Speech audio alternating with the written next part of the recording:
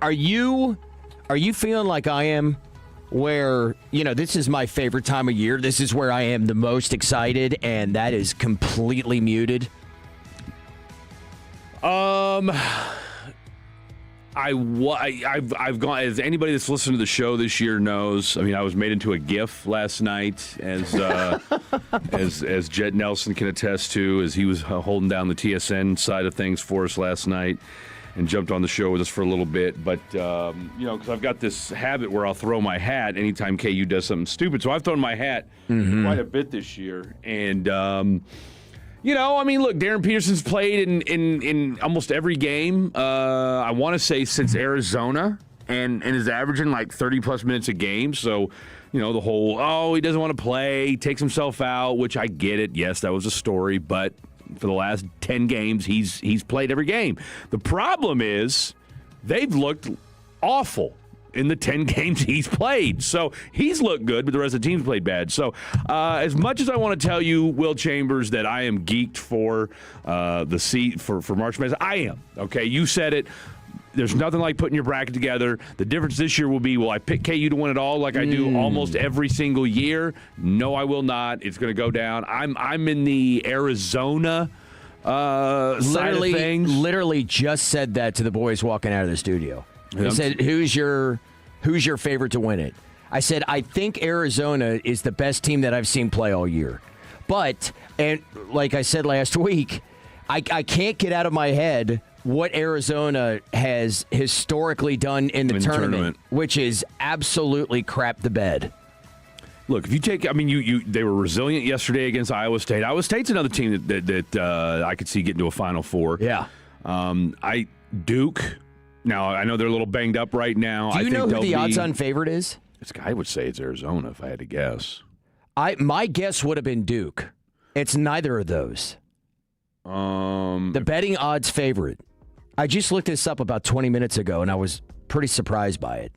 What conference? Big Ten. Who am I? Oh, Michigan? Yeah. Really? Michigan is the slight favorite just ahead of Duke, and then it's Arizona and Florida behind. Hey, we talked to our boy Ben Troop last night, proud Florida Gator alum. I could see Florida sneaking in there and getting to a Final Four. So, again, while, yes, it's not fun for us being KU and Kentucky fans, but as far as the actual NCAA tournament itself, though, as a whole, this thing's... It is the best. I'm not going to say it's wide open, but you've got 4 or 5 really good basketball teams that can win this whole thing. No, to me, it is wide open just because those 4 teams, I'll say the 4 teams at the top... That's it. There's like very little separation between those 4. All 4 of those, I would not be surprised if any of those, if you told me they ended up winning the national championship. Florida has been playing incredible. They played like garbage yesterday and still never trailed.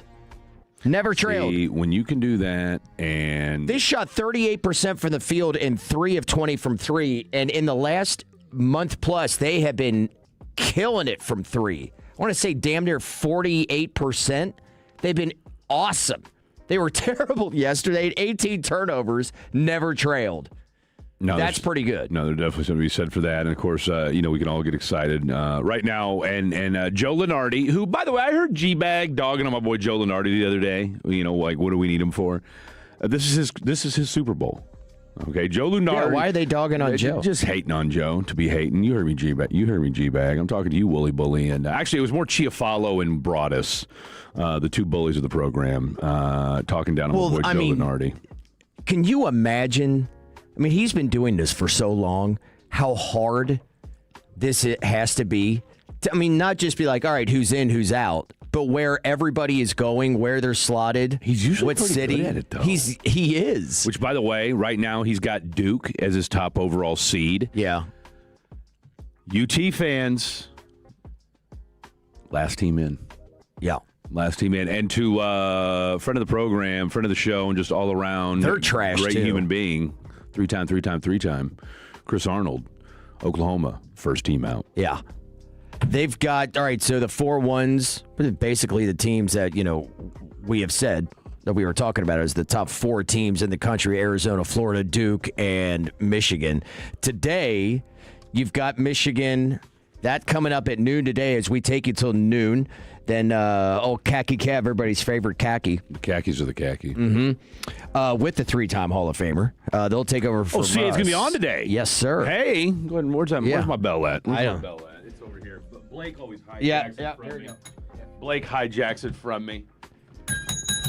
We need a nickname. Okay, real quick, because, we like to give nicknames here in the program. I know not everybody's a fan of that, but, hey, I do what I do. I think the percentage is very highly in your favor. Unlike my KU national title odds this year.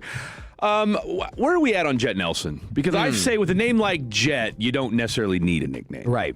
It's almost a nickname in itself. It's a nickname in itself. And so it's just Jet Nelson. And it's one of those names where you say the whole thing. You just can't. Do you automatically think Judd Nelson? I mean, every single time I see his name on paper, I think Judd Nelson. I can't. Look, Jet Nelson will forever be singed into my brain because I did Jet's first show. Oh, yeah?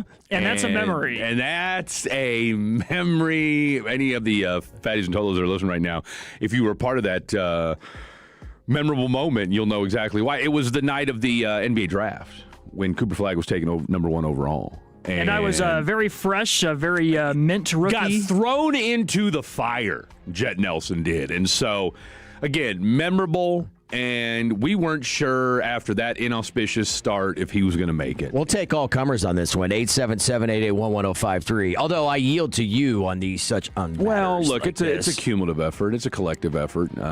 So anyway, I just thought I'd throw that out there since we got our boy Jet Nelson in the Pimp Cup doing the damn thing. Well, we lasted all of about 30 seconds last week in coming up the name for the program. I thought well done there. So white guy, you said white boy. I'm good either way.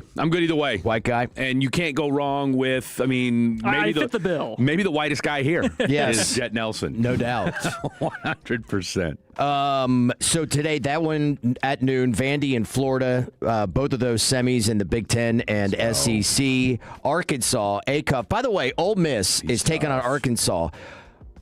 The Rebels are 15-19 on the season. Okay. In SEC play, they are 4-14. And they have yet to trail in a game in 3 played in the SEC tournament, defeating Alabama in the upset yesterday. That's wild. That is absolutely nuts. And how big of a wrench could that throw into some things for some teams if Ole Miss pulls off the miracle and beats Arkansas and then either Vandy or likely Florida? Crazy. Chris Beard needs this.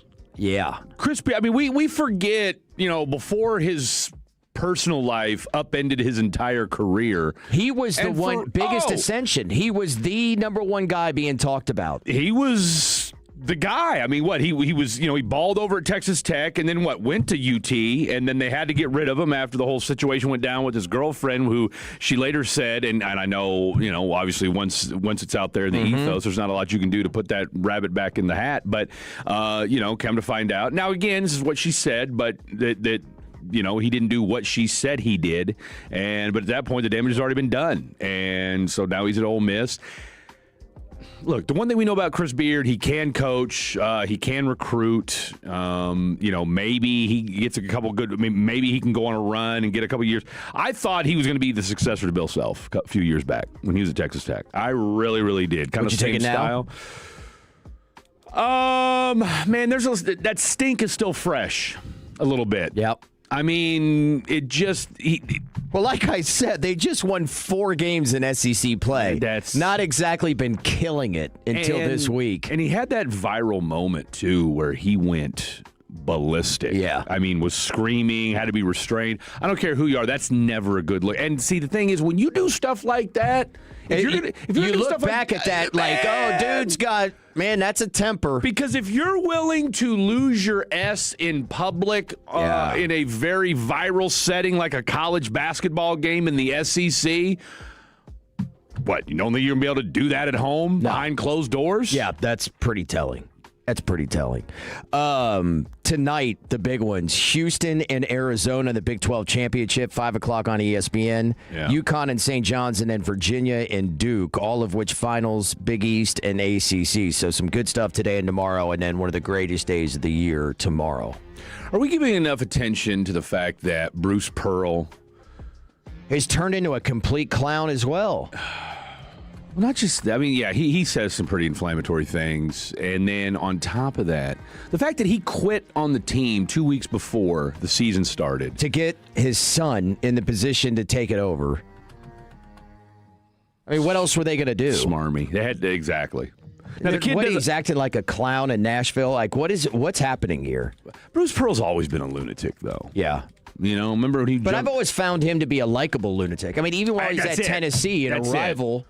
You know, taking his shirt off during college game day. Yeah. I mean, you know, hell, I remember him back when he was, at Oakland, I think it was, way back when. Yeah, that's way back when. Yeah, because he had that team rolling for a little bit, from a mid-major standpoint. But yeah, he's said some wild things this year. But I was reading an article last night as I was getting ready to hit the sack about, people upset about what he's done. Because, Auburn, I mean, look, they've had a decent little run the last few years with him at the helm. Yeah, top 2 team for, a good portion of a couple years there. Because I wonder about with U of H, because they're, Kellen Sampson's son is the designated coach in waiting over there.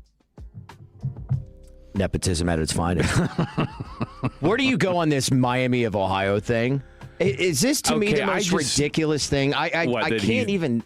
What, that they don't want to put him in? Or that they might not? Yeah. Look, they went undefeated.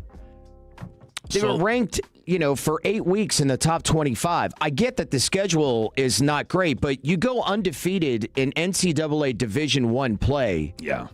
To not get a turn, if you want to tell me, hey, look, they're not very good, they're trash, whatever. Okay, fine.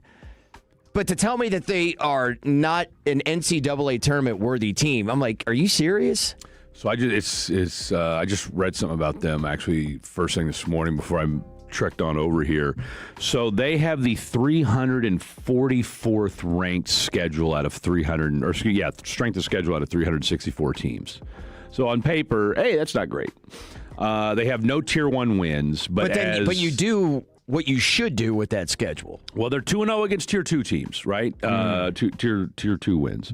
And the AD and coaches pushback are teams won't schedule us. It's hard they go, you can't play Tier 1 games when Tier 1 teams won't schedule you. Now, I've heard that, and we've heard coaches, and usually it's at the beginning of the season when you hear this, and it's kind of very college football-esque, but I don't know if that's as big an argument anymore as it used to be. I'll defer to you on that.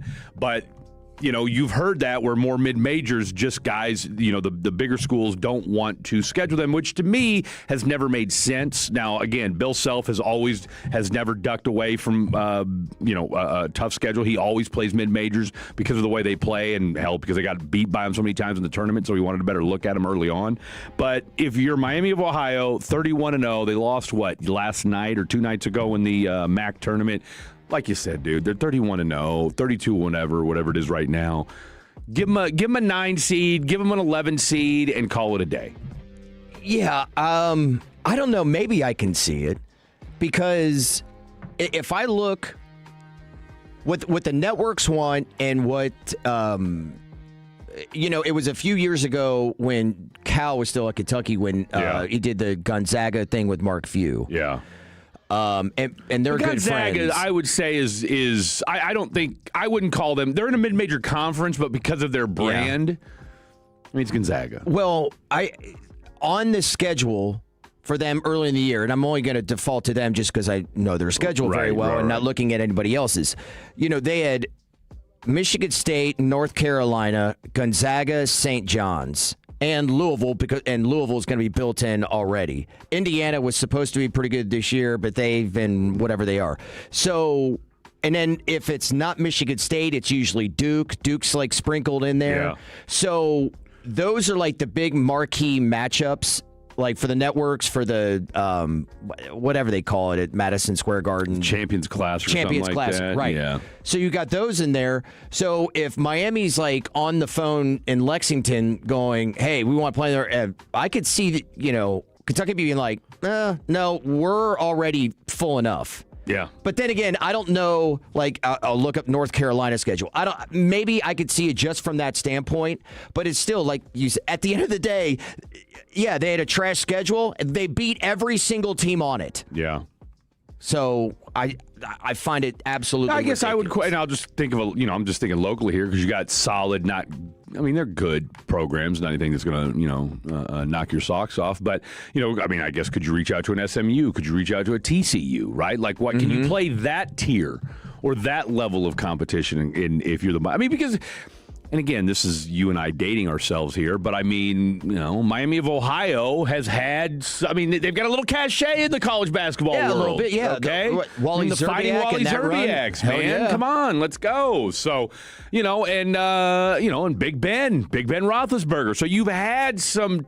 Elite talent go through Ron Harper, Miami of Ohio. So you've had guys you've had legit talent go through the University of Miami of Ohio. You've seen them in the tournament a ton over the years. What are they, the Red Hawks? Yeah, now I think so. Red Hawks. Let's go Red. Oh, you know what? I'm jumping on the Miami of Ohio train if KU gets knocked out. Let's do it. It was an awesome day yesterday. That Iowa State-Arizona finish, that game was absolutely incredible. 82-80. They got rid of the LED floor. Yeah.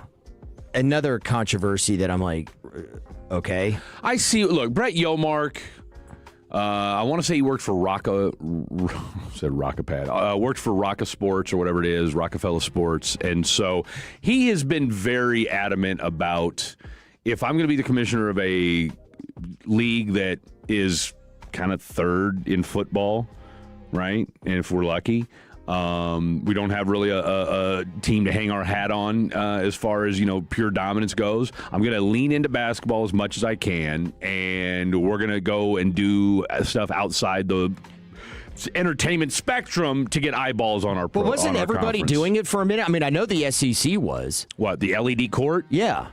I thought it was the first time they had done it was at the... Oh, my bad. No. You're right. It wasn't the SEC. I think the NBA had been doing it. No. The NBA did it for their All-Star weekend. That's where he got the idea for it. Okay. But but it was like it was like the celebrity game or something like that. So... I don't know. I'm not going to hate Bow Wow on it. Slips and falls, nobody cares. But if you're doing it in your quarterfinal game, that's a problem. You know what I'm saying? So I think, look, as the old saying goes, the road to hell's paved with good intentions, and he certainly tried it there. Didn't work, but you had at least one really good game yesterday, and you've got two teams that are Final Four contenders playing in the game today. No doubt. So that's going to be fun tonight, and then tomorrow, the big day. That's going to be... I'll still be. What time does that go down? 5 o'clock? Yeah, 5. Okay. Yeah.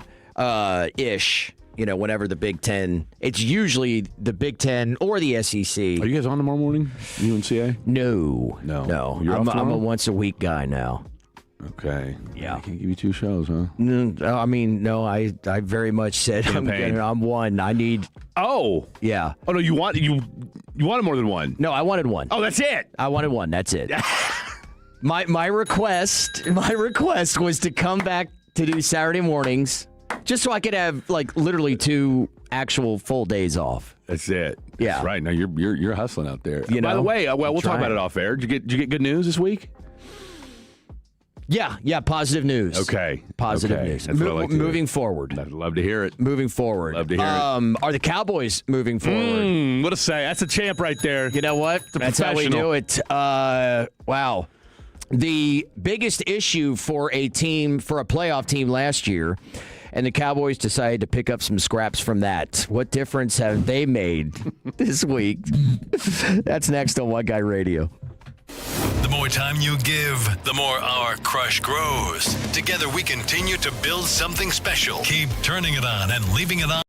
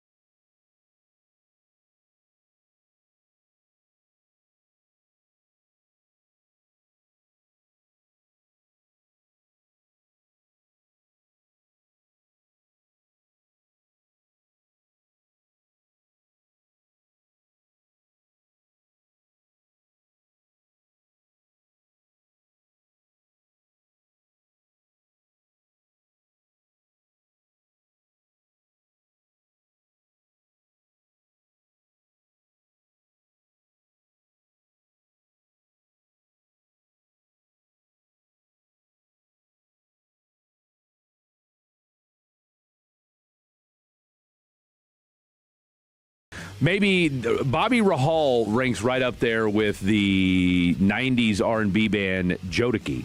Yeah. Jodeci. Jodeci, that's what it was. Jodeci is what it was. Jodeci. On paper, things just look so much different. And then Very true. Bobby Rahal playing Jodeci hits. And that really doesn't fit the narrative for White Guy Radio. Will Chambers, Fred Davis with Jet Nelson. Before we get to the Cowboys, breaking news. The Cowboys just killing it out there in free agency.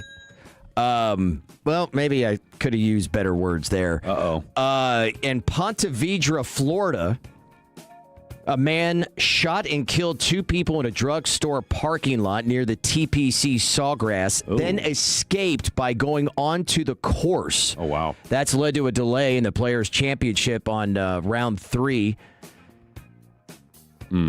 So they hadn't opened the gates as a precaution.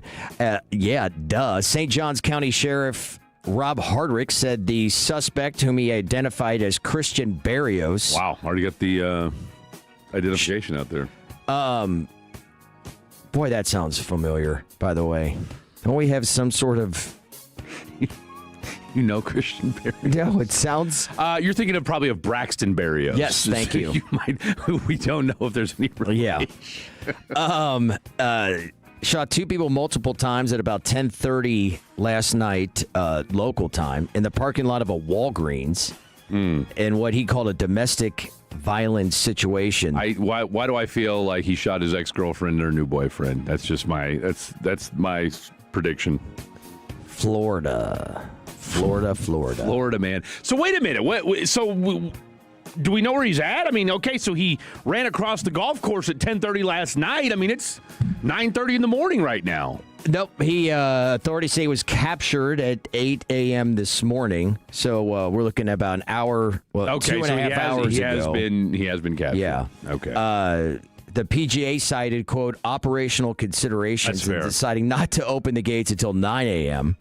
So anyway, that's ongoing. By the way, that tournament is looking like a lot of fun coming into the weekend. Xander Schauffele was on one yesterday, and that was until Ludwig Oberg just went scorched earth on the front 9.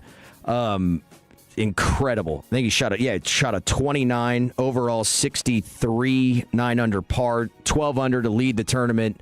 Xander 2 back with Cam Young in there. Justin Thomas coming back after a long layoff. Well, he was back last week, didn't play well, but he's 4 back off the pace at 8 under par.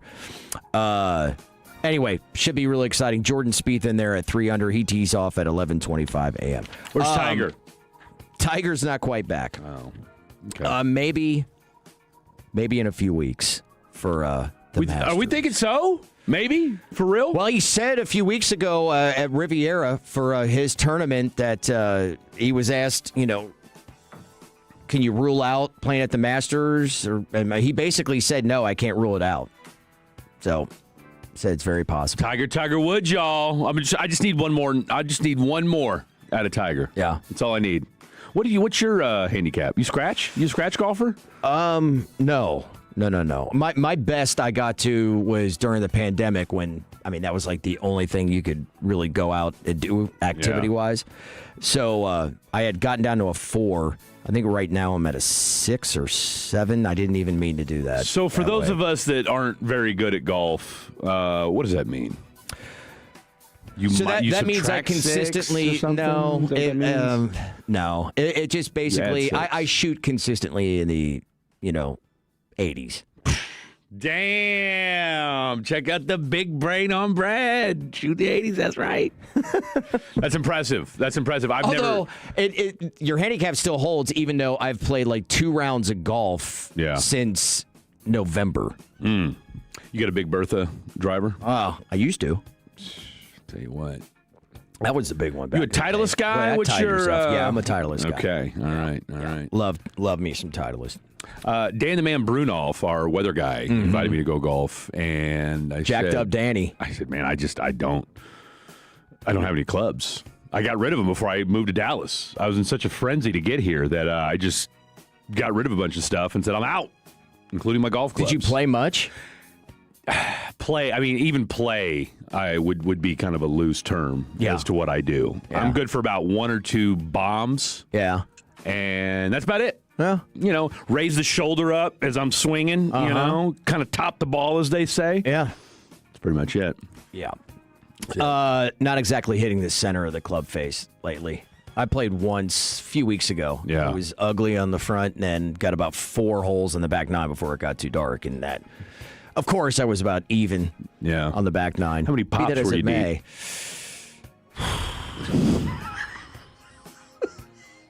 6 or so at that point. It was so cold. Did and your my game get back, better? Yeah. There's a sweet spot in there where you go, okay, you hit like 3 or 4. Yeah. And then that's your sweet spot. And then you get to 7 or so later on, and then it starts to fall apart a little bit. Okay. So I gotta, kind of maintain in there. But it was it was a little chilly, and like my back was super sore. So I was like, I need swing fuel. I need to loosen up this back. Swing fuel. Yeah, and it worked. I like that. You a golfer at all, Jet? Maybe with disc golfing a little bit. That's right. But, I've never actually been out to a real golf course. What? Yeah, never. You've never hit a golf ball in your life? I mean, Top Golf. I've done that a couple times. Hence the term, or hence the word top. I bet a lot of that's going on. It could, yeah. It's a family show, guys. Yeah. I mean, all right. Wow. You've never been, granted, I'm also 45 years old, but so you've never gone to an actual golf course and just hit the 9 links. holes. Nope. Wow. What about, Rick? Brad, my dad. Why do I always call him Rick Nelson? Was Rick Nelson a singer? Is that why I keep thinking that? I've definitely heard that name I feel before. like Rick Nelson was a singer. Anyway, that's why I keep thinking your dad's name is Rick. Does Brad golf? No. No, okay. So then you come by it honestly. Right. Okay, fair enough. Just never ran into it. Just never. But disc golf... That was just my buddies from high school really got into it. They took me out, and it's free. You just buy $3, $5 frisbees and go out there, and you spend more on the beer. Yeah. Which we know, and you do fish, because I've seen your Instagram stories. Yep. How big was that bass you just caught? That was a good 3 pounds. Come on, now. That last one. Man, that's good stuff right there. Oh yeah. Did you eat it? No, the largemouth bass aren't very tasty. You need a crappie to eat, or what'd you do with it? You just toss it back. Oh. That was a pregnant one, Where too. was this? This was Grand 3 pounds, Prairie. I'd say. There's like some ponds surrounding those apartments up by 30 and 360. Interesting. You don't want to give away the spot too much. What kind of cast you going with here? Baitcaster. Big caster? Okay. So, you got to worry about the rat nest there, but definitely a better rod and reel overall. The spinning rods, I don't know, just not my thing. Harken back to the top, but anyway. Sorry. Just stuck in mind. One. Yeah. He's on one today. But, maybe we go from there. Hard casting jet. Jet cast. No, this is more your realm. Look, I'm for all suggestions on this Saturday. How jacked are you for Kobe Durant?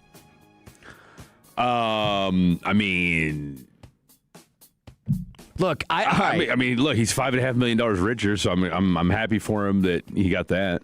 I was listening to G-Bag on the way in to work yesterday, and they were talking. Well, they were really teasing it for later on when Brian broke it down, and when he did break it down, on what he does well, and I appreciate the optimism with it, and I'm going to yield to their expertise way more than mine. I'm going to go in a very overview, high-level look at it and go, the Rams' issues last year, the biggest issue that they had was their secondary. In their corners. Yeah, they revamped their entire, they took the Kansas City secondary. Yeah.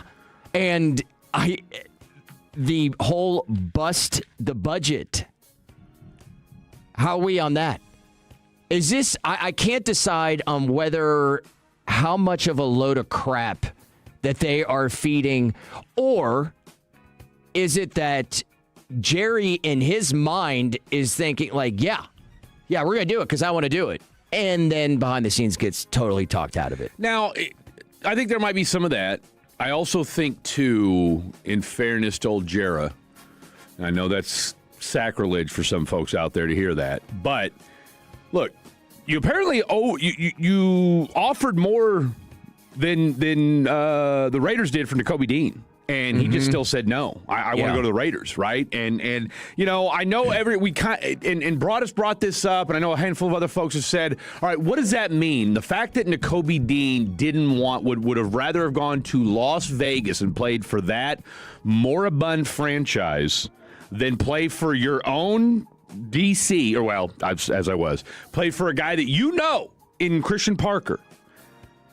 But I go back to something Clarence Hill said on our show earlier this week, where he said, you know what, I don't want guys that, if that's the, you know, they'd rather go play with their boys or don't want to be here, okay? Especially if you were offered more money. Well, and let's be fair, too, this is rare. I mean, who says they don't want to play for the Cowboys that are free, like that are with other teams? I don't recall. I mean, it's probably happened, but I can't off the top of my head think of anybody that's really done that. I mean, most people I'll want defer the to star. you on that. Most people do. Now, of course, you know, you got to, you throw in the aspect of it, too, is like, all right, where has this team been? You know, what's their readiness to be able to win? But to your got to be closer than the Raiders, who's had a really good offseason. No, the Raiders have had so far. Look, on paper, the Raiders have had a tremendous offseason, okay? And maybe there's something to be said for living in Vegas. They've got a brand new stadium. I mean, it's a little bit newer than what AT&T is. And, you know, I mean, look, Nakobe Dean's been in the division. All right? And I do kind of lean to something Broad has said, though, the fact that you didn't want to play for a guy that you know very well in Christian Parker. And, oh, by the way, the Cowboys offered you more money on top of that. Now, that being said, you know they were in on the Crosby deal. Just didn't offer an extra first round. We know how that's since turned out, okay? And we know that Dr. Cooper was involved in that evaluation, all right? So, you know, I mean, should we have busted the budget on Nakobe? I mean, if let's just say Nakobe Dean would have said yes, would this outlook or perception of what this team's done, would we have a much different opinion on how this thing's turned out? No. But because I think, but here's the other thing too, real quick, Will. When you talk about busting the budget, and I get that everything, but I mean, this wasn't a really rich free agent class, if we're being honest. Yeah, okay? I agree. And then the one that was going to really break the bank was going to be Trey Hendrickson, right? Yeah. Coming into the year, this offseason. But he was going to be the guy that was going to get probably the most money. Now, the trades are a whole different deal. Right. Max Crosby being available and all that. So...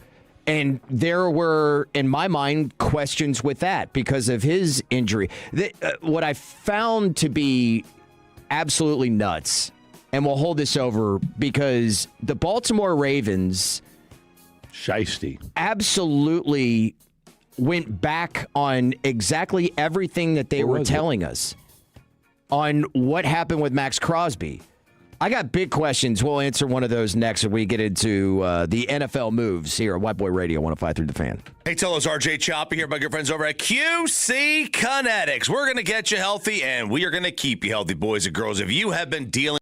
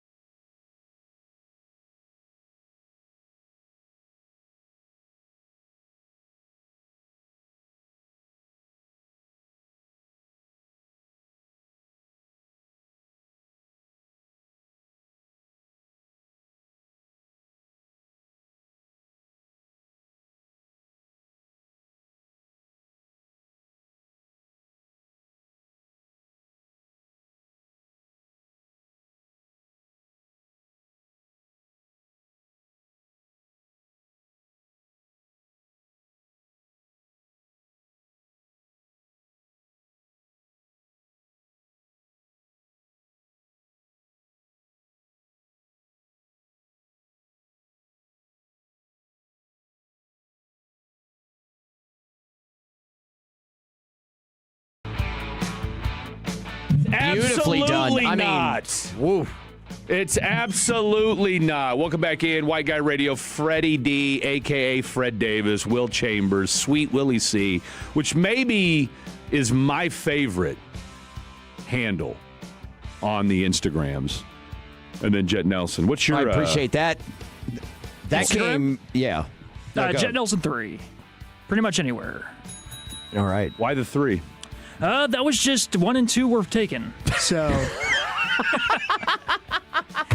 I've used 14 in the past in my younger days. I'm telling you what, it's my birthday. Let me tell you something real quick before I hand the microphone back off to my boy Sweet Willie C. The thing you got to love and appreciate about Jet Nelson, what you see is what you get. Yeah. It doesn't change. With Jet Nelson, okay? What you see is what you get. I had, when I was living in Lexington, I was working at this restaurant, and I was really close, everybody there was a small restaurant. And one of the owners, he's going, Sweet Willie Brown.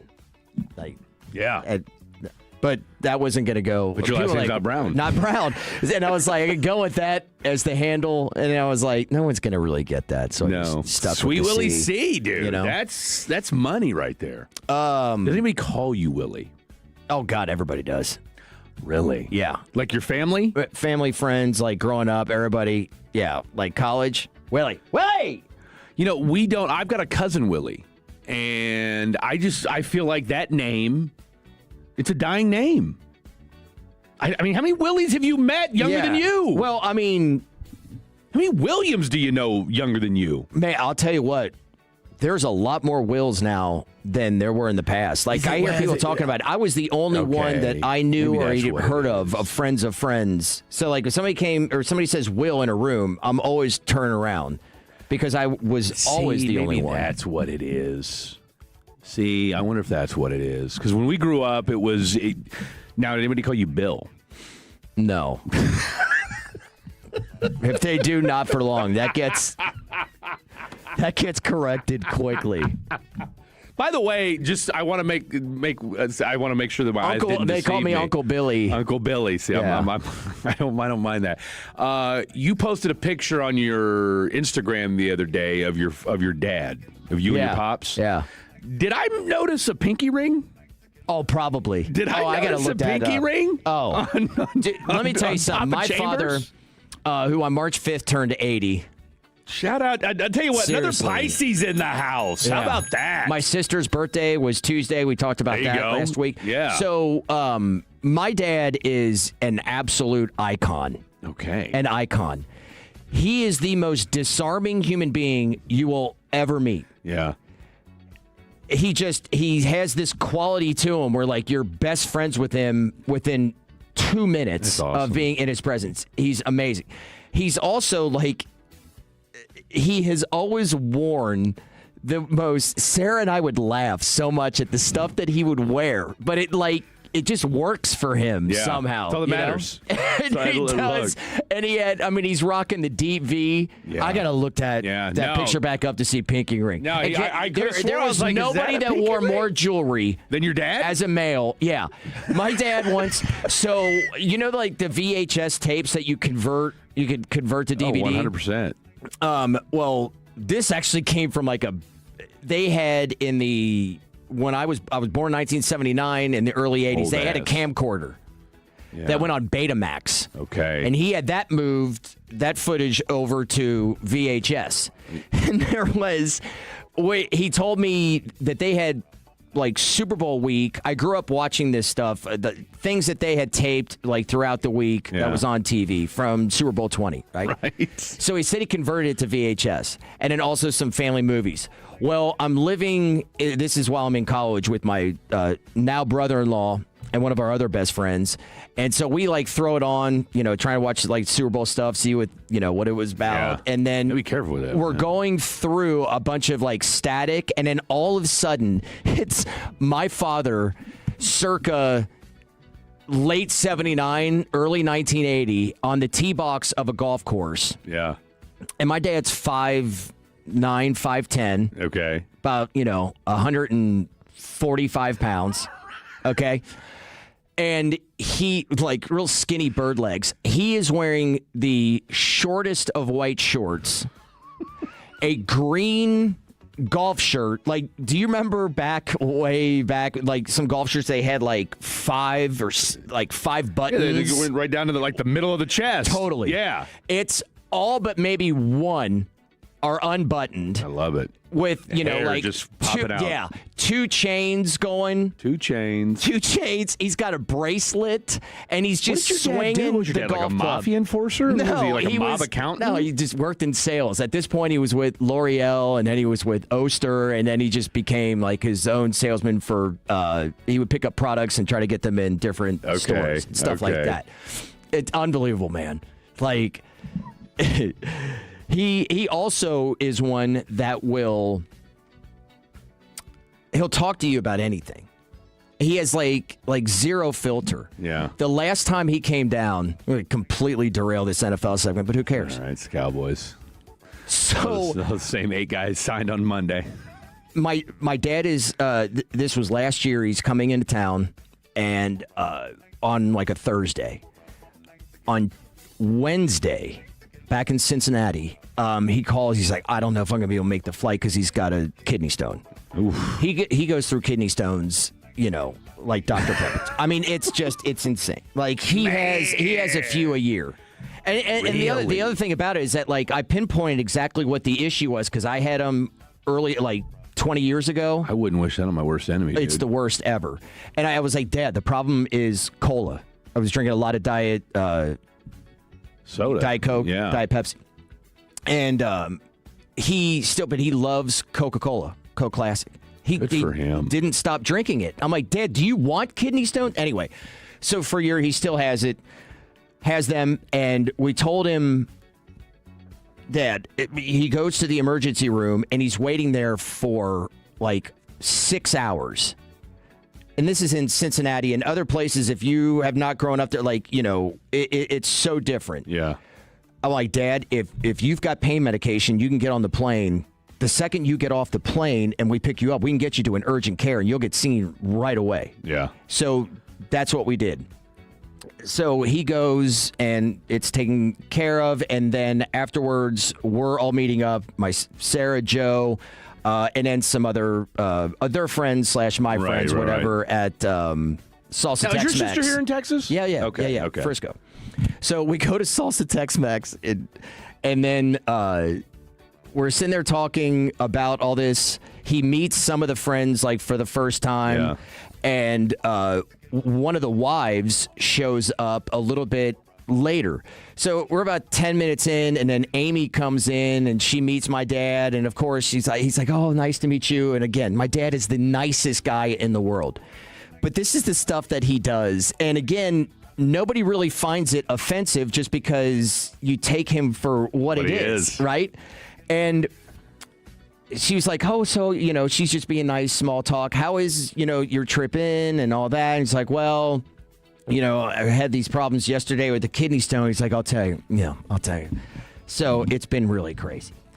And about 30 seconds in the meeting, Amy, our friend, he mentioned his ureter. Wow. It's my sister is directly across from me at the table, and I just look up at her like, are you kidding me? I look over at him. I'm like, Dad, TMI. You literally just met her 30 seconds ago, Already and you mentioned your junk. medical stuff, and your reader came up. Sarah and I were like crying laughing about this for about a week. I would just throw a text at her. Did Amy seem bothered by it? No, not at all. She's like, oh, no, it's fine. Because again, like I said, insanely disarming human being. Just the nicest guy ever. It doesn't ever offensive. I've always said, like, when he meets, like a significant other or something like that, I was like, he'll break the touch barrier, but I promise it's not creepy. But that's what I'm saying. Like, your dad's from that generation where that's what they did. Yes. Like you didn't have it wasn't weird. It was like, hey, we interacted with humans. It was okay. You'd put your hand on somebody's shoulder or give them a hug and say, and it's always nice to meet you. It's just like a light touching of the forearm or something like that. It's not like it's not weird. But I looked up and I'm like, are you serious? Did you really just go there? So is Papa Chambers in the Natty? Is he still in the Natty? Yeah.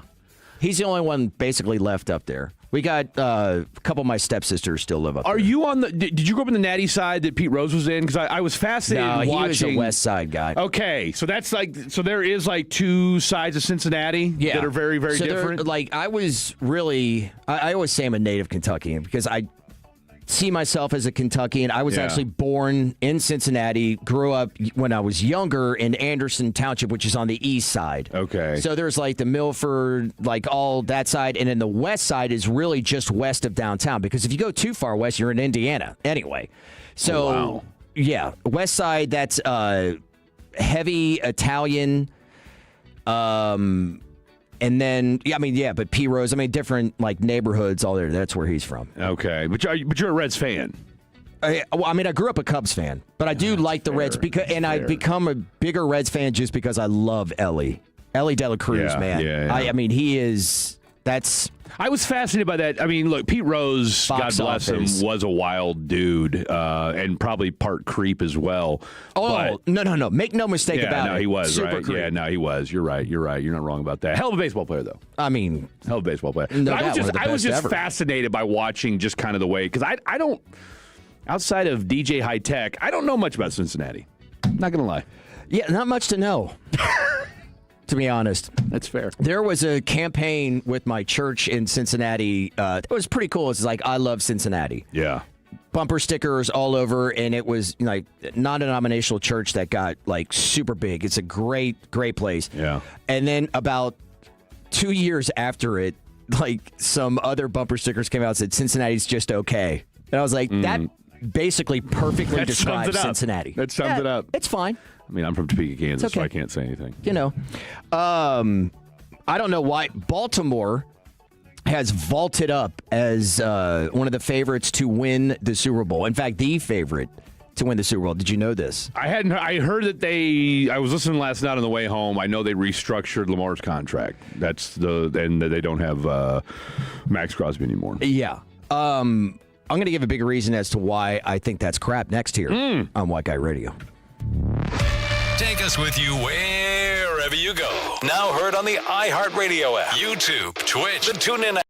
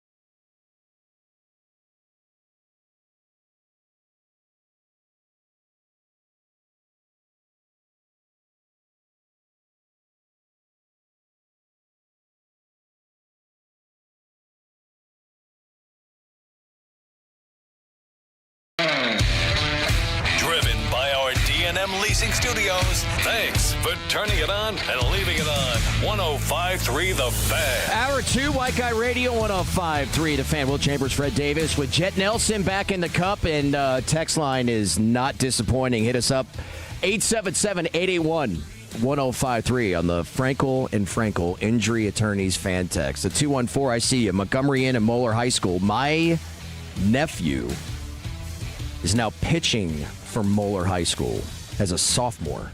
Okay. Jacked about that. They're top 10 in the country. Stud. Shout out Grayson Homelli. Love that stuff. The last time I had stones, they gave me some medication that dissolved them. So much better than passing them. The biggest misconception about kidney stones is that it hurts when you pass them. That's not the case. It's when they're moving around in your kidney. I've passed some. It doesn't even hurt at all. It's like, thunk, you're like, oh, okay. That is... Okay, Dirk Diggler. Well, just say, well, I guess I can't speak for everybody. But I'll just say. I mean, that's not. I mean, I've heard those things. They say it's like the male equivalent or female equivalent of giving childbirth. Yeah, no, I've talked to women that have had kidney stones, and they have, every single one of them has said it was more painful. I thought an organ, I thought an organ had exploded in my body. It's the worst thing ever.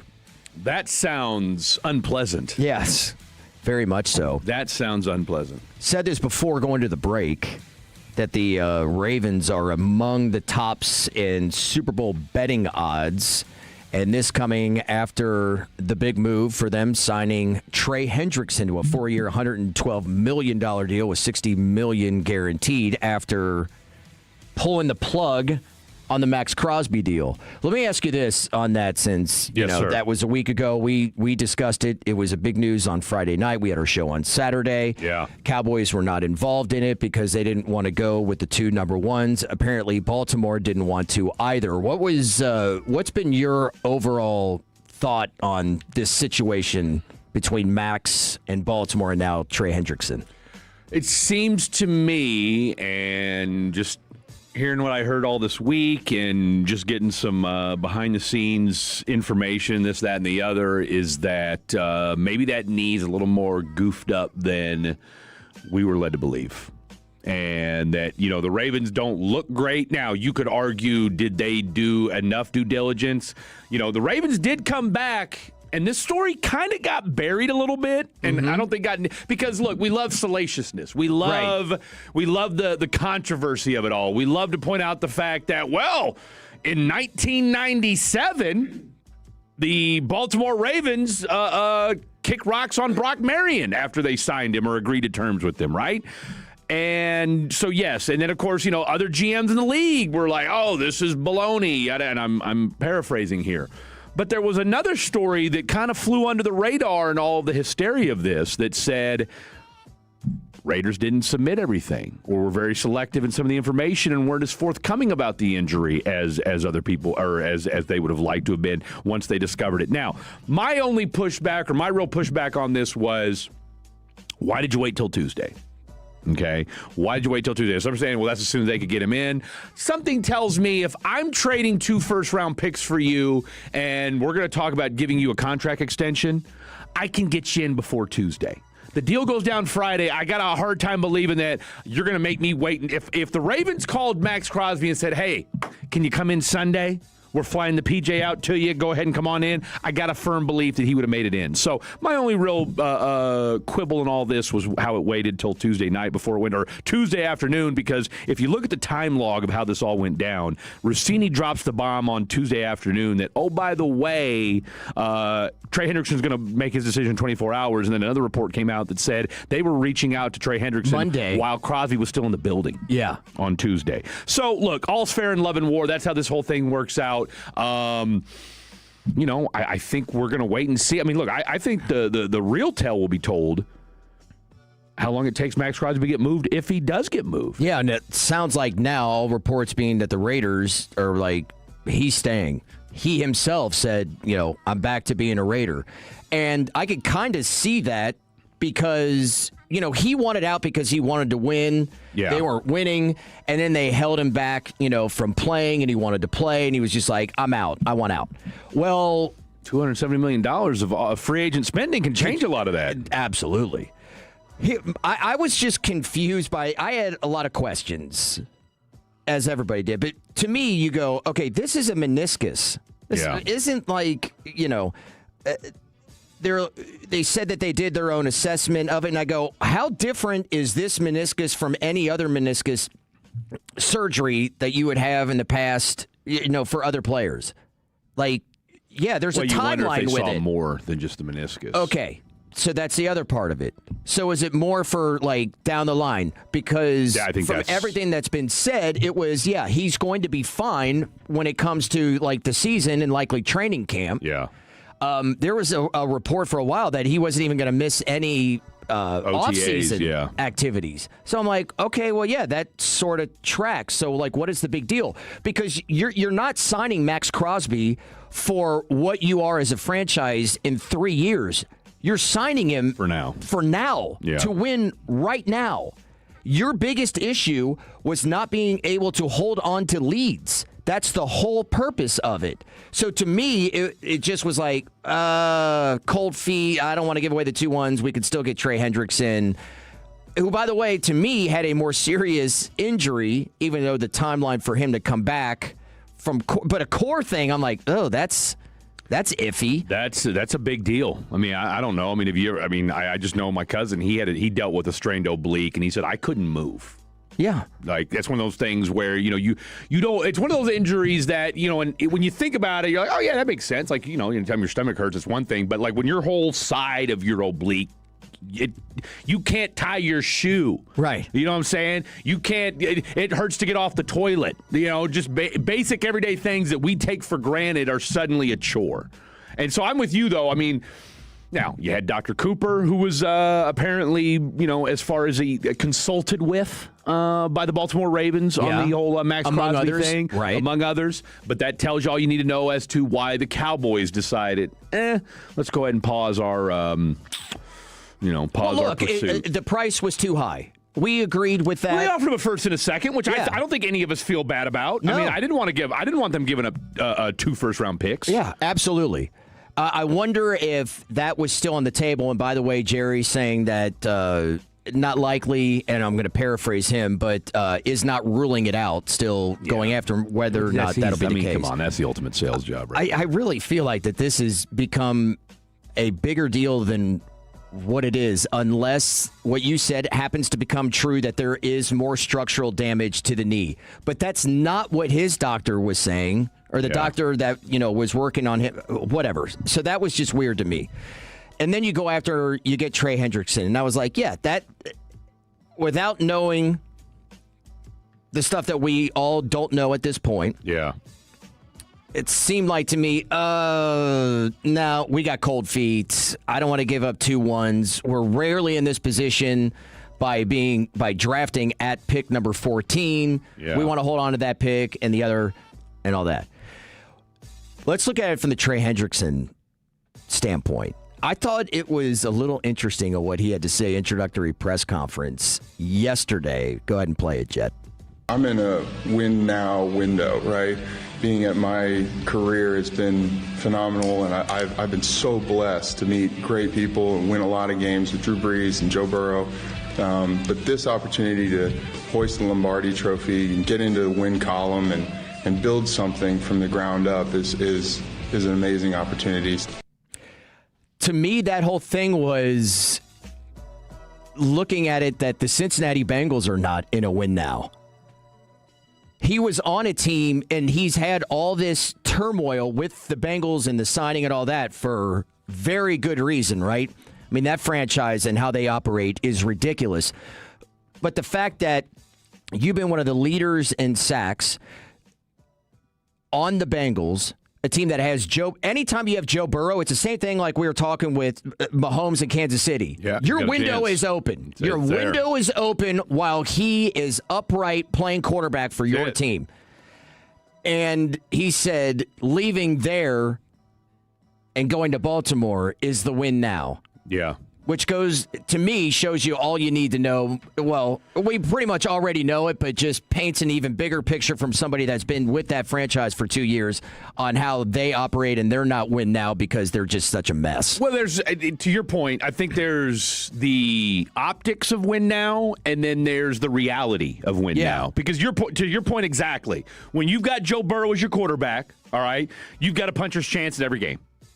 All right, that's the reality of it. When Joe Burrow is your quarterback, you feel good that you can win just about any football game when number 9 lines up under center. Problem is, you got 21 other guys outside of Jamar Chase that you got to worry about. That is my guy going to get killed today? Yeah. Oh, by the way, is my defense going to give up 40 points? All right. So whereas with Baltimore. Same kind of, say what you want. You still feel, Baltimore fans and most football fans feel pretty confident that when Lamar Jackson lines up, you've got a really good shot at winning that football game. And then throw into that you've got a top tier defense, usually. Right? Now, that's during the regular season. Postseason, feelings, sentiments change. Yeah. We also got to remember, too, that, you're a Zay Flowers, what's my boy's name? Sneed. What the hell is Jim? What is it? L'Jarius Sneed? L'Jarius. Hell, why can't I think of his name? L'Jarius Sneed forced fumble away from a go-ahead touchdown that you might have gotten in the Super Bowl that year. I'll tell you what, if you're the Cowboys, would you have kicked the tires on L'Jarius Sneed? Man, I don't know. He can't stay on the field. We know he knows the Grapevine auto dealership area very well. Is there a story that's not getting... the stories that we run with in today's... It's crazy. My man allegedly shot up a Grapevine car dealership, and that story is on the 3rd page of the newspaper. And I'm dating myself here, but you get what I'm saying. My man shot up allegedly. He got charged with it. Yeah. So who's going to sign L'Jarius Sneed? Look, L'Jarius Sneed, when healthy, is a dog. Okay, make no mistake. Off the field transgression notwithstanding, when L'Jarius Sneed's knee is right and he's healthy. That dude is a top 10 corner in the NFL. Problem is he hasn't been able to stay on the field much the last 2 years. That's why the Chiefs got rid of him. Yeah, and that's also why he was released by the Tennessee Titans. Yeah. So, I don't know. I think the stuff with Lamar in the playoffs is a little bit overblown as to where we are now because the last few games he's played in the playoffs, he's played pretty well. He's had his issues the later on in the playoffs. But again, I think that's a lot about Baltimore has a lot scratch your head the last few years, stuff that they've done within games. The game against Kansas City. Well, you stopped running the ball. That's what I don't understand. Seriously, they did, and that's what they would do. Remember last year we were talking about the Derrick Henry game where all of a sudden he didn't touch it in the fourth quarter or something? I think he touched it 2 or 3 times in the second half against Pittsburgh in that last game last year. Bizarre. So that stuff notwithstanding, some of which, look, Kyle Hamilton is great. I think you add Trey Hendrickson, it's going to be really good, but I still don't think that their roster is that much better than where it was before you made the deal for Max Crosby and then went back on it. And I think that's why they backed out of it because they want their picks. They know they need more players and didn't want to give up multiple, draft picks in order to do it. Yeah. So that's where you stand with it. But here, and I said what the odds were, Rams are the favorite, and I have as they no should be. disagreement. What's their weakness right now? Well, they pretty much addressed it. That's what I'm saying. You got a great front seven. Yeah. All right. You got one of the best edge rushers in Jared Verse. Right. You're young. You got a good linebacking core. You just took Kansas City's entire secondary. At least their starting cornerbacks. Maybe you got Devontae Adams, who's a year older, but Puka. You figure this is probably 8 tight ends that you can throw to. 8 different tight ends that you can throw to. Stafford doesn't look like he's slowing down. For a guy that had alleged back issues to start the year, and then looks pretty healthy to me. Right. And then you had Blake Corum really step up, next to Kyron Williams. You got a damn good 2-headed monster at running back. Get the little short, fat kicker. There number you go. 92. Hey, thicker kicker. Thicker kickers. Love them. Shout out to all you short, fat kickers out there. If you're a short, fat kicker, let us know. 877-881-1053. Where do you want to go next? What are you thinking? Let's see here. Where do we want to go next? I'll tell you what. You want to do a little fair foul? Let's do it. Let's do a little fair foul next. And do we want to do fatties on the phone this morning? Do we want to do fatties on the phone this morning? 11 o'clock. 11 o'clock, fatties on the phone. Here we go. We don't hear from you guys in the morning very often, so let's do that. Let's hear from you guys at the top of the hour at 11 o'clock, all right, 877-881-1053. But let's do a little fair or foul next. I'm Fred, that's Will, that's Jet, Nelson, not one, not two, but three, because the other two were taken. Highlight of my day. Our goal is to have you winning every sports debate with your buds. We'll do the homework. You just listen and enjoy. Turn it on and leave it on. The Fan.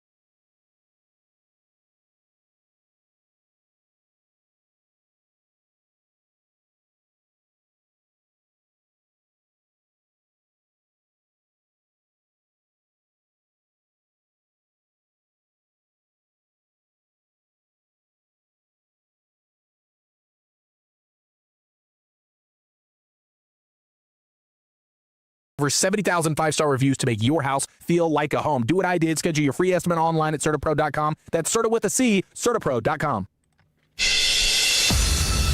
This segment of The Fan is brought to you by the personal injury lawyers Frankel & Frankel. If you have been injured in a car or truck wreck, call Frankel first, 214-817-333-3333. With Frankel & Frankel, there is never an out-of-pocket cost. They only get paid when you win. Frankel & Frankel, the go-to car and truck wreck attorneys in Dallas. All right. By the way, You know what music that is. You know what time it is, boys and girls.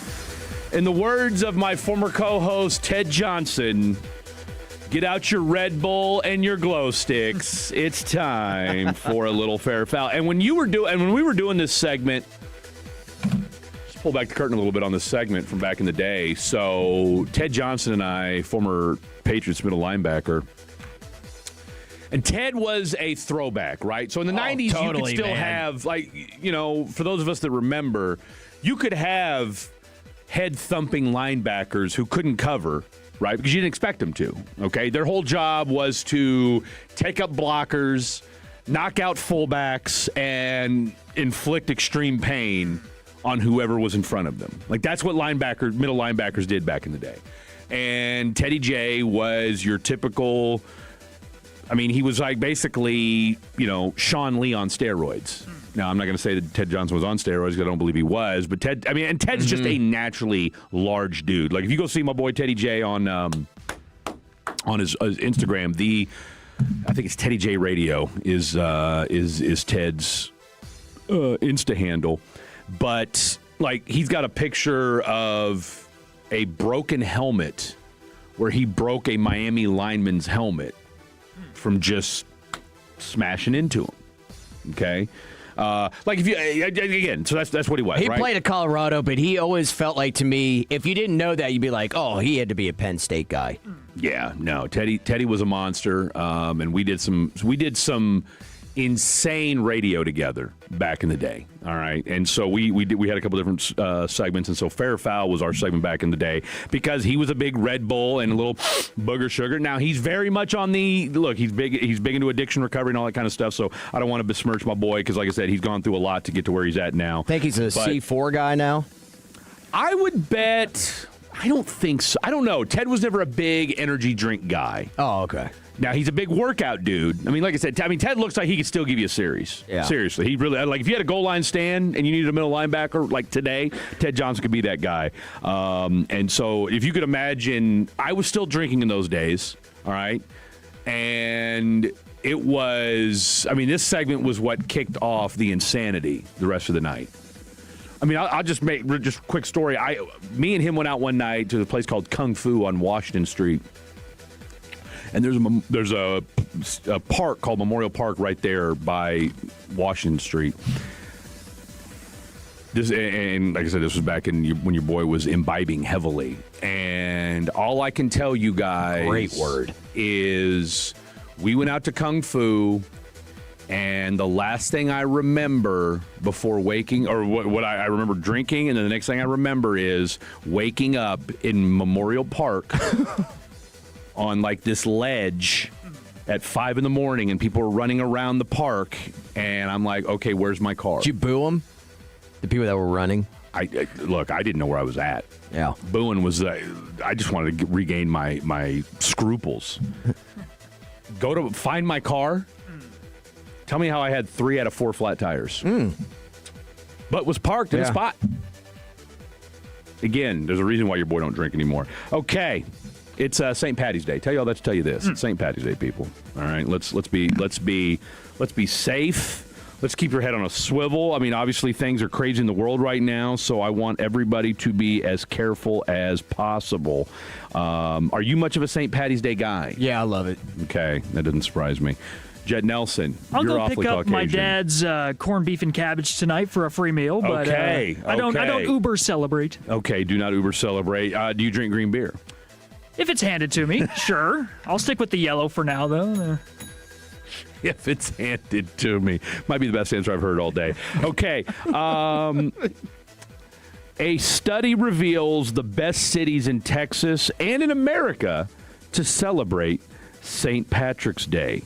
What do you guys think is the best city in Texas to celebrate St. Patty's Day? I haven't experienced any others outside of Dallas. Okay. God love you, everybody out there. You're going to hit Greenville Ave. I'm well beyond any kind of desire to be a part of that anymore. I did that You're too a old for couple that. times. Yeah. No, you're past that. That is You're past that. absolute chaos. That, to me, was more chaotic than Chicago. No Really? joke. It's that wild. It gets that crunk down there. Yeah. Okay. I mean, just people going nuts. I mean, in Chicago, and I've done it up there 3-4 times. Yeah. I mean, the bars are packed. Don't they Everybody's tint the having river fun. green, too? Yeah, the river. It's like a whole thing. It has more nostalgia to it, where like Greenville Ave is just the ultimate binge drinking. Just get absolutely as crunked up as you Obliterated. possibly can as soon as possible. Give me your guess for the most St. Patty's Day city on St. Patty's Day to celebrate here in Texas. Frisco. No. Frisco. No, I'm kidding. No, I mean, I'm going to say it's Dallas just because of Okay. the Greenville. Not a bad guess. Not a bad guess. I'm going to think a bit abstract here. We're going to go to like a farmer type of town. Like maybe you got some potato farmers out there, and it's got to be a town where like all they can do is just go to the bar. Yeah. Let's go Stephenville, Texas. Wow. That is 817 came in with Dublin, Texas. Got to love that. Okay, I don't hate that. Well, you guys might be overthinking this just a little bit. And again, take this for what it is. This was a survey. Somehow I got on this PR mailing list, and I get the most ridiculous and just abstract things sent to me. However, I haven't been able to knock out some our Ibogaine interview came from one of these random PR sends. So anyway, ranked on a score, it's easy for me to say, ranked on a scale of 1 to 10, Funky Town, Fort Worth is the best place in Texas to celebrate St. Patty's Day. On a scale of 10, they ranked 7.54. Okay, I'm unfamiliar with the happenings on St. Patty's Day. I don't know. 877. I think Greenville just takes all the air out of the room. Well, apparently as far as discussion not according to this goes. study. Not according to this study. Now, not a bad guess by you. Dallas in second with a score of 7.44. Okay. So not far behind. San Antone, third with a score of 7.14. Was curious of that because, such a heavy Hispanic population. That's correct. How much, you get the Irish flavor. You got a lot of Carlos O'Kelly's running around over there in San Antone. So keep that head on a swivel there. Austin is fourth with a But score Austin of 6.94. by default, anytime. It's a party town. Yeah. Okay, it's a party town. Corpus Christi. While they may not have water, they will have green beer over in Corpus Christi. Arlington comes in at, fifth? El Paso, sixth. So DFW, 3 of the top 5 in Three Texas. of the top 5. Yeah, let's see. 1, 2. Yeah, exactly. No, 6. I'm sorry. 3 of the top 6. And then Houston rounds out the top 8 in the state of Texas. Real quick, just tell me what you think the number 1 city in America is. How could it not be Boston? I've never been there for it, but I got to think Boston. Boston, number 4. Wow. Boston, Chicago's number 4. got to be up there, right? Chicago's number 12. Whoa. Wow. Chicago's number 12. This city, I'm not trying to, again, not going to lie, when I think St. Patty's Day celebrations, this city does not enter my top 10. Maybe not even my top 20 for St. Patty's Day celebrations. Don't tell me it's like Atlanta. Oh, Magic City. Wow. Atlanta is Green the most... boobies, apparently. I don't know. I don't know. Atlanta is the most overrated town. I didn't see Atlanta was not on my bingo card for top place to celebrate St. Patty's Day in 2026. Wait, who is doing this? Or what was it based on? Having Chicago at 12 is insane. It's crazy, right? So let's see. I've got the lady here. It's from Toucan International. Okay? Yeah, right. You may know him from their Toucan Sam Campaign from back in the day. Let's see. Here we go. The research firm DualBits analyzed the biggest cities in America against a number of St. Patrick's Day related factors, including Irish heritage, maybe why Atlanta came in so high, official parades, Guinness prices, bars and casino availability, hotel costs for when the celebrations end, and online search interest for the holiday. A little bit of advice, if I may throw out there. You said the green beer. Yeah. Stay away from it. The longer you go with Guinness, the better. Guinness, you don't need you don't need Guinness it is long. one of the lightest beer. Everybody thinks because the way it looks. You tell me you haven't think drank. that's a light beer? Now, again, I've been out of the game 10 years, but, man, I remember knocking down some Guinness, man. It's 89 calories. Is that Guinness Light? No. Guinness is actually a light beer. I mean, it's got good, fullish flavor to it, but it's not super that's heavy. what It it doesn't is. have a ton of alcohol Yeah. in it comparatively. Yeah. Well, when you're geeked out of your mind, too, that doesn't hurt either. No doubt. Now, Irish car bombs are a whole That's a whole different ballgame. conversation right there. So let me just run down your top 10 cities for the best way to celebrate St. Patty's Day, according to DualBits. Coming at number 10, Minneapolis. Number 9, Omaha. Number 8, Aurora. Illinois? I'm going to... I didn't say. It doesn't say whether or... I mean, it's got... I'm guessing... I guess so, huh? Or would it be Omaha, Colorado? Nebraska, Yeah. and there's an Aurora, Colorado. So that's what I was thinking was Aurora, Colorado. Number 7, Las Vegas. Number 6, New Orleans. Number 5, Detroit. Number 4, Boston. Number 3, Portland. Number 2, Denver. And number 1 is Hot Atlanta, ATL Shorty. No. Fair foul. I disagree. with you. Atlanta's the number 1 place in America to celebrate St. Patty's Day. I guess I have to experience it to really fully Think it's understand. I'm not trying to make it. Atlanta's super transient too, so I wouldn't know having the whole Irish heritage there. I mean, who knew? Yeah, Who knew? I know, I certainly didn't. Although I like how Jet went immediately to Magic City. I mean, it's been in the news all week. I know. They had to cancel all the celebration going forward down there. I wasn't. I mean, I'm all for strip clubs. God bless. I thought it was weird the fact that it was even done to begin with. But it's again, and I said this the other night on the show. I've yet to meet the guy who has a daughter that's proud his daughter's a stripper. Yeah. Okay, if you're proud that if you know your daughter's a stripper, 877-881-1053, let us know. No doubt. Chris Rock said it best. Your number 1 job as a father is to keep your daughter off the pole. Yep. Keep her off the pole. That's it. That's it. That's it. But God bless. Hey, look, I did a story on a Mormon stripper back in the day. Okay. Mormon? Mormon. She was Mormon. That's a story. Oh, that was a story. Headline of the story: Latter-day stripper. Wow. Okay. Your boy came up with that headline, by the Soaking way. a whole part Shout of out to the act in some form or fashion. I would think. Yeah, that was immediately where I went to. That was a on it. wild story, dude. Needless to say, her dad would not talk to me. Her mom did. Got her kicked out of her sister's wedding, too. Yeah, that was rough.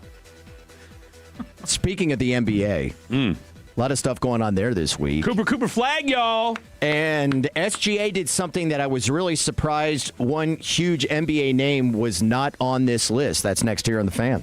I'm Tiffany, founder of Harlem Pilates. When I couldn't find Pilates in my neighborhood, I started a studio from my studio apartment.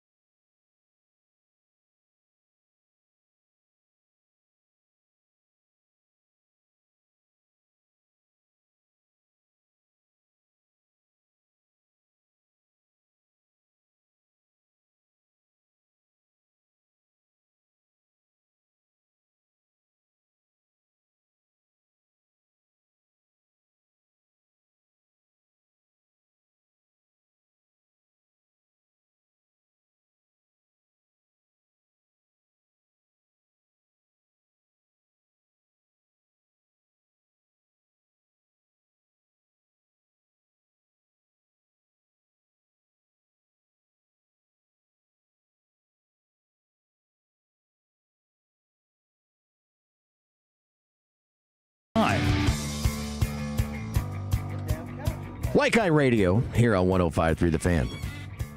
With Why Chris you say? Arnold.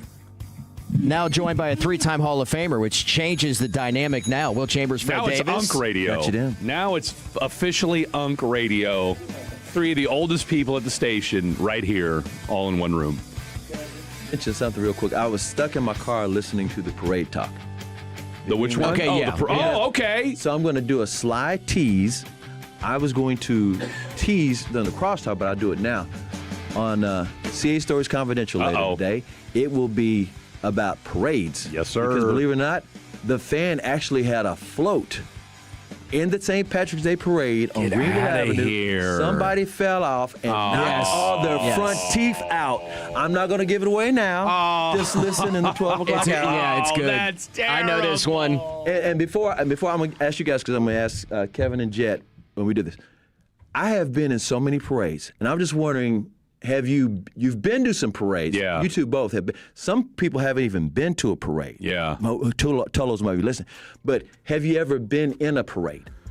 Yeah. I've been in a couple. Okay. What You know, were they? it's just What a was lot it- of what was the walking. theme? What was the themes for those parades? I was in a military parade Okay. way back, or I was in a military section of the parade, and it was just me walking. Is all it was. Thank you for your service. Well, thank you, sir. 4th of Thank July. you. 4th of July parade? Yeah. Great, yeah. So I worked for a Anheuser-Busch distributor in Northern Kentucky, and they had 3 parades in 3 towns, one of which was my hometown. I am on the float when I get a text message from my mother saying, your sister's going to labor Oh, 6 weeks early. Whoa. So we are all like really nervous about this. Gets to the hospital, everything turns out to be cool. So, but it was a little chaotic for a minute. We go back after the parade to my parents' house, and we're sitting there. And as everything has calmed down, I go, "Can we sit here and think for a second about how awesome it is that Jack is going to be born on the 4th of July?" And my mother goes, "No, not really. I mean, like, then you have to share your birthday every year." And I go, "With America." with America. You share it with America. That's the best. It's not Yeah, it's like not Christmas. It's not Christmas where Nobody's you're giving it up. Seriously. Yeah. That's I go, a great point. It's a party every year. Fireworks. Every year. I'm going to leave you guys alone, but I want to say this last thing. Another tease on these parade things, you guys. I mean, one of the things I'm going to tell the story about is how we had to do something with Snoop Dogg at that same parade. Oh, I love it. Stories to be told. I love By it. the way, real quick before you go, did you hear that list?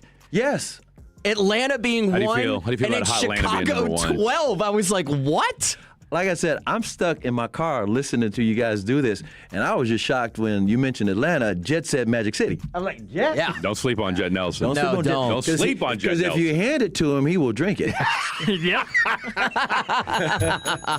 Like you said, that's a great line. He's had some today. That's it. He's had some That's today. it. That's exactly right. All right, so maybe he and our favorite khaki, that's it. Kevin, they'll take over at noon. We'll crosstalk with them at 11:40. Damn right we will. By the way, so we've had already, since we teased some NBA coming into this segment. Some wild text messages, by the way. I know. Wild Lakers are text better messages. defensively with Luka on the court. Like, just, I know you're trying to troll me. Like, what are you going to say about that now, Will? There is not a world out there where a team is better on the court with Luka defensively. So I just Well, here, miss me with all the I would analytics. always say this, and it's kind of semantics, but when Luka does decide to play defense, again, he's not going to play for the full 48 minutes, but Right. when Luka does decide, like, it does change things because you're like, oh, wow. Because like, of how dynamic he is offensively, too. All you need is, like, minimal effort. That's it. Because And not Luka complaining to the has refs. shown he can. Because look, you don't have the kind of basketball IQ that Luka has by accident. So that's the one thing about and defense is an effort deal, Yeah. right? Like Totally. that's not. I mean, again, no one's ever going to get him confused for being Gary Payton by any means, but he can at least get into passing lanes, clog some things up, pick a pass off here and every now and again. I mean, look, it's the old adage: stay between your man and the basket. Yeah. like it's basketball 101. Let me ask you both this. Which was more impressive? Shai Gilgeous-Alexander breaking Wilt Chamberlain's 63-year-old record of scoring at least 20 points for the 127th game in a row, or Bam's 83. Oh, Shea.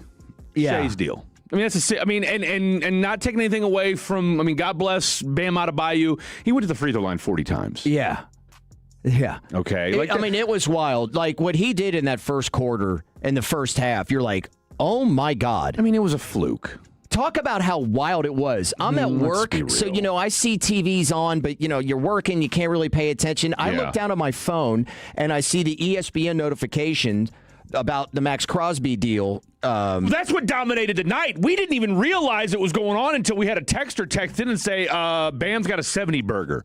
And I thought he was kidding. I was like, what? I went to Twitter. I took a quick break to go on Twitter to find out what the heck is going on with this Max deal. And then Matt Jones, Kentucky Sports Radio, was like, Bam's got 70. I'm like, wait, what? Yeah. That was a wild night. I thought it was fake news. Fake news. So I agree. Scoring 80. Because then, and I'm reading this ESPN piece on the deal with SGA of, how many have been close. Like, the only competition, at least in the 21st century, Kevin Durant had a 72-game streak. Kobe Bryant, 63 in a row. And I'm looking through this entire piece, and not one time was Michael Jordan's name mentioned. And I was like, I'm like, what? I was like, he at least 20. No, he had 80, I think 82. I looked it up. Michael? Yeah, back in... No, I think his high was 66. I did it on... No, Michael's never scored 80. No. Games with 20 points in a row. Okay. Yeah. My mistake. Yes, no, the 63 against... that was against Boston in the playoffs. But I want to say his career high, though, was 66 in a regular season game. It was? Okay. Yeah. But anyway...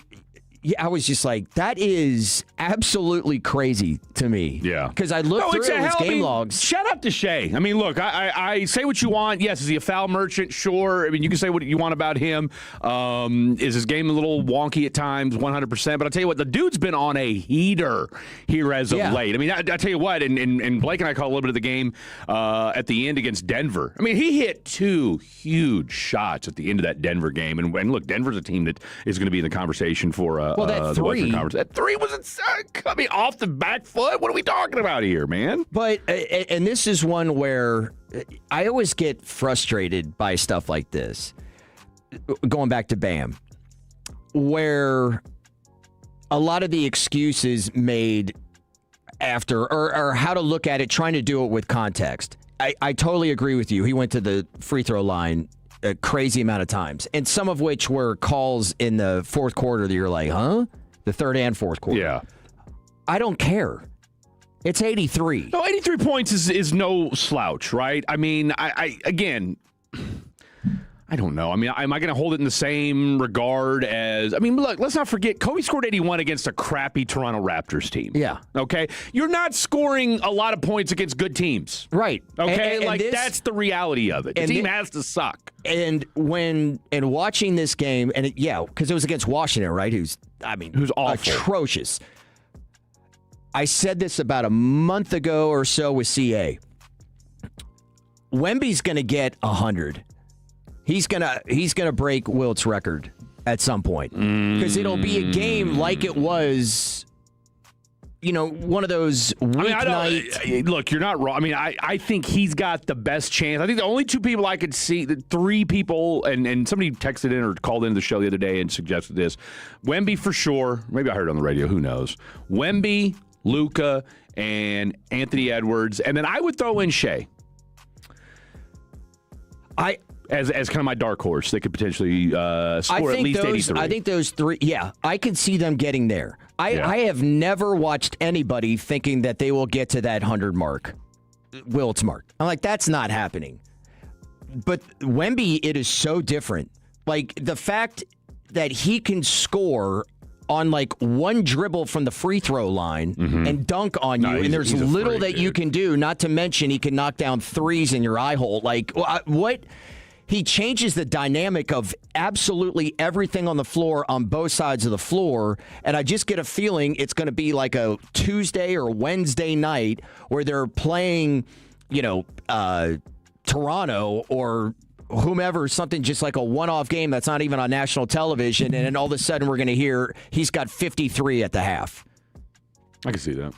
No, dude, Wemby just does things that just don't look normal, right? I mean, what is he, 7'5"? 7. Can shoot. Like you said, I mean, can take one step from the three-point line, is already in the paint. I mean, that's video game stuff, dude. Yeah. He looks like a Monstar. And that's a video game. It's exactly like, just in that element, what Wilt was like playing in his day. Yeah. I mean, he obviously couldn't shoot threes. They didn't even have threes. But you have dunking from the free throw line. Nuts. Absolutely nuts. But Shea, I would take Shea as well. And definitely more prolific. And the one thing that Wilt Chamberlain will forever be to goat at, his prolificness, and I don't know if that's even a word, off the court. Yeah. Because Wemby ain't putting up those kind of stats. No, Wemby, okay. I hear, is maniacal. Like, he's got the Kobe Michael thing to him. That's the way that they're talking about him. I mean, he's hanging out with Buddhist monks, okay? I mean, not our boy. Not Wilt. No. Okay? Wilt's record over 1,000 scores, right? 20,000. 20,000. Oh, yeah, my 20,000. gosh. Yeah. Wemby couldn't I think he may have fudged those numbers. I'm sure he did. Just a little bit. Just a little bit. But, I mean, because I want to say the math has been done on that. Yeah, and it was a little shaky once it was dude, done. you're talking about like 5 or 6 women a day. Yeah. I mean, that's pre-Viagra. Okay? That's pre-PEDs. I mean, I'm sure back in those days, and we could ask Chris Arnold, because I'm sure he would know just from the overall like people he's talked to. But that's a lot. Yeah, that's a lot. That math is hard to math. Math is hard to math. Anybody approach even half those numbers? Hats Fatty's off on to the him. phone. Yeah. What a way to start off. That's a Saturday morning. You could be. Sunday is the Lord's Day. Yeah. We wouldn't discuss this sort of topic on a Sunday. But look, it's a Friday. Last night was Friday night. Maybe you went out. Maybe you imbibed a little bit. Saturday night, you're going to go out and do your thing. All right. But Sunday is for the Lord. We got the Grand Prix of Arlington. They're saying the road's a little bumpy out there. Yeah. Bobby Rawl, I believe, is Bobby Rawl. Featured. Is that right, he was Jet? playing Joe Decky in the tape deck. Yeah, that's right. Old Bobby Rawl. Maybe the 8-track. Maybe the 8-track. And by the way, when we come back, we're going to do Fatty's on the phone, Tolo's on the telephone. However you identify. 877-881-1053. And we're also going to ask a question that we asked earlier this week. What was your first car, Will Chambers? Ooh. What was your first car? Final hour, White Guy Radio coming up next. Don't go anywhere. It's 105 through the Fan. When your friends say, hey, did you hear? You can proudly say, I heard it on the Fan. Keeping you sports informed with some quality laughs along the way. Turn it on and leave it on. 105.3 The Fan, the Odyssey app, iHeartRadio app, and TuneIn app. I'm Bob Burke, founder and chairman of Burke America Parts Group, a family of brands that includes RepairClinic.com, an appliance and HVAC parts solution company that's grown into an international brand. Before AmericanEagle.com, we partially launched a new technology platform developed by another firm.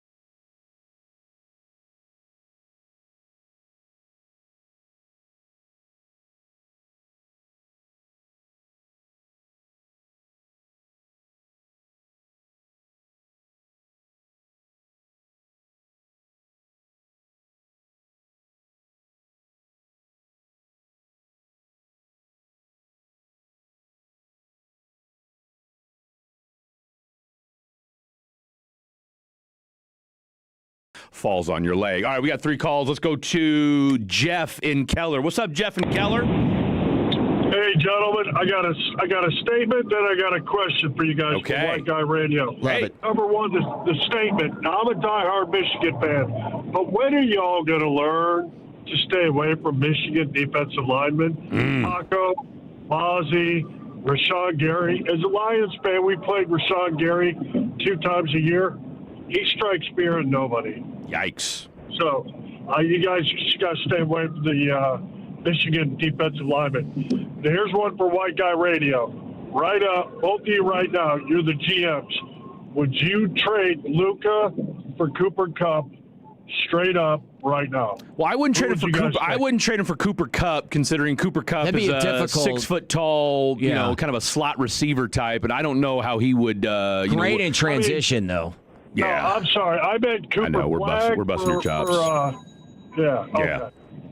Yeah. Did you say straight up? Straight up. Yep. I'm emphatically no. Where are you, Fred? Man, don't. I mean, I feel That like I'm isn't- being. that's an- I feel like I'm being pigeoned. I feel like I'm being set up with this question. I mean, look, man. I'm the biggest Cooper Flag stan at the station, so I'm not going to change my. I can't change my tone now. Yes, I would. Yeah, I would. Yes, I would. I would turn down that trade. I would keep Cooper Flag for Luka.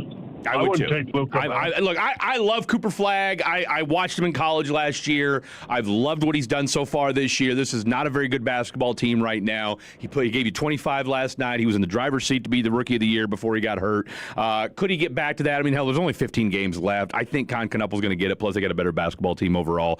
But no, look, Charlotte's been so hot. Is Luka balling right now? Yes, he is. Yeah. Okay. Ever since the information dropped about his daughters and his boo thing, kicking him to the curb and heading back to Slovenia. Look, when you take your daughters to Slovenia, it's one thing for you to take your kid to another state. She took him out the country. That's tough.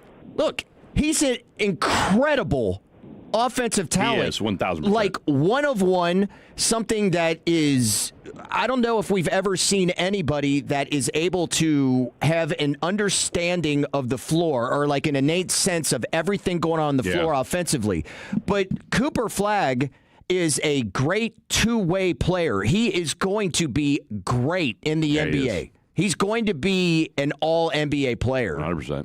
And you're Superstar. getting all the things that you want on both sides of the floor. Yeah, so I'll take Cooper Flag. All right, great call from you, Jeff and Keller. Call back anytime. Let's go out to Feldon in Garland. What's up, guys? What's up, Feldon? Turn your radio down. Sorry. Okay, first of all, Fred, there should be a public service announcement for these 2 individuals that I listen to every day before they get on the radio. If they don't have enough energy that you do, you should not be able to listen to them on the radio. Josh Graham and Jody Mack. They wear me out. I almost had an accident falling asleep. Well, I don't know that they're on. I mean, because of Infinity Sports broadcast became Westwood One, I don't think Jody Mack's on the air. At least I haven't heard him here locally recently. I've heard him on Sunday evenings when I'm trying to lock up stuff, and I mean, he is the most boring individual I've ever heard. You know, okay, here's what I'll say about Feldon. How old of a guy are you? 56.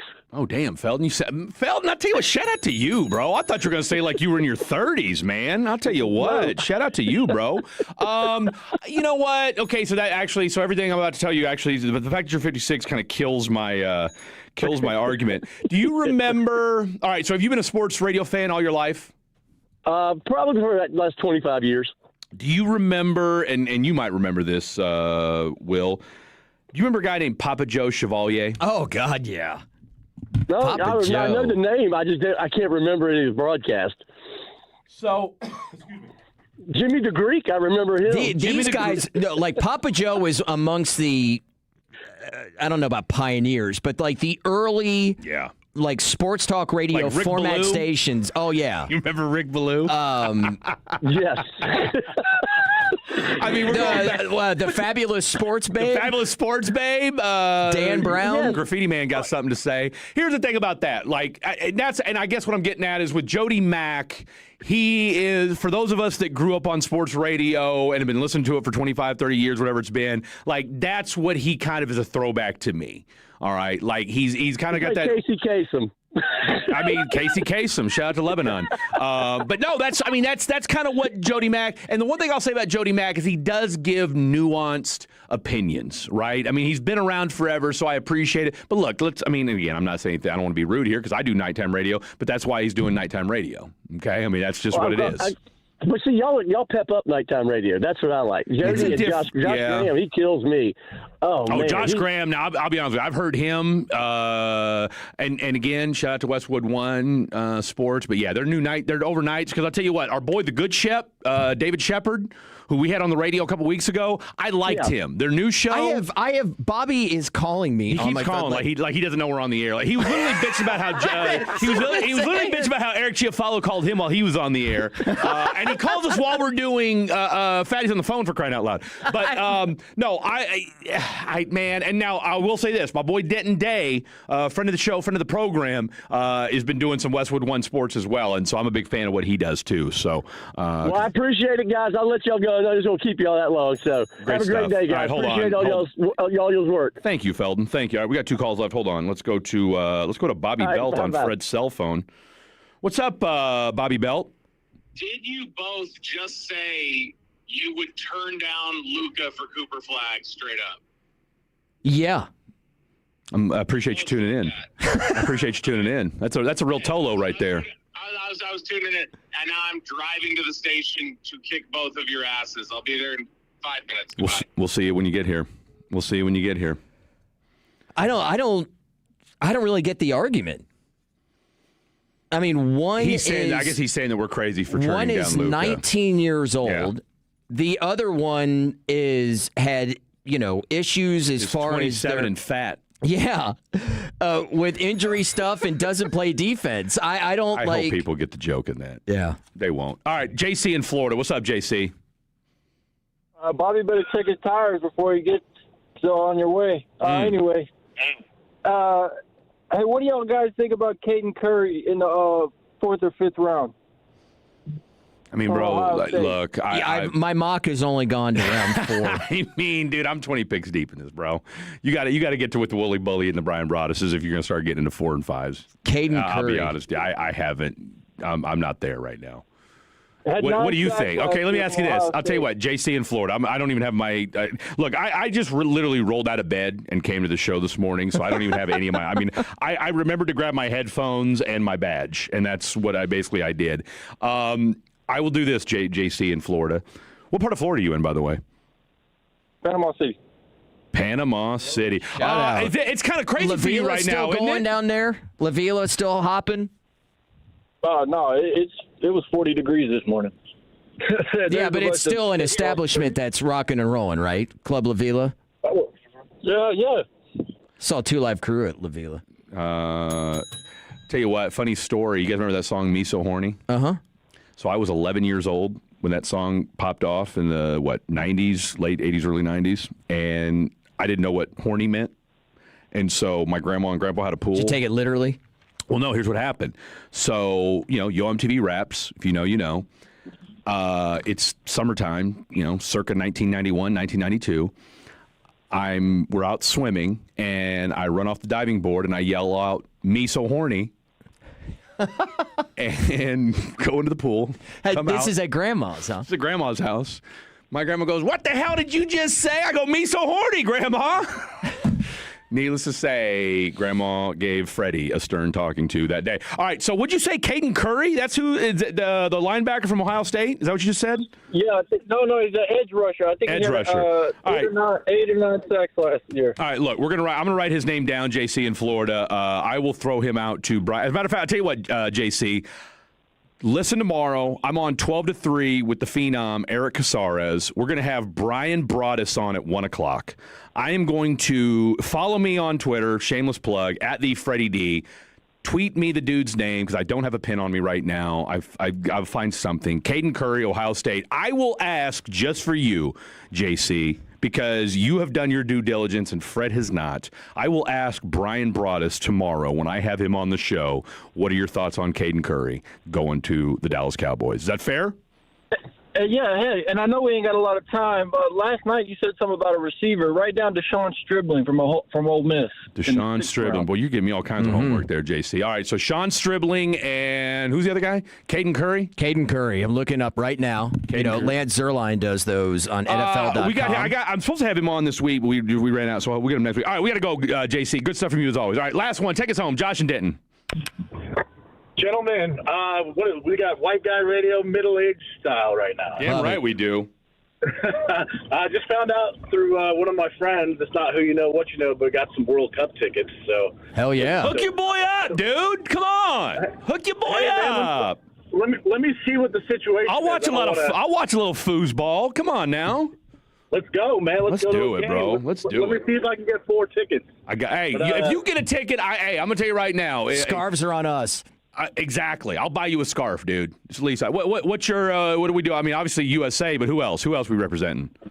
I like, man, the USA. You got to go USA. We'll rock USA scarves all day. All day, every day. Heck yeah. I'll rock an Alexi Lawless throwback. How about that? Oh, that is a throwback with Kobe Jones and all of those guys. That was a decent team. I will rock, you know what? I will rock a Freddie Adu jersey. How about that? Oh, boy. How about that? Okay. Wow. Casey Keller, man, the goal, man. Tim Howard, too. Man, I'm more of a Tony Meola guy, if you know, you know. Okay? Tony Meola, kicking for the Kansas City Chiefs. Hello. I thought that, man, that was a circus, but then they were on to something, having, they were. Soccer players or rugby players kicking field goals. So, it's all good. I love the new time. I guess, is this a new time slot, or are you guys every weekend 12 to 3 now? It's going to be 9 to noon, 9 to 1, okay, 10 to 2. I'm getting the thumbs up from the three time Chris Arnold. So yes, now we say all that to say this. We say that to say this. I don't think I'm on with you next Saturday. So I don't take that for what it's for. I guess I better take a closer look at the schedule. So I'm pretty sure I'm not on with you next Saturday. I realized that we started at 9 as of about 1 o'clock last night. Anywho. Josh, you're doing the Lord's work out there. He hung up on us. That's how you know it's gone too far. When the callers are hanging up on you, that's how you know you've gone too far. Shout out to Josh and Denton. That's a real one right there. All right, we've got Bobby Belt to kick our ass who's going to next. chastise us, and then we've got Crosstalk. So much to get to here on 105.3 The Fan. Sean and RJ, the KNC Masterpiece, G-Mag.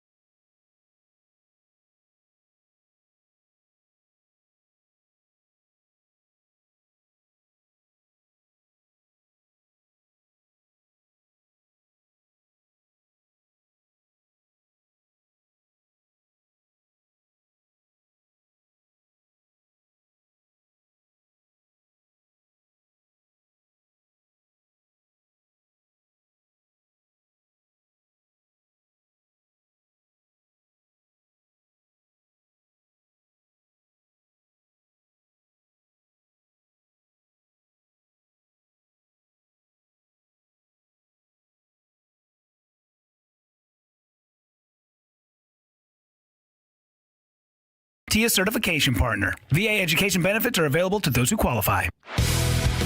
This segment of The Fan is brought to you by the personal injury lawyers Frankel & Frankel. If you have been injured in a car or truck wreck, call Frankel first, 214-817-3333-3333. With Frankel & Frankel, there is never an out-of-pocket cost. They only get paid when you win. Frankel & Frankel, the go-to car and truck wreck attorneys in Dallas.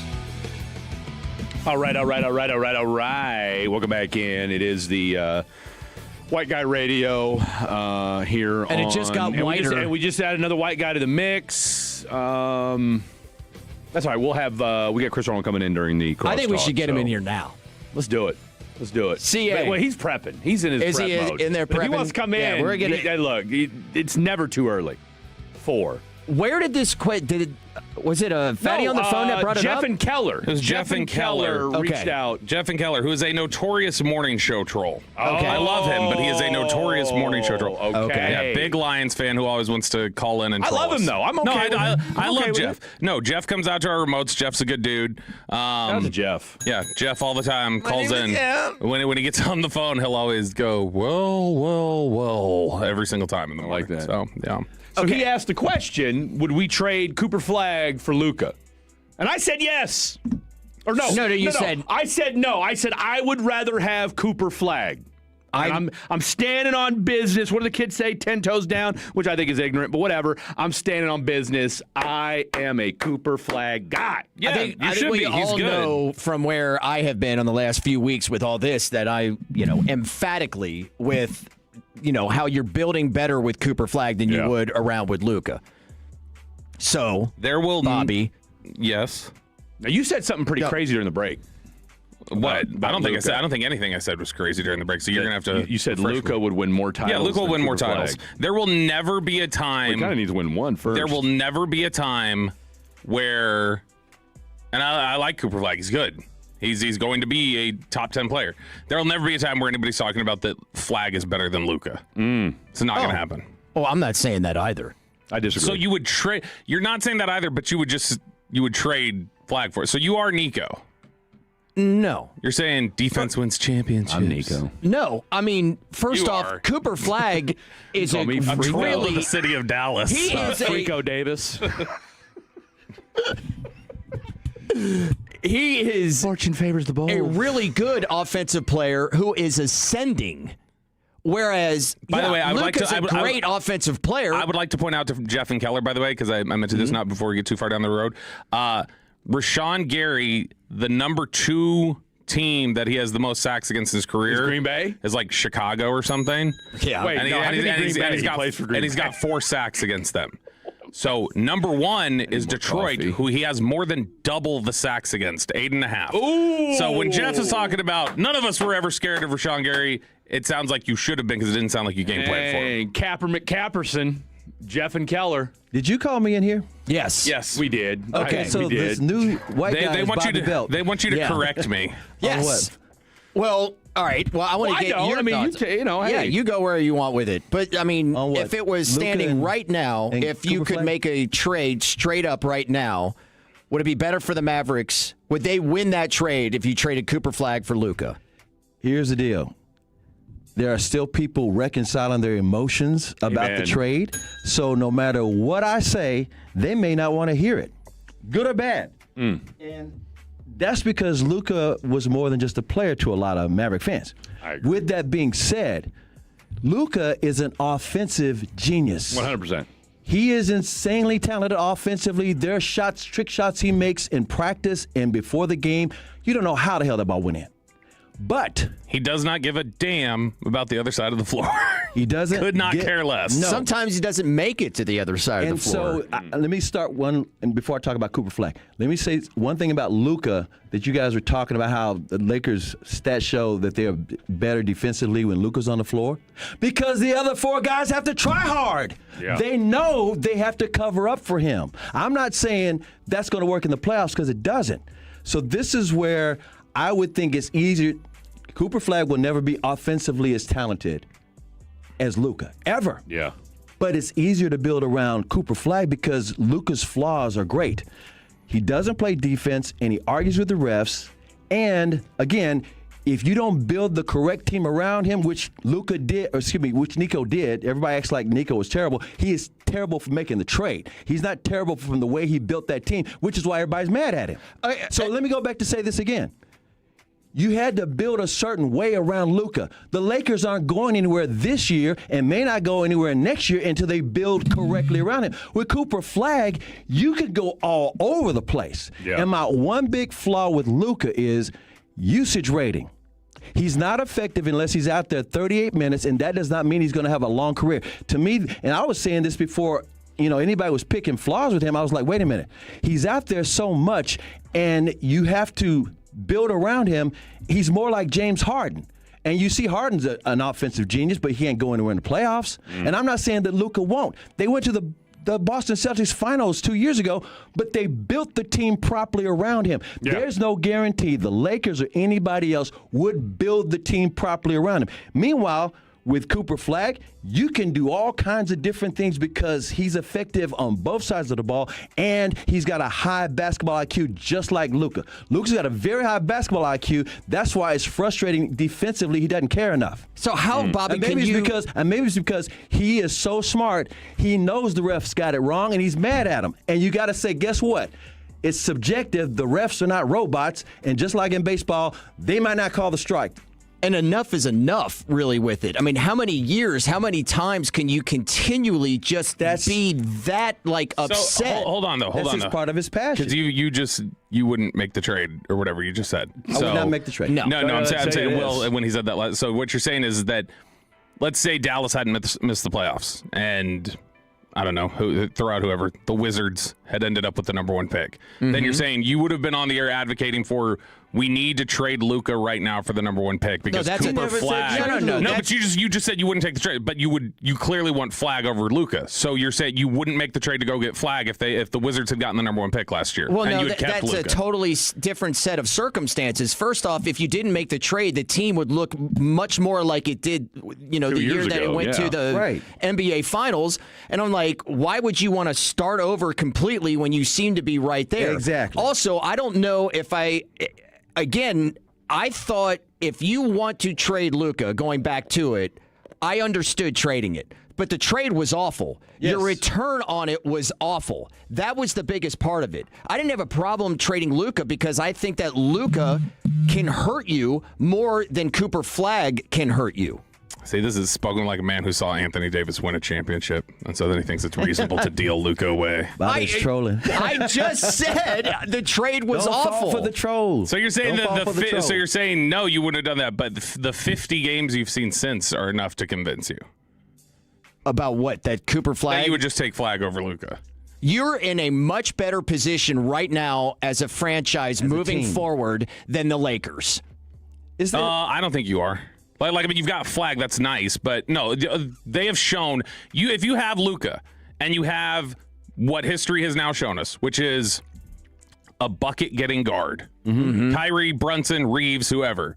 If you have that, that's what you pair with Luka. Everybody for some reason tried to pair the big man with Luka, like the athletic big man. Like, oh, that'll work. That's not what works with him. No. You have to have the big man because guess what? You can have a big man. No. At least 2. And the reason why I say this is because you got to rotate. But I'm saying Porzingis, the number 2, the big number 2, the Porzingis match and stuff like that. Those are the matches that work. Like in terms of as his Robin, you need a big man who's good. No. His Robin, the Batman and Superman were Luka and Kyrie. You didn't have to have the Porzingis big man if you had a Kyrie who did the same kind of things. But the deal with the big man I'm talking about is when it comes to playoff basketball, it's 7-game series, and they always take away your weakness. All right, if all you do is score and you can't play defense, they put you in a pick and roll blender, and you're barbecue chicken sitting on the bench with 4 fouls, and you can't have that out of your guys. With the Lakers, the way they're built right now, and the reason why it's going to be harder for them to build is if you don't have legitimate big men that Luka can drop dimes off to. You're not going to get the perimeter shots. There's not going to be any wide open threes because those guys will cheat off of the big men that suck. And the Lakers have big men that suck, and that's why they didn't go nowhere last year. And they won't go nowhere this year because they're not built for the playoffs. Because Ayton hasn't done anything for them. It's real simple. Luka's an offensive genius. He's like Stevie Wonder. Stevie, you're a genius. We need a new album. Okay, if I feel it, Are you saying Luka's blind or Stevie can see? No, I'm saying that they're both nice. They're both nice guys, and they're geniuses, and you can't be mad at them because they're so good at what they do. Here's my big thing. Is but that doesn't mean they're going to win a championship. When you say they're in a better position, they still have to build around Flag. Yeah, they do. They still have to do that. They do. Luka has shown you. Luka's showing you if he's locked in, he can carry you. No. You have to have you have to have a team built like that around him. In other words, you can't. Harden still hadn't found any team that could be built around him. The two teams that Luka took to the West Finals and the NBA Finals were built differently. They weren't even built the same. And so Luka has shown you context. If he's on his game, he's carrying you. And he absolutely has an ability to win you a title at any moment. He showed you his ceiling. So, do you think his ceiling is losing to the Celtics? Yep. That's insane. Sorry. I'm going to take a different way. You don't think Kyrie shooting that's what freaking prime Gilbert Arenas going 10 for 50 in a game was part of it? Here's why he's built different. And it's not what Will was saying. Or the ceiling is getting to the final. You can win a championship, but you got to be built properly. Luka's going to win a title. Let's not mince words. But here's the deal about Luka. I do not believe so. Because of the usage rating, it's like a running back with miles on him. Okay? You could say he's only 27 years old, but he's got miles on him like he's 30. And guess what's happening to him, unfortunately? His body's breaking down. Don't pretend it's not, because it is. And with that being said, you got to say, how long can we build? We got to quickly build around him, because how long will he last? And he's even said himself, I'm not playing 21 years like Dirk. And Dirk has even said, Luka's more talented than me. He got another 5-6 good years The point I'm trying to make is, it's easier to build around Cooper Flag than it is Luka, but Luka offensively is a genius, and you can't take that away from him. Although, if you don't get the other part around, if you don't build properly, you're not going to win a championship. Well, then you're the Lakers. In other words, you got a cushion with Flag. But you can get better parts around him. Well, it starts with you got to have specific parts. It starts with this draft, because you better make sure you hit it right. All right, when we come back, final segment of the show, a little crosstalk, get a little flavor. Our boy, the three-time. We got Bobby Belt in the house, and we got the khaki, and in uniform today, wearing khaki-colored flavors as well. Don't go anywhere. This is The Fan After Dark. And it's time for one more Grand Prix of Arlington update right here on 105.3 The Fan. There are two Toyota GR Cup races today, and the first race is in action right now. The race features identical GR86 Cup cars to emphasize driver skill, and it's one of the newer race styles established in 2023. The next GR qualifying race takes place at 4:20 this afternoon. That's the Grand Prix of Arlington update right here on 105.3 The Fan. This is the story of the one. As a procurement manager for a hospital system, she keeps every facility in her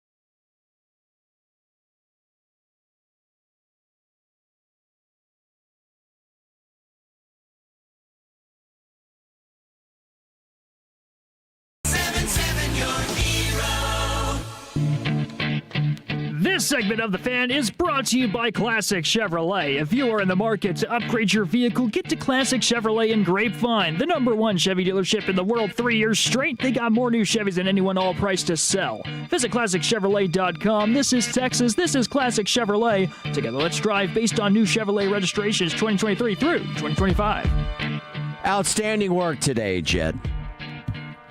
Absolutely lovely.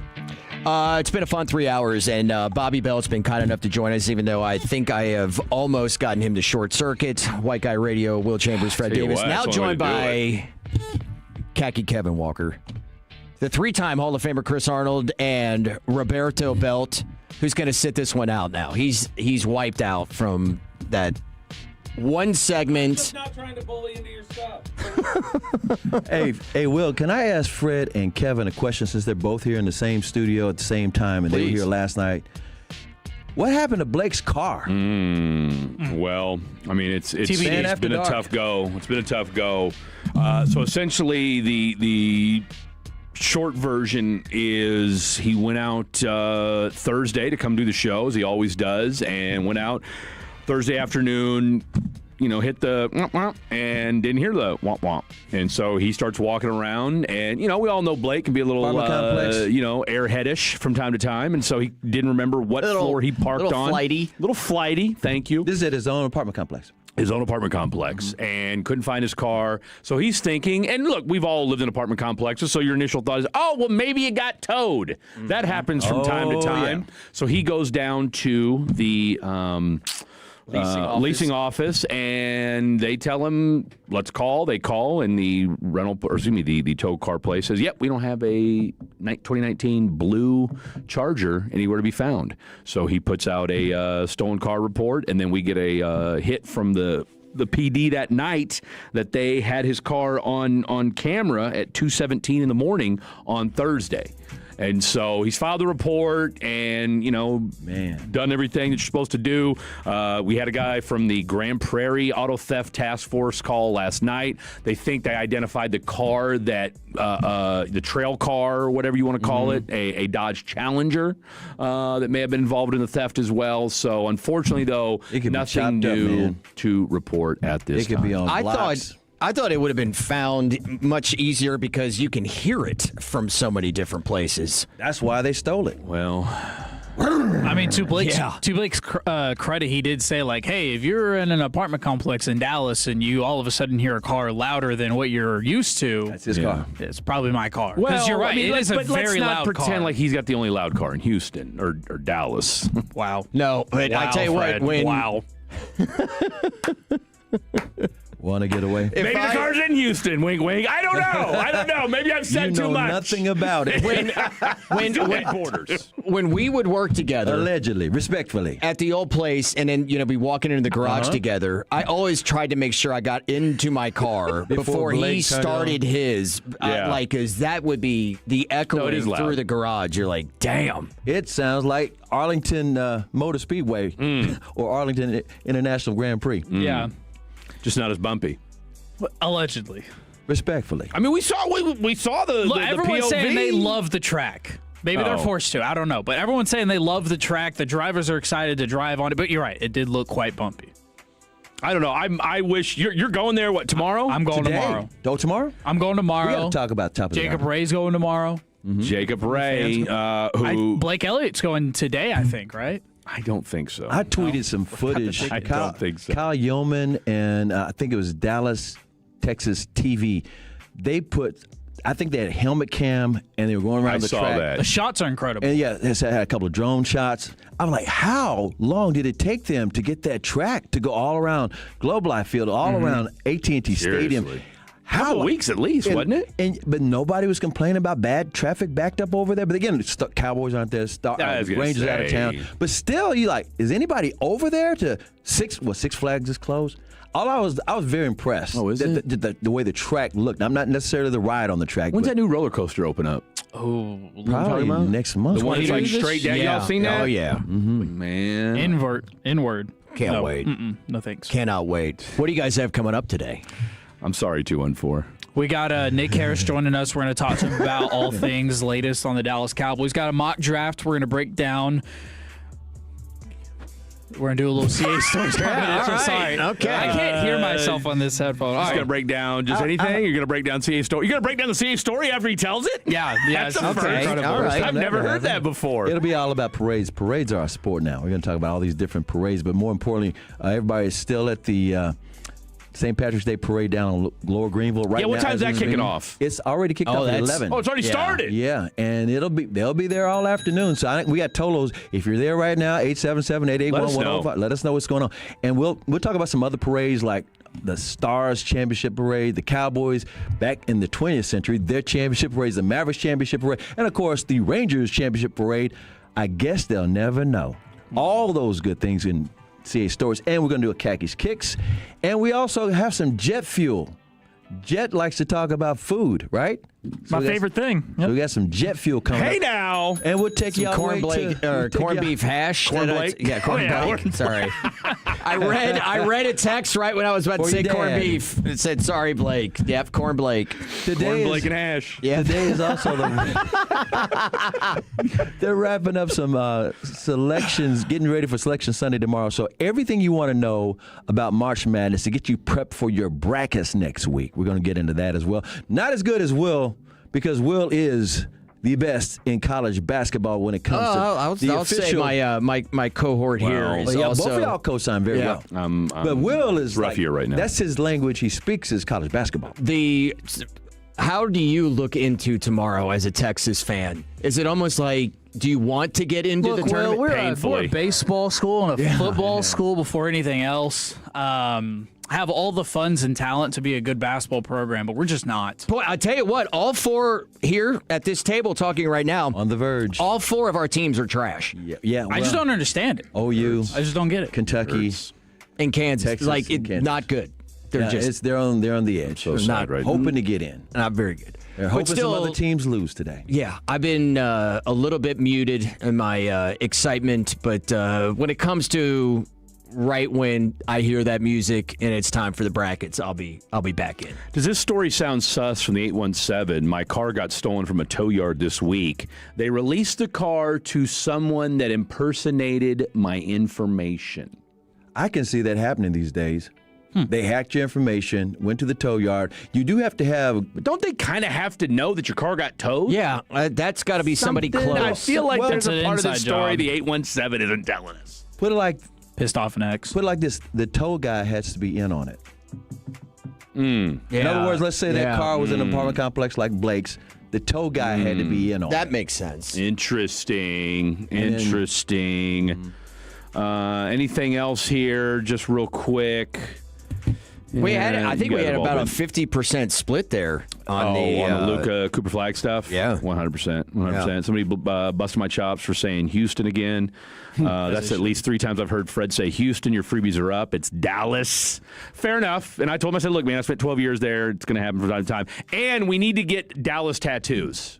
I need to go get my Dallas tattoo that I've been Rangers talking tattoo, about. right? Well, I've already said I'm going to get the SMU D logo. A pony? A D. I got the D. Yeah, I'm not doing. I mean, don't get me wrong. You know, I love the Rangers, which, by the way, I want to be on the record now. They will make the playoffs. No, who is our guy that Nick Harris has that, right? Isn't that Nick's? Yes. Yeah, he does. Yeah, Nick's got it. Will you get the D and a barbed wire? 12-20 day, Nick. Why not? I'm not doing barbed wire. You look like nice the type. Me and Blake have told Fred that he looks like the type. Contrary to popular belief, no barbed wire tattoo. We'll update you that the next time we're on the air together, which is TBD. TBD. We don't know. Yeah, I thought it was next Saturday. I think it's you and Jake. That's the following Saturday. I don't know. We'll figure it out. No one knows. TBD. You'll see us. We'll see. You'll hear What us. we do know is that Kevin Walker and Chris Arnold are next year on The Fan. Tolo means turn it on and leave it on. Thank you for making 105.3 The Fan and the Odyssey app part of your day every day. This is Ryan Watson, owner of Alliance Hyundai. During the Hyundai Getaway Sales event, we have over 600 vehicles in stock.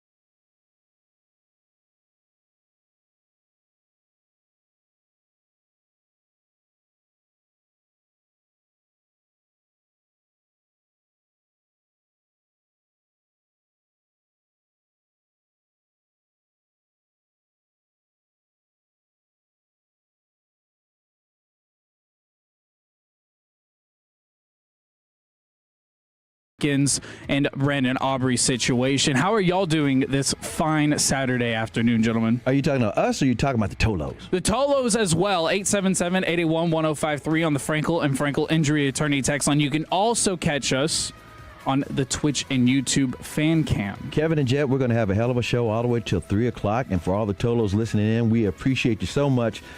We appreciate you riding shotgun with us and letting us ride shotgun with you while you do what you do on a Saturday. It is a gig economy.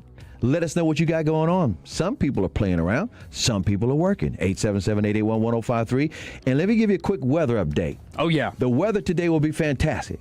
It'll be close to 80, maybe even 84. At the same time, tomorrow's going to be fantastic, but tomorrow night. Oh, no. Here comes the cold front. It'll be coming in from North Dakota. It's going to come straight down south. It's not even going to come from the Rocky Mountains of Colorado. It's coming straight north from North Dakota. And by the time it gets to Texas, it's going to be in the 20s by the Red River. No. So if you're going to Windstar, you're going to freeze on the way home. I'm talking about tomorrow night. The other part about it is down here, it's not going to get below 30, but 30 is below 32. Right. Which is freezing. The wind chill, because the cold front is air, and it's going to feel like the 20s. So here's what's wild. It is already the middle of March. It's March 14th. Tomorrow's March 15th. And by the way, happy St. Patrick's Day to everybody on Tuesday, but right now everybody's partying. Mm-hmm. Just know it ain't over until April. Do not trust this weather in North Texas till April. It can go any direction. You hear that, Tolos? That means that bucket that you have in your garage, in your closet of your jackets and your sweats that you're already thinking about putting away, don't do it just yet. You got to keep them out. Wait till April. Wait till Easter floats. I can't say Easter, but wait till April.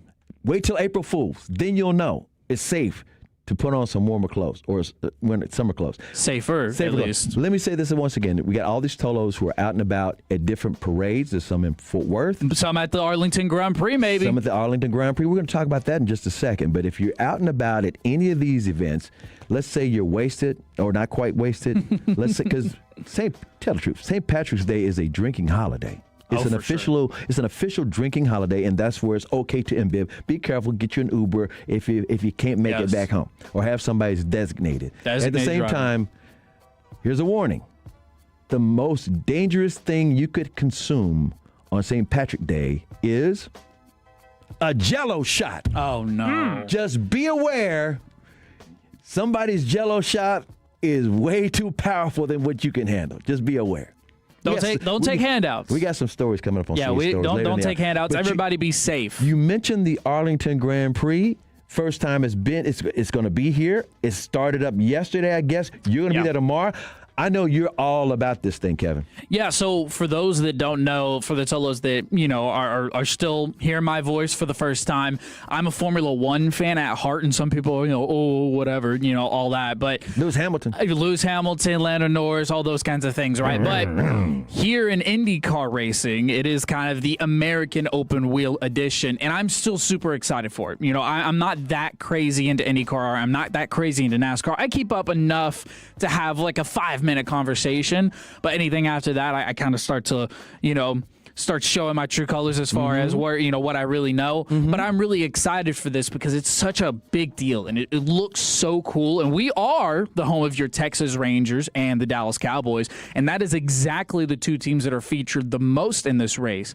And I encourage all the Tolos, if you have the ability to, go on Twitter, go on Instagram, go on Facebook, go on any social media platform that you can find, and you'll be able to find the shots. Dallas, Texas TV has done an incredible job. Kyle Yeomans is there. He's done an incredible job. You can find all these different clips, the reels, all these different pundits that are there, and they've done a really good job going on the track, showing different shots of the stadiums, helmet cams, drones, helicopters.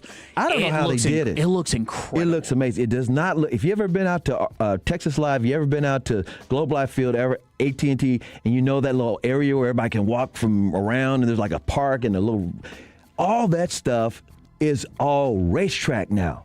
And I'm just so impressed that they did this. And I'm also really happy about the timing of this race. And let me explain why. Number one, it's great weather. If you got nothing else to do, you should go over there. In other words, if you're not going to the debauchery that is the St. Patrick's Day parades and stuff, go on out there. But what I really like about the timing is we're just coming off the Winter Olympics. USA. You're thinking international, right? You get the World Baseball Classic going on. Yeah. You're thinking international. The World Cup is coming here in that same area in Arlington this summer. The World Cup, soccer, FIFA. And then right in between all of this, you got the Arlington Grand Prix, which is IndyCar, which is basically international. And I'm like, man, I just feel global. It's nice. And really nice. You were talking about this before the show. It's not the Texas Grand Prix. Nope. It's not the Dallas Grand Prix. Nope. It's not the Fort Worth Grand Prix. Nope. It's the Arlington Grand Prix. They're actually giving Arlington their love. And so from an international scale, all these people are like, Arlington? Like, they're actually learning. Arlington? Where's that? They're like, wait, I didn't know. aren't they called the Arlington Cowboys or the Arlington Raiders? Like, these questions can kind of come up because they're always the Dallas Cowboys. They're always the Texas Rangers, right? Mm-hmm. And anytime CBS or NBC, these big-time networks take a shot, it's Dallas, Texas. They say no, it's Dallas, not. They say Dallas, and they'll show downtown Fort Worth. That's Fort Worth. It's Stockyards is right there. Yeah. We had to show some Longhorn steer, and they're not in downtown Dallas. Who went to this? We don't go down to Fort Worth. So all I'm saying is the world's eyes are on Arlington right now. We're so happy. And again, the eyes of the world are on the United States, and in particular, the World Cup will be here this summer. All eyes will be on Arlington and all of North Texas as everybody's celebrating. Another note, I got to give a shout out to some teams. Oh, yeah. Guess what? Let me turn on the lights first. Say something while I turn the lights. I need to say like. Okay, so I have a feeling I know where this is about to go. And from the 6-8-2, heading to San Antonio to see North Crowley in the state championship. Go Panthers, class of 07. There we go. So here we go. State championship, Final Four, high school basketball. Let's give props to some winners who won their titles yesterday and last weekend. And we got some teams vying this afternoon. First of all, congratulations to Madison and sunny South Dallas. They beat Orangefield 70-59 to win the Class 3A Division I title. Congratulations to them. Also, congratulations to Carter High School. Not football, we're talking basketball. They win Class 4A Division II. They beat Lamarck 67-41. And congratulations to Class 4A Division I. Kimball did it again. Kimball Knights win over Fort Bend Crawford 62-42. And as we mentioned, we got some games this afternoon to keep an eye on. Last night, North Crowley beat Duncanville 52-49. They punched their ticket to the championship game. That'll be this afternoon. Let's see, it'll be North Crowley taking on San Antonio Brennan, like it's 5 o'clock. That's in Class 6A Division I. In Class 6A Division II, Little Elm is taking on Austin Westlake, 7 o'clock. And in Class 5A Division I, Frisco Heritage taking on Beaumont Westbrook at that game's already tipped off. It's probably at halftime. We'll give you an update later this afternoon. And I mentioned last weekend, shout out once again to the local teams that won state championship on the girls' side. Yeah. Congratulations to the Lincoln girls. They beat Fredericksburg 77-49 last weekend. Denton Ryan beat Glenn 45-34. Lancaster upset and knocked off undefeated Westlake 51-37. Westlake had one of the longest streaks in the country, and Lancaster knocked off. The girls knocked them off. So that's just some state high school Final Four. I can't even tell you how many times I used to cover those games down there in Austin. I'm going to show you how far back I used to cover those state high school Final Fours. And it was always a big scene because all the time Fort Worth Dunbar would win it or go down there to try to win it. Coach Robert Hughes, RIP, he's in the Naismith Basketball Hall of Fame. That's how great of a high school coach he is. Fort Worth would always be half full. Stop Six always down there in Austin. And then I was down there covering this team called San Antonio. I think it's San Antonio Holmes. A guy named Shaquille O'Neal won the state championship. I think I heard that name before. A lot of people don't realize that Shaq, who lives in Rockwall now, won the state title in Texas. They always think of Shaq as like, well, he was born in New Jersey. Yeah, he was born there, but he went to high school in San Antonio because his daddy was in the service. He loves Texas. Yes, he does, and that's why he's back.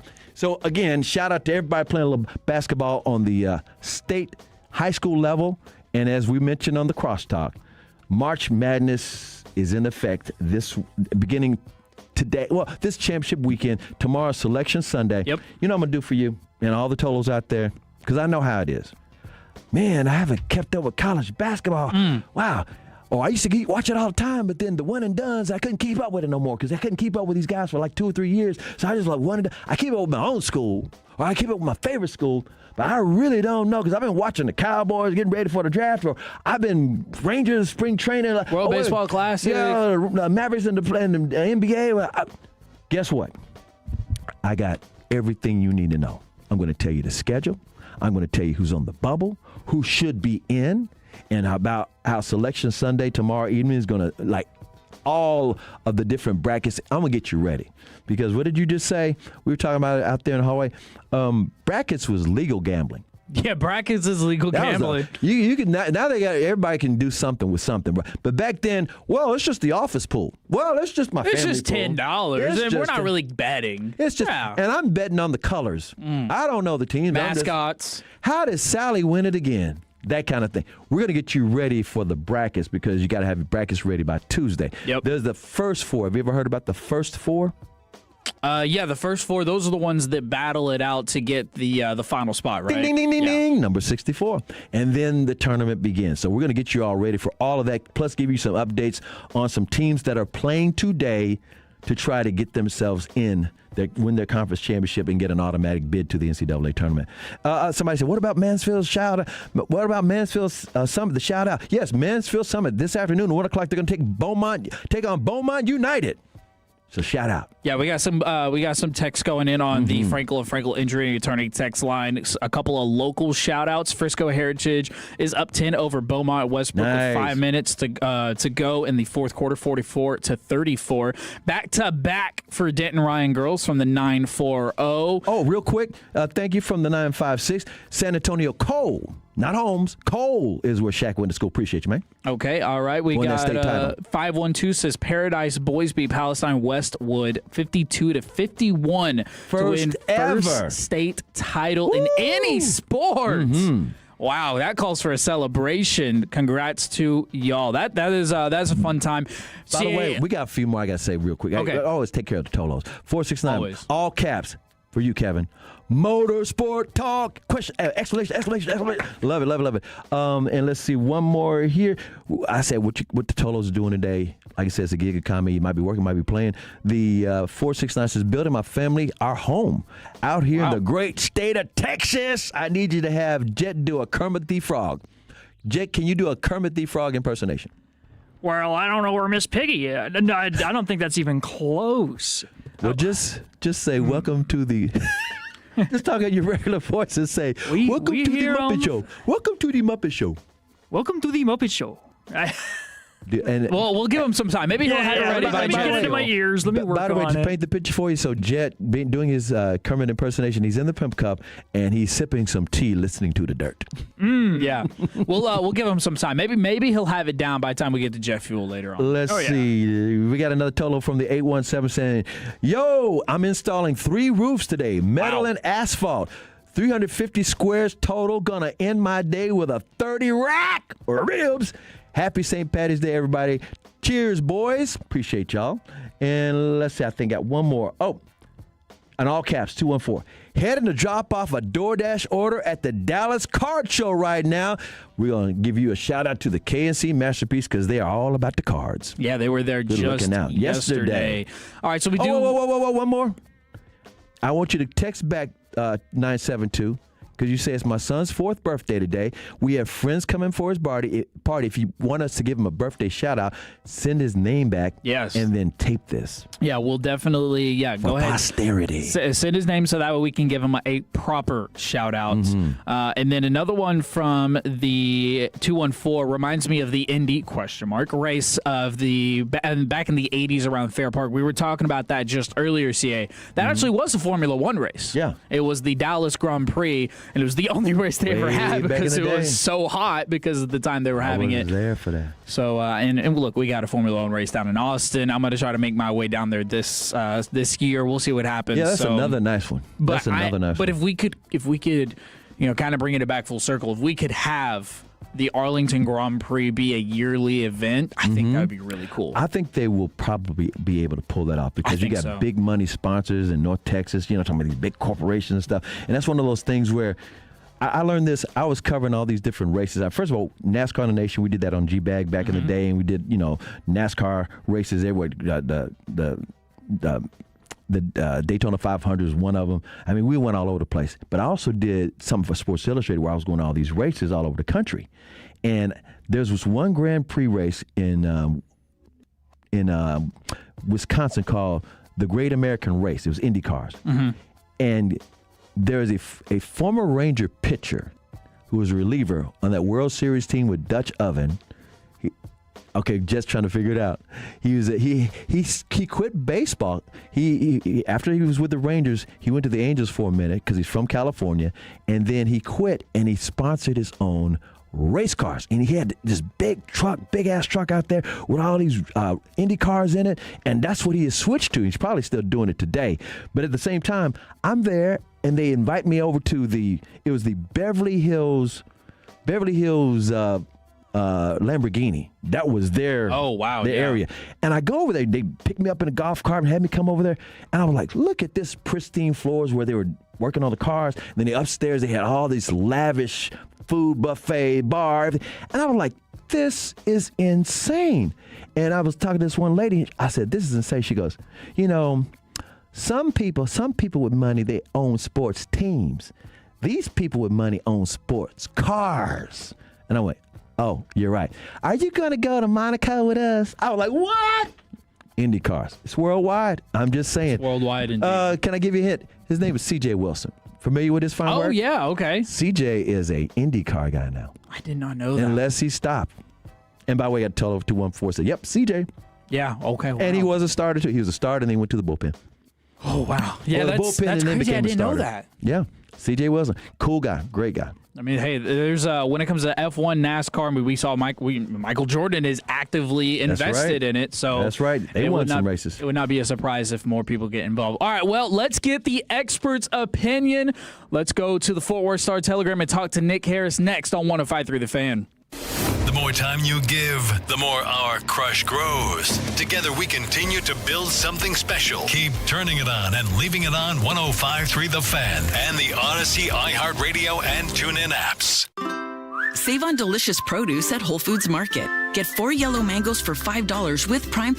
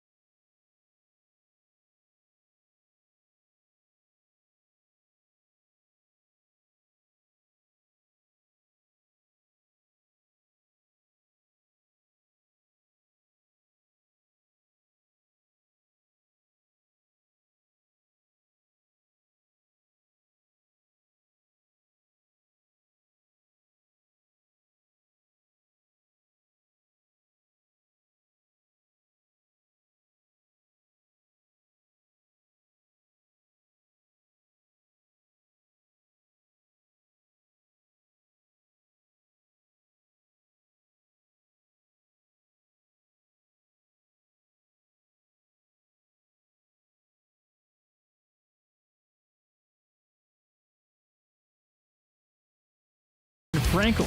If you have been injured in a car or truck wreck, call Frankel first, 214-817-3333-3333. With Frankel at Frankel, there is never an out-of-pocket cost. They only get paid when you win. Frankel at Frankel, the go-to car and truck wreck attorneys in Dallas.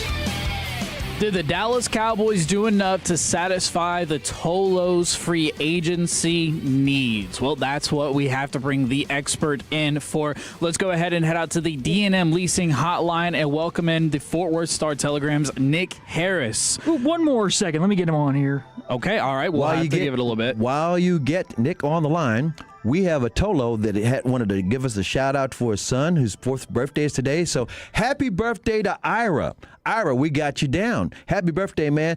And that is from the 972.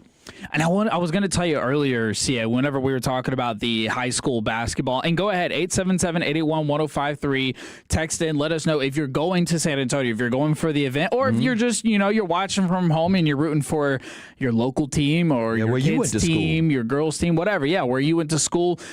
So about a year before I started working for The Fan, I actually was working for a little bitty radio station. I can't remember the name of it. And they were like, hey, we want you to cover basketball. And I'm like, okay, I'm just now learning how to do play-by-play and do basketball and stuff like that.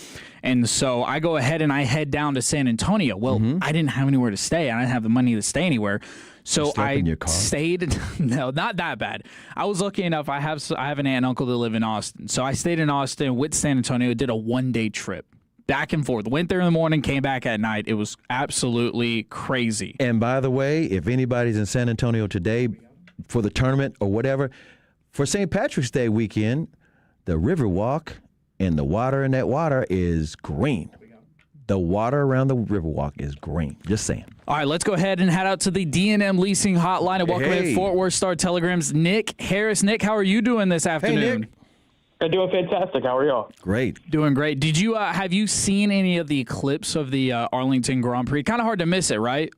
Yeah, it's man. They have certainly built an event out there. It looks like a lot of fun. I've been following Kyle Yeoman's Twitter pretty closely. It looks like he's gotten kind of a behind the scenes look. It's been pretty cool out there. Yeah, it has looked really, really cool. We were just kind of talking about it earlier. If there's a potential we could bring it back as an annual event. I haven't heard anybody in the Arlington area complaining about traffic or anything. I mean, I know you frequent kind of over there in that area. Have you heard anybody complain about it, or have you yourself dealt with any traffic over there? Yeah, I would like to say I frequent that area, but I don't. I'm more so in the Frisco area, but I did hear that 30 was shut down for a little bit yesterday, as I don't know if they were bringing in drivers or what it was, but apparently that caused some headache. But otherwise, I haven't heard of too much issue with it. All right, well, Nick, I won't lie. I didn't call you on here just to talk about the Arlington Grand Prix. I have to talk about some of the Cowboys situation. The burning question I have, did any of the additions that the Cowboys made in free agency take away any of the positions that we could draft in this upcoming draft? Are we still going to be looking at safety, still going to be looking at all the edge defenders, like all of those kinds of players still on the board? Or is there any position where like, well, maybe we don't have to address that anymore?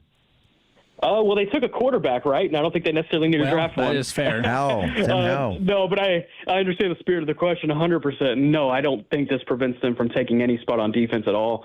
I think you can make the case for every single spot. And if anything, you added a position on defense that it would make sense in defensive tackle when you traded away Osa Diazula and Solomon Thomas. I think this kind of gives them, a runway to be able to take BPA at 12 and 20, although they are really in dire need of a linebacker, and that's obviously glaring. And if they roll into the draft as things look right now, you're going to have to spend one of those 2 picks on a premium linebacker. Hey, Nick, what I've gathered from the moves they've been making this offseason is Christian Parker, the new defensive coordinator, he's all about players who have flexibility. Can you break that down and explain why some of these guys can do more? They're more than one-trick ponies, most of them. Yeah, so Jalen Thompson, mostly played on the back end for Arizona during his career, but he does have the nickel versatility. He stepped up and he's played in the box. And when he is stepping up playing in the box or playing at the nickel spot, you have a guy like P.J. Locke who can fill that spot for him. Kobe Durant, mostly outside corner over the course of the last 2 seasons, but if you go back to 2022, played a lot more nickel, so he has some nickel versatility as well. Rashawn Gary, he has some 4-eye versatility versus outside linebacker, and so a lot of these adds that they did make on the defensive side of the ball, you will see them put into multiple places. But I think the ultimate chess piece here, and it's why that they went out and grabbed him on day one, was Jalen Thompson. And they identified him early in this process, and that was a guy that they targeted early and often, and they certainly got him as soon as the legal tamping period opened. You mentioned this casually. A lot of people may not know. They traded away Osa. Osa is now a 49er. Would they get a 4th-round pick? Third round pick. Okay, with that being said, there was talk that he was willing to, readjust his contract the way Dak Prescott and CeeDee Lamb, a couple other guys did. Was that ever part of the conversation, or they just said, nah, we'd rather have – it's not even about the pick necessarily, and he's a great guy. They love him. So why do you think he was shipped out? Yeah, so they did talk to him during Combine, or they talked to his representation during Combine week about restructuring his contract, and it's more so just about creating cap space. He doesn't lose any money when that happens. It's just a kind of a loophole within the way the salary cap structure is in the NFL, to where they can give him a signing bonus and basically spread that signing bonus over the course of his contract and then into some void years. I won't bore y'all with that talk, but when they talked about restructure, that was all that was talked about in Indianapolis. And so when all those restructures happened after they got back from the Combine, Dak Prescott, CeeDee Lamb, Tyler Smith, Osa Odighizuwa was still on the board as one that they were not doing. And you kind of look around, and you're like, what's the reason for that? That seems to be an obvious one to go ahead and restructure. And then Kenny Clark gets restructured. Malik Hooker, Terrence Steele, more guys come off the board. Yeah. And it was about 48 hours before Osa Odighizuwa was traded. And, we're hearing that teams were calling the Cowboys, wondering the same thing, being like, hey, is Osa on the market? And, not only was the Matt Eberflus part of the San Francisco 49ers being assistant head coach of defense going into 2026, not only that was an influence, but Raheem Morris really liked Osa Odighizuwa as well, their new defensive coordinator. And from a Cowboys perspective, it's tough because Christian Parker, and I wrote this yesterday in the Star Telegram, was Christian Parker basically bought a new house when he took this job. It wasn't a new house. It was one that needed a massive remodel. The ceiling was falling out. They have foundation problems. The water heater was leaking. There's asbestos everywhere. But this house, it had a beautiful marble countertop. And that beautiful marble countertop is that defensive tackle room.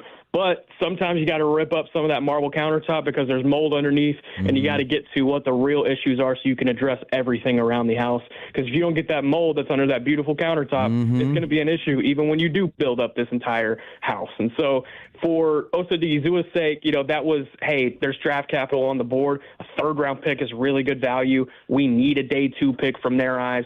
And they went ahead and made that move. And I think it was the wise one as of today. Although I do see a reality where Osa Odighizuwa goes to San Francisco and he has a hell of a career, right. and he really turns it around. You're like, no, we knew he could do this. Eberflus was blocking. Nick, you kind of talked about all the restructuring, and it kind of felt like every day we were getting a player or 2 or 3 that were getting their contract restructured, but still the Cowboys just don't have that much money to spend. Do you kind of get the sense that they might just very well be done in this kind of free agency frenzy? No, I don't believe so. They are getting creative on what to do at the linebacker position, and that's certainly not done in their eyes. There's going to be some more moves made, and linebacker is priority number 1. But again, there's not many really good green dot linebackers left on the market from their perspective. And if they want to get creative, it's probably going to be looking toward the trade market or trading up in the draft in hopes that you can get Sonny Styles. Okay, let's go to the quarterback room. You mentioned the quarterback just a minute ago. They got Sam Howell. They released Will Greer, who, by the way, is one of Dak Prescott's best friends on the team. Do you think they're going to keep 3 quarterbacks, or is this like Joe Milton? You better win a spot. I don't see them necessarily keeping 3 on the 53-man. It could be a situation like last year where Will Grier was on the practice squad. That very well could be the case for, whoever ends up, quote unquote, losing the backup quarterback battle. But I do really love the Sam Howell ad because it's going to elevate Joe Milton in the preseason and during training camp to just give him a legitimate competition behind Dak Prescott. Nothing against Will Grier, but it didn't even feel like they gave him a legitimate competition last year. Real quick, for those who don't know, Sam Howell started most of the season for Washington a few years ago. Started all 17 games, yeah. And at one point, I think in like week 8 or week 9, was leading the NFL in passing yards. Right, before Daniels got there, yeah. He could sling it, but he also led the NFL in interceptions that year, too. He got sacked, too. He led the NFL in getting sacked. Yeah, and so there's a lot to juggle there with Sam Howell, but I think that NFL experience, that starting experience, will certainly help elevate Joe Milton. And then as far as the draft goes, because it is draft talk, everybody wants to talk mock drafts and draft talk. Is there any position that is a little bit more highlighted now than it was going into free agency? Because I think a lot of Cowboys fans kind of thought, hey, maybe they're going to address the edge position. We were in the Max Crosby sweepstakes talking about Dre Hendrickson and a lot of these other names, but here we are with no edge defender. Do you think that might be a pick at 12, or do you think that's someone that they're looking at 20? Yeah, absolutely. And whether that be, Reuben Bain or hoping David Bailey falls there at 12, you got some other options that would make sense at 20, whether it be a Cassius Howell or, Romello Height, maybe more if they pick up some more day 2 capital. There's going to be an edge added to this group, no doubt. They need that. They need it for not only numbers, but from a talent perspective as well. Edge is certainly in the conversation. Let's talk about former Cowboys real quick. Last night I'm emceeing the Mavericks game. On the front row is Micah Parsons, and a lot of people are like, what is he doing here? Nick, can you talk about the snow in Green Bay and why would he not live here and he's got a house here? And I heard he's doing rehab here. I don't know if you've run into him yet. Yeah, I was actually at the game last night. There you go. Text me when you're at the game, man. I did see you, and I was waving to you, but you were in work mode, and I was like, you know what, I gotta let CA lock in right quick. Yeah. No, he was at the game, so his agency has season tickets right there on those courtside seats. He was there at the game with Reuben Bain, the pass rusher out of Miami, who very well could end up with the Cowboys. And yeah, Michael lives here during the offseason. His house is still here. Again, he's rehabbing here, like you mentioned. That's nothing out of the ordinary. DeMarcus Lawrence still lives in Dallas in the offseason. Rico Dowdle still lives in Dallas during the offseason. It's pretty standard just because it's cheap to live in Dallas. It's cheap to build a home and build a foundation here. And a lot of guys end up coming here if they played here after their careers are done. Mm-hmm. All right, fair enough. Well, Nick, we appreciate you for joining us, and yes, we do. Take it easy. We'll definitely have to get you on as we get closer and closer to the draft coverage. Sounds good. I appreciate it, fellas. Thanks, Nick. Thanks, appreciate Nick. you, buddy. That's Nick Harris from the Fort Worth Star-Telegram. Coming up, we got a CA story. CA, where are you taking us? Parades are sports, too. I'll explain about, how about the St. Patrick's Day Parade, G-Bag doing something with Snoop Dogg, and we'll also talk about the Rangers Parade, the Cowboys Parade, the Stars Parade, the Mavericks Parade, and more next on 105.3 The Fan. Why choose between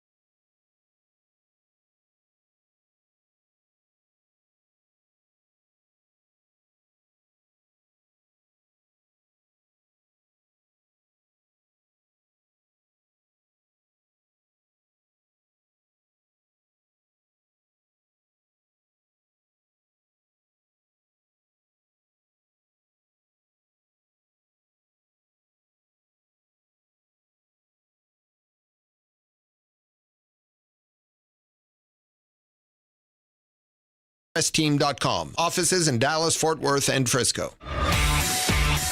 This segment of The Fan is brought to you by Classic Chevrolet. If you are in the market to upgrade your vehicle, get to Classic Chevrolet in Grapevine, the #1 Chevy dealership in the world 3 years straight. They got more new Chevys than anyone. They're all priced to sell. Visit ClassicChevrolet.com. This is Texas. This is Classic Chevrolet. Together, let's drive based on new Chevrolet registrations 2023 through 2025. It's 105.3 The Fan. My name's Kevin Walker, and I'm alongside the 3-time Hall of Famer himself, CA. And that means it's a little time for CA Stories Confidential. Thanks, Kevin. Thanks, Jet. Thanks to all the Totos for allowing me to share some of these stories, for having such a fun career, wonderful life, all because of you guys. So I thank you very much.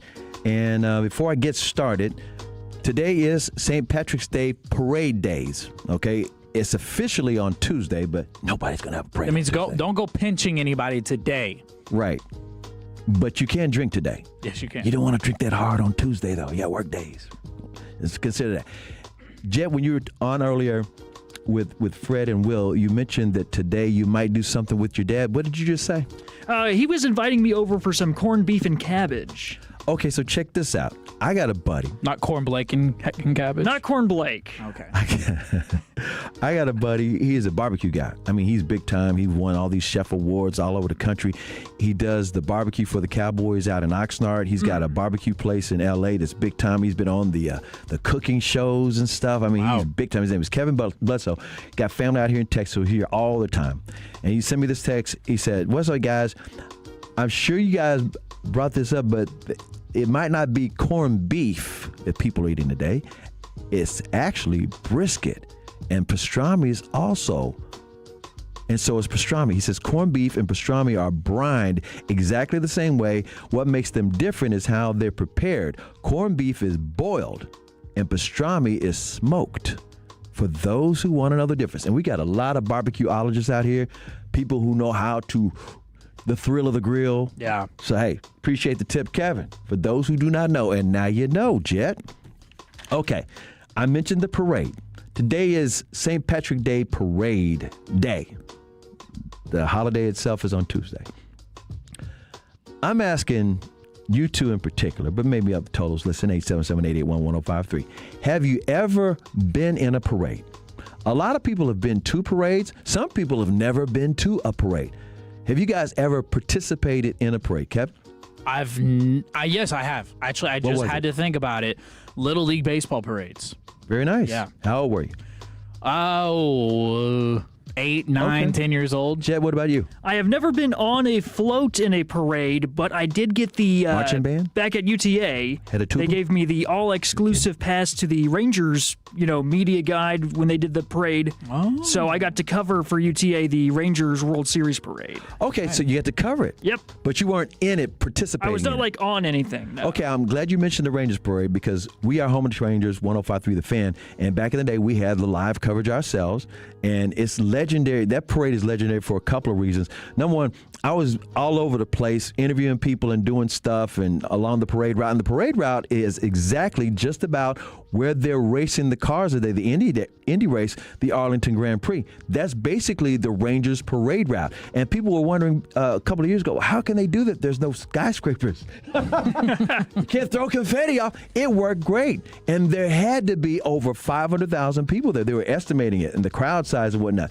Nothing bad ever happened. The two things that are memorable about it are one, I'm serious about it because, at the end of the parade, they had all the players up on the stage in front of Globe Life Field, and they were making speeches and stuff. And Corey Seager said something about, I wonder if we'd never won the World Series. I guess we'll never know. Iconic. And that's signature. That's iconic. And the other thing, we were doing live broadcasts and stuff, and G-Bag was broadcasting live, and people kept buying and brought us drinks. Oh, yeah. And he said, F it, it's a party. And so you had some nice festive Broadus on the air, and everybody loved it. That's another reason why you love some Brian Broadus, because, everybody was just handing him, have a beer, Brian, have a beer, Brian, have a drink, Brian, have a shot to you, follow everybody. So it was a fun time. So I've been fortunate enough to be in a bunch of parades. St. Patrick's Day Parade, since it's today, I'll mention this story, two stories real quick. Number one, St. Patrick's Day Parade almost didn't happen anymore. They ran out of money. they lost their sponsorships or whatever. So Mark Cuban saved it. About 15 years ago, he put up the money for the St. Patrick's Day Parade in Dallas, and everybody's like, thank you, Mark. Mark, you're so cool. Mark, we love Mark Cuban. He saved the parade. From time to time, they would have a performance after the parade right there off of Greenville Avenue somewhere. One year they had Ludacris, and one year, what happened to the music? One year, the fan had a float, and we're on the parade, and one of the guys fell off the float. Oh, no. And I was telling you guys earlier, the most dangerous drink you could have at a St. Patrick's Day parade is a Jell-O shot. Yeah. Because they're throwing Jell-O shots on the float. And everybody's like, thanks. They catch them. Thanks, appreciate it. And, beers and green beer, everything you could think of, everybody's drinking something. One of the guys at the fan, he's not here anymore. His name is Armin Williams. He's now a big-time radio executive. He fell off the float and landed teeth first on the concrete and knocked out all of his front teeth. I kid you not. Of course, we had to take him to the hospital, whole 9 yards. But again, it did not thwart his career. But it was, hey, Armin, the teeth, he got his teeth knocked out in the parade. I think that's the first. I don't know. I've never heard of anybody else getting their teeth knocked out. I also have never heard of that before. Okay, let's see. The 682 says, CA, I was on a float during the 2010 St. Patrick's Day Parade on Greenville Avenue. Monticello Liquor had a large flatbed truck, live band, several inebriated revelers were on that truck. Best freaking memory ever. See, that's what happens on St. Patrick's Day. So one year, performing after the parade, because everybody just don't go home. I mean, there's bars up and down. You go to the bars, but there's this big concert. This one year, Snoop Dogg was performing. Okay. They hired Snoop Dogg. Snoop was at the parade, and they said, G-Bag Nation, we want you to introduce Snoop. So we're like, cool. So we're over there in the area. Me, Lucius, Dawson, Jeff Kavanaugh, and I think Broadus was there with us too. Not Broadus, Bassick, Mike Bassick. So we're there, and we're kind of backstage, and then they were like, okay, so when's he coming out? They had a DJ on the stage.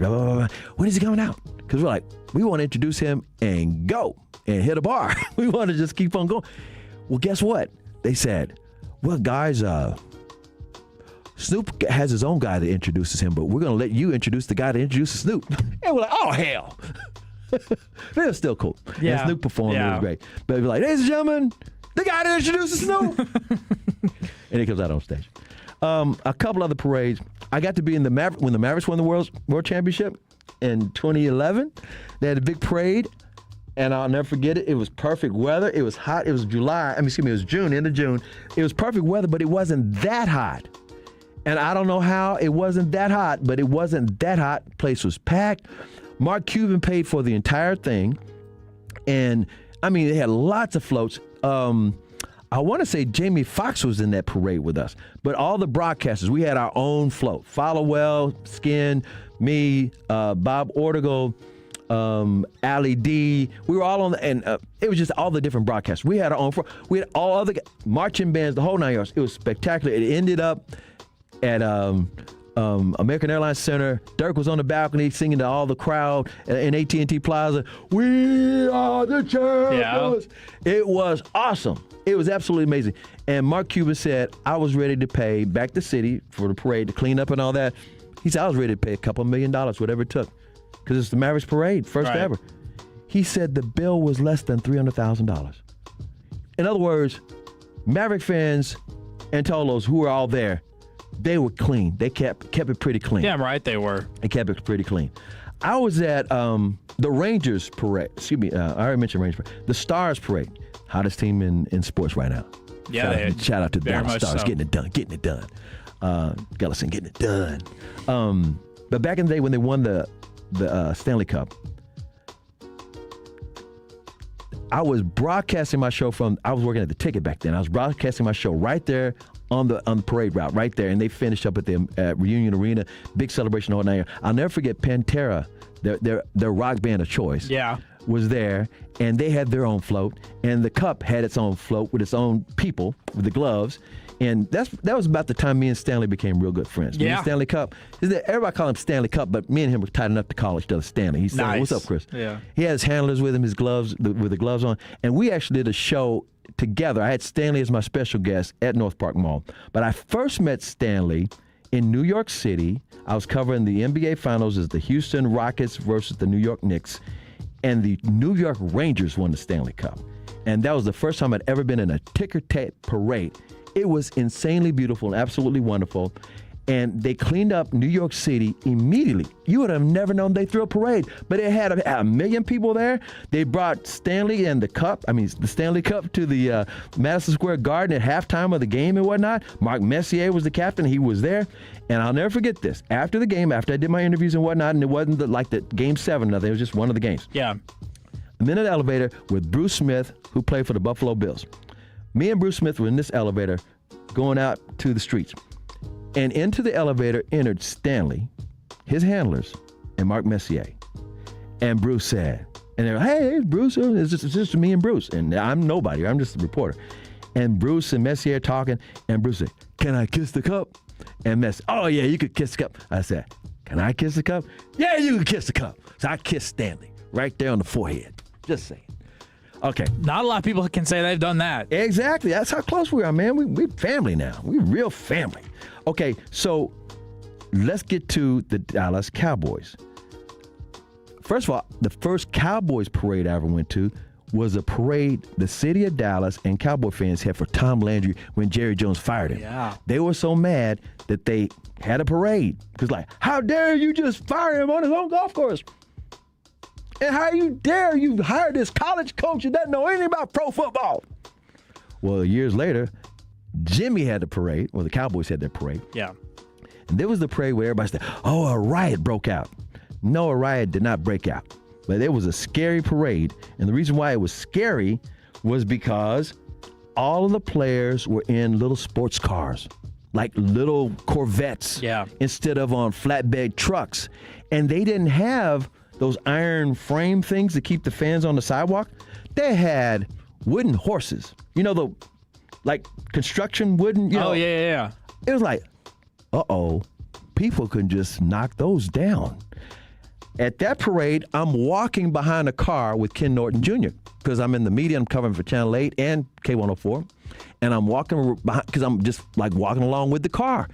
And then all of a sudden, all the fans started surrounding the cars, but nobody, I was like, if somebody, it was that, they were patting the players on the back, they could have conked somebody, but they didn't. And the only reason they called this a riot, which was embellishment, was because down the street, there was a 7-Eleven or a mom and pop store or whatever, and some kids who took off for the parade and took the bus, it was like near the bus station, and they took the buses back to their part of town or wherever. So it was some girls. They started fighting in the store. And somebody broke the window, and I broke it out, but, spiderweb glass.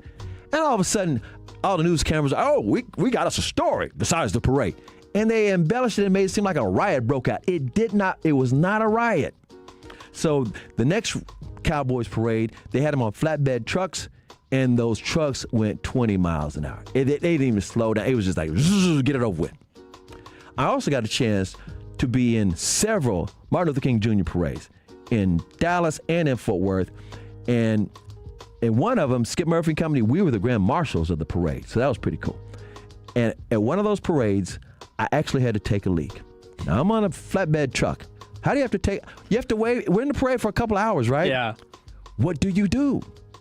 Well, I was drinking some apple juice at the time. And I jumped into the front of the truck with the driver, and I said, excuse me. And then when I finished, I jumped back on the float, but not before I threw that bottle of apple juice, wink, wink, into a trash can on the side. Okay, well, at least you threw it in the trash can. Smooth move. At least you threw it in the trash can. So anyway, parades are a sport. And if everybody's been a part of a parade, and there's a lot of people who've been a part of parades, whether they're like, the marching band, whether they're in a group, even service. Fred Davis was talking about how he was in the military part of a parade. Hey, salute to everybody who's been a part of a parade. Parades are a sport too, especially if you win a title. That's the CA Stories Confidential. And the Tolos are texting in saying that the Dallas Stars could be the next team in DFW to host a parade. Yes. All right, well, let's grade the moves that the Cowboys did make in free agency. Did they bust the budget or their budget? That's next on 105.3 The Fan. Take us with you wherever you go. Now heard on the iHeartRadio app, YouTube, Twitch, the TuneIn app, our Odyssey app, and of course with the biggest mother of a radio signal in DFW. Thanks for making your favorite travel buddy 105.3 The Fan.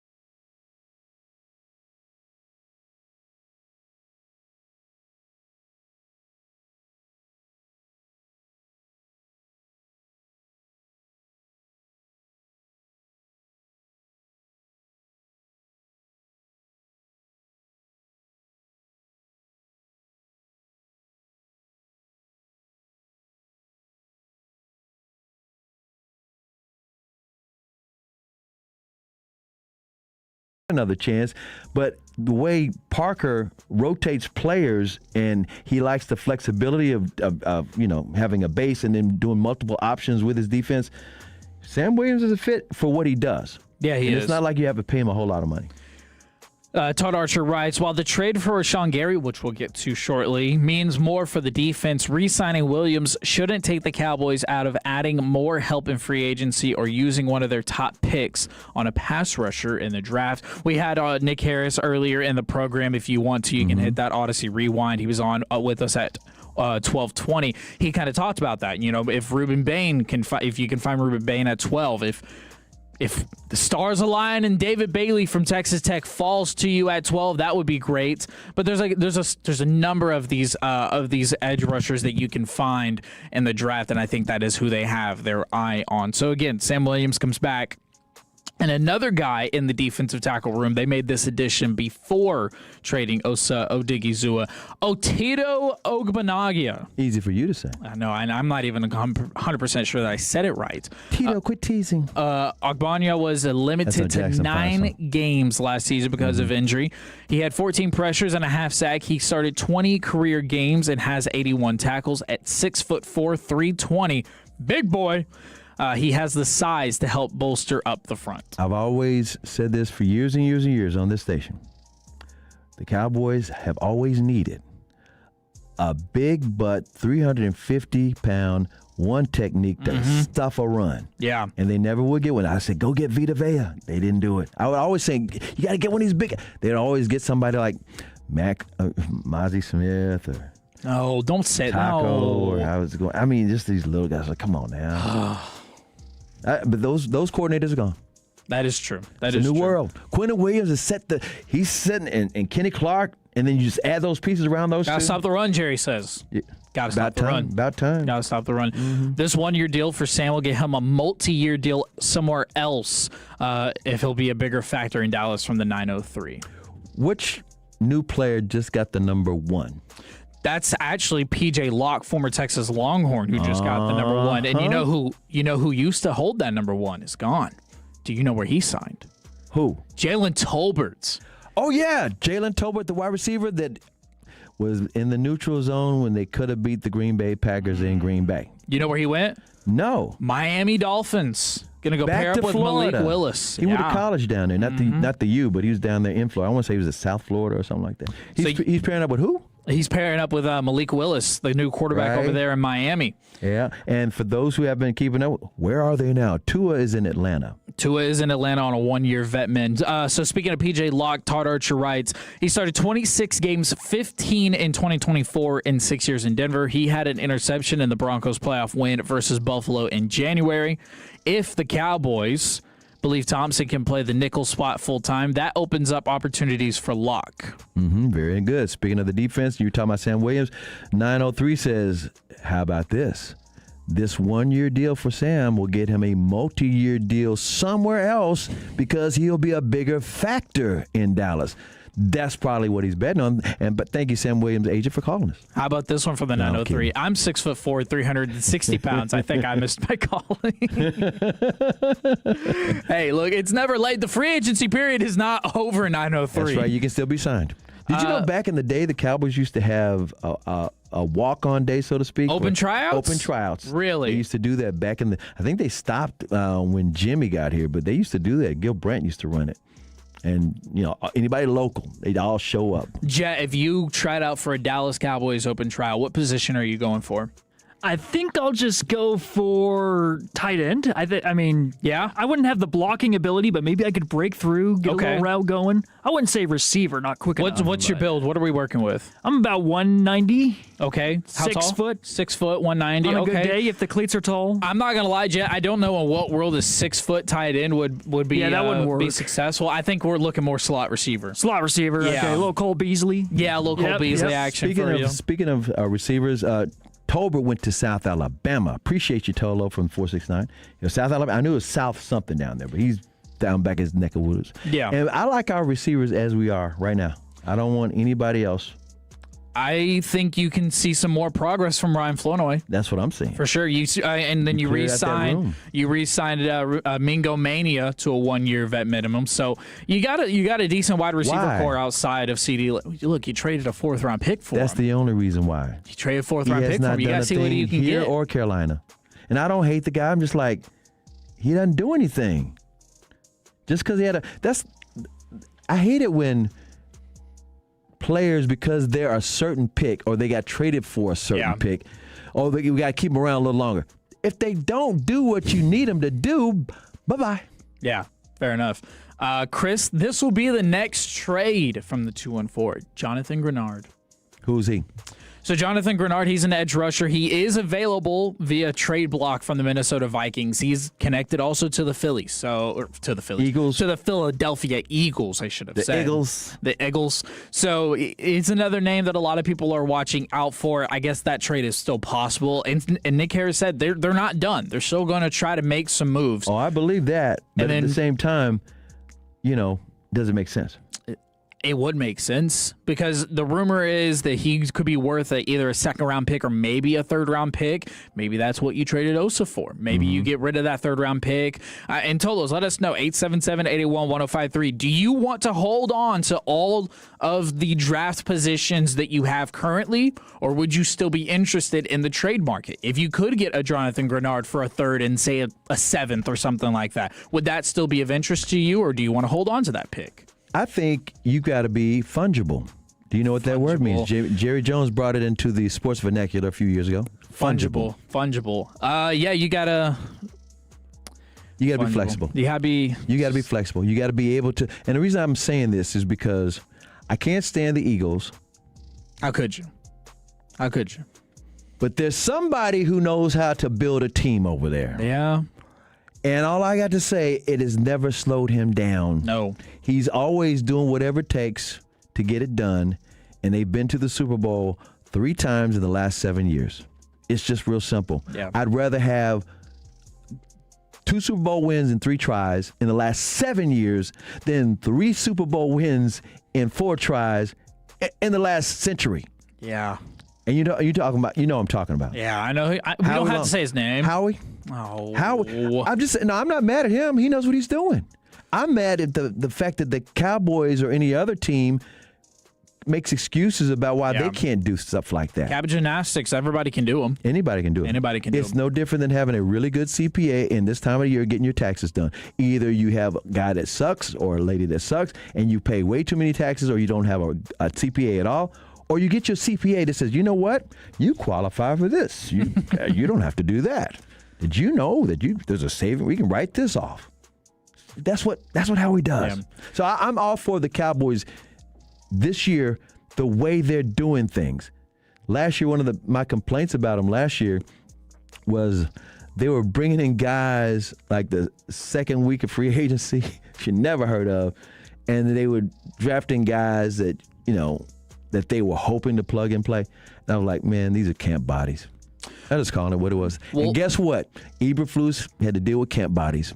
And he wasn't even that good himself. Trade for Patrick Queen from the 214-903. I'm trying to package a 3rd, next year's 2 for a starting linebacker. We have plenty of 5s we can throw in. If so, do all you can to save the 1s. 214, we were talking about this last week. Simone Biles' husband, who played for, I think he played for. Yeah, he played for the Packers and I think for the Bears as well. They said he just signed with the Colts. Yeah, he did.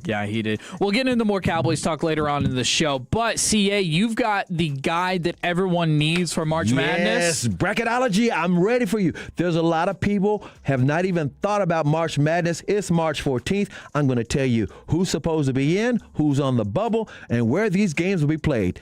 Bracketology, March Madness. Get ready. Next on 105.3 The Fan. And it's time for a quick update on the Grand Prix of Arlington here on 105.3 The Fan. The qualifying race to determine tomorrow's standings is about to start at 1:35. Scott McLaughlin had the best practice time yesterday, and Kyle Kirkwood finished first in this morning's practice. Check out the race live in Arlington and on Fox Sports 1, and check the final standings on IndyCar.com/leaderboard. That's the Grand Prix of Arlington update right here on 105.3 The Fan.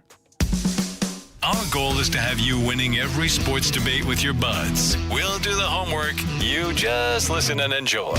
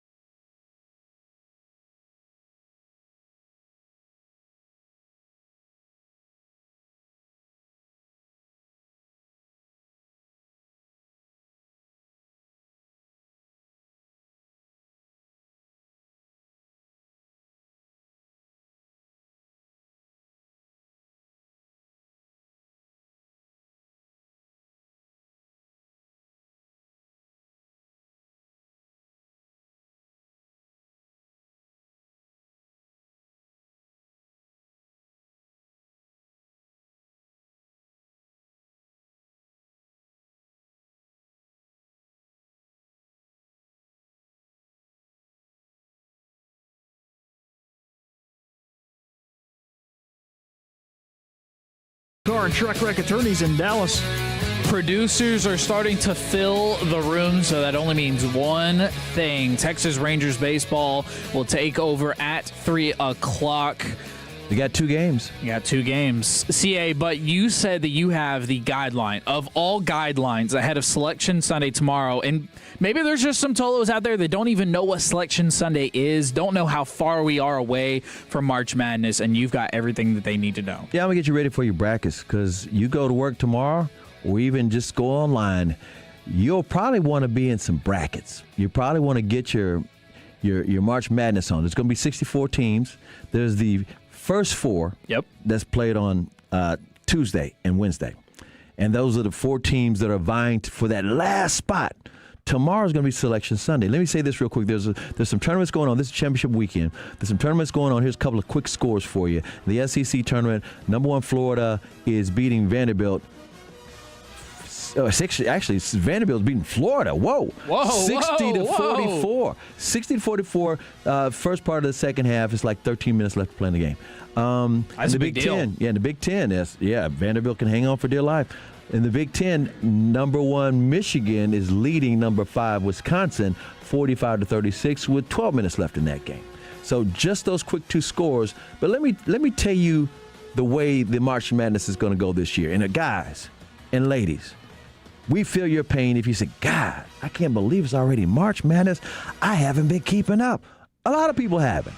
The NFL is like 365, 24/7. I mean, it never ends. Super Bowl ends, and guess what? You got to get ready for free agency. You got the combine. You got the draft right around the corner. Everybody's looking at mock drafts. I mean, I understand. We feel your pain. There's the NBA and the jockeying for position both ways. And then you also have, of course, baseball. Rangers in spring training, other teams in spring training, the World Baseball Classic. I mean, there's so many other things taking on your mind. Locally, Arlington, IndyCar race, the Arlington Grand Prix. I mean, there's lots of stuff going on. High school championship. We already mentioned the high school. Congratulations to, the teams who won over the weekend and down in San Antonio for the day. Yeah, text us in. Let us know if you're going down to San Antonio. Yeah, we got those texts earlier that said we've been shouting everybody out. And again, let me go ahead and shout out the teams in high school real quick while I got them here. Kimball won a state championship. Carter won a state championship. Madison won a state championship. And girls, Lancaster won a state championship. Denton Ryan won a state championship. Lincoln won a state championship. And today, North Crowley is going to take on San Antonio Brennan at 5 o'clock. Little Lamb's going to take on Austin Westlake at 7 o'clock. Frisco Heritage is taking on Beaumont Westbrook at 11 o'clock. Well, they already played that game. We're going to give you the real little bit here. Mansfield Summit taking on Beaumont. They just started about 30 minutes ago. So, again, March Madness is here. It's upon us. So, here's what you need to know. When is the Final Four? The Final Four is April the 6th in Indianapolis. I've covered 16 Final Fours, including the Final Fours in Indianapolis. That's one of the best spots to ever go to a Final Four. Indianapolis and New Orleans, it's a coin flip. I tell you, those are the best places to ever have a Final Four. By the way, Final Four's coming back to Dallas-Fort Worth in another couple of years. So here's where the tournament breaks down. Like I said, Selection Sunday is tomorrow. The first 4 is Tuesday and Wednesday, the 17th and 18th. And it's going to be in Dayton, Ohio. The first round of the 64, where you're going to be sitting at the bars with your friends, trying to see how your brackets start working out, that's next weekend, beginning Thursday, March 19th. It's going to be in Buffalo, Greenville, Oklahoma City, and in Portland. The other part of the first round will be in Tampa, Philadelphia, San Diego, and St. Louis, and that's on March 20th. March 21st, that's the second round of the first round, the first part of the tournament. Buffalo, Greenville, Oklahoma City, Portland. Then the other part, Tampa, Philadelphia, San Diego, St. Louis. The Sweet 16, circle your calendar. March 26th, Houston. Also, that's going to be the South. The West will be San Jose. The other Sweet 16 will be in Chicago and in Washington, D.C. Then you got the Elite Eight. That's March 28th. These are the regional finals. Still in Houston and San Jose and Chicago and Washington.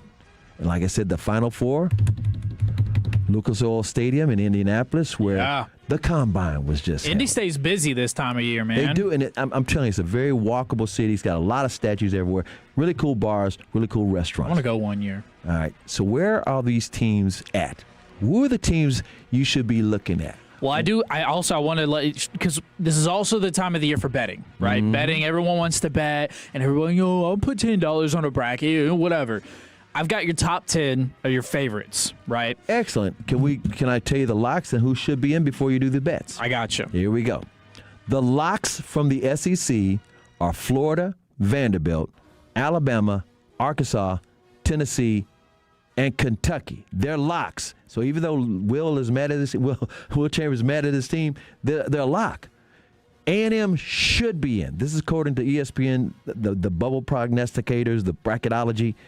Sweating out Selection Sunday from the SEC will be Missouri, Auburn, Texas, and Oklahoma. Texas has a 38% chance of making it.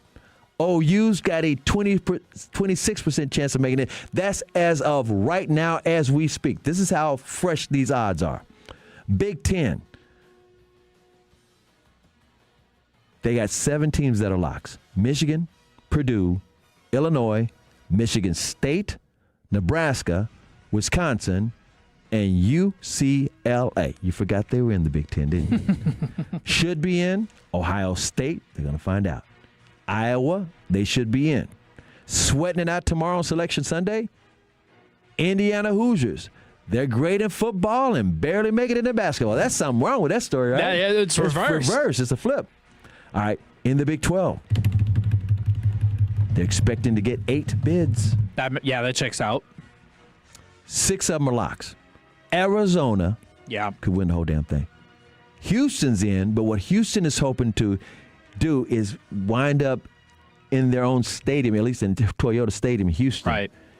Because if they get there for the Sweet 16 and the Elite 8, I mean, they should be going to the Final Four. Houston, Arizona, Iowa State, Kansas, Fred Davis, BYU, and Texas Tech. They are locks. Should be in. UCF, you forgot about Central Florida, didn't you? I guess I did, yeah. They're in the Big 12. And TCU. They should TCU's be in. been balling. Yes, but they should be Kansas. They should be Kansas the other day. Don't tell that to Fred. Yeah. The locks in the ACC. Duke, Virginia, Louisville, North Carolina, Clemson, the U, a.k.a. the Miami Hurricanes, should be in North Carolina State. And by the way, they're expected to have 7 bids. Who sweated out on Sunday? 2 teams from the ACC, Stanford and SMU. SMU are free-falling. The Bonies are free-falling. 2 weeks ago, they had a 94% chance of being in a large team. But they lost 4 of the last 5 regular season games. And they did beat Syracuse. But their odds are now down to 58%. A little better than a coin flip. Yeah. Big East, the locks, they're expected to get 3 bids. UConn, St. John's, and Villanova. Sweat it out, Seton Hall. The other teams, Gonzaga, they're clinched. Santa Clara's trying to be in. The locks are St. Mary's and Utah State. Miami of Ohio is trying to get in there. 214 just asked about them. Oh, okay, cool. VCU, they got some work to do. San Diego State, they got some work to do as well. And South Florida Bulls, that's the same team that Jalen Tolbert went to. I was thinking Jalen Tolbert. He went to South Alabama. That's it. So those are the bubbleology, the bracketology, and you got some bets. All right, so I know that there's a fair amount of y'all that are betting fans out there. I've got a top 10 here from Bet365. These are the odds you can find. We start with Fred's Kansas Jayhawks. I don't trust their point guard. I'm honestly surprised that they're in the top 10. to be completely honest. He's not but serious. Their odds He's are unserious. Their odds are a mere plus 4,000. So look, take that as you will. This was updated on March 12th, so this was going into conference play. So I'd assume that these might have changed by then. After them, you have the Purdue Boilermakers plus 3,300, Iowa State plus 2,200, Illinois, who a lot of people do have their eye on as a sleeper pick. I do know. There's a former Dallas Maverick great that went to Illinois. Actually, two of them. Really? Derek Harper and Darren Williams. Okay. All right. They have a plus 1,800. The reasoning for them is they are the number one in adjusted offensive efficiency. UConn, a big name when it comes to March Madness, plus 1,800 for them as well. They are just 11 and 20, 35.5% against the spread. Houston is plus 1,100. They have the third fewest points per game allowed of any team in college basketball. Kelvin Sampson. Now we're getting to the real big-time favorites, the top four. Arizona. Florida comes in number 4, plus 700. The reigning champs are riding an 11-game win streak, and now they're on the ropes against Vanderbilt. So we'll have to see how that one plays out in the SEC championship. Arizona at number 3, plus 475. The Wildcats boast huge plus 11.6 rebound margin. Michigan, number 2, plus 340. Number 1 in strength of record. And then you got your blue blood of the blue bloods, the Duke Blue Devils. Plus 325. Number 1 in adjusted defensive efficiency. You mentioned Florida right now with 12 minutes left to play in the game. Florida is down 64-46. They've cut it to 18. This isn't the NBA. No. They're headed for a loss. Meanwhile, Michigan, the number 1 team, taking on Wisconsin, they are up 52-39 with about 10 and a half minutes to play. So we'll have to see how everything plays out coming out of the championship games. But Kevin Durant keeps his ties close to Texas. I'll tell you all about it. You mean the college basketball player of the year from UT? Yes, sir. We'll talk all about it on the other side on Khakis Mr. Kicks. Burner?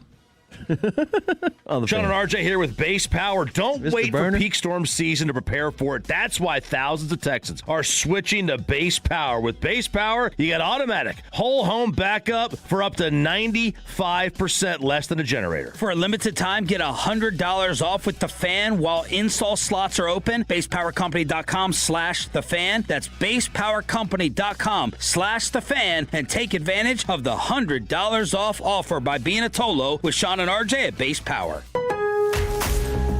Spring deals are popping up early at Lowe's. Right now, get 4 bags of Stay Green 2 cubic foot mulch for just $10.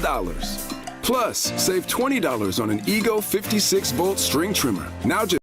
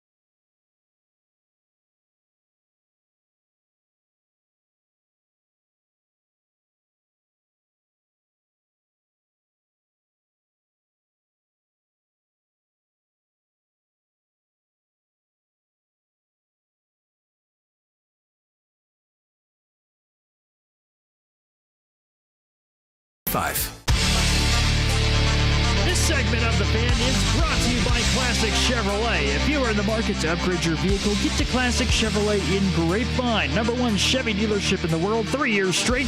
They got more new Chevys than anyone, all priced to sell. Visit ClassicChevrolet.com. This is Texas. This is Classic Chevrolet. Together, let's drive based on new Chevrolet registrations 2023 through 2025. Qualifying is taking place right now at the Arlington Grand Prix. They're in the round 1 of Group 1. How's that go, CA? One more time? We've already seen a couple of crashes take place, so we're still... Look, everybody's getting used to the new circuit. Dallas Stars taking on the Red Wings tonight at 7. Like I said earlier, it's a doubleheader for the Texas Rangers today, but they're going to be playing the Padres here on 105.3 The Fan. Make sure you turn it on, leave it on at 3 o'clock. And then the Mavs, they'll be at the Cavaliers tomorrow at 2:30. Can I say this real quick? The Mavericks are actually playing 4 games in 5 nights.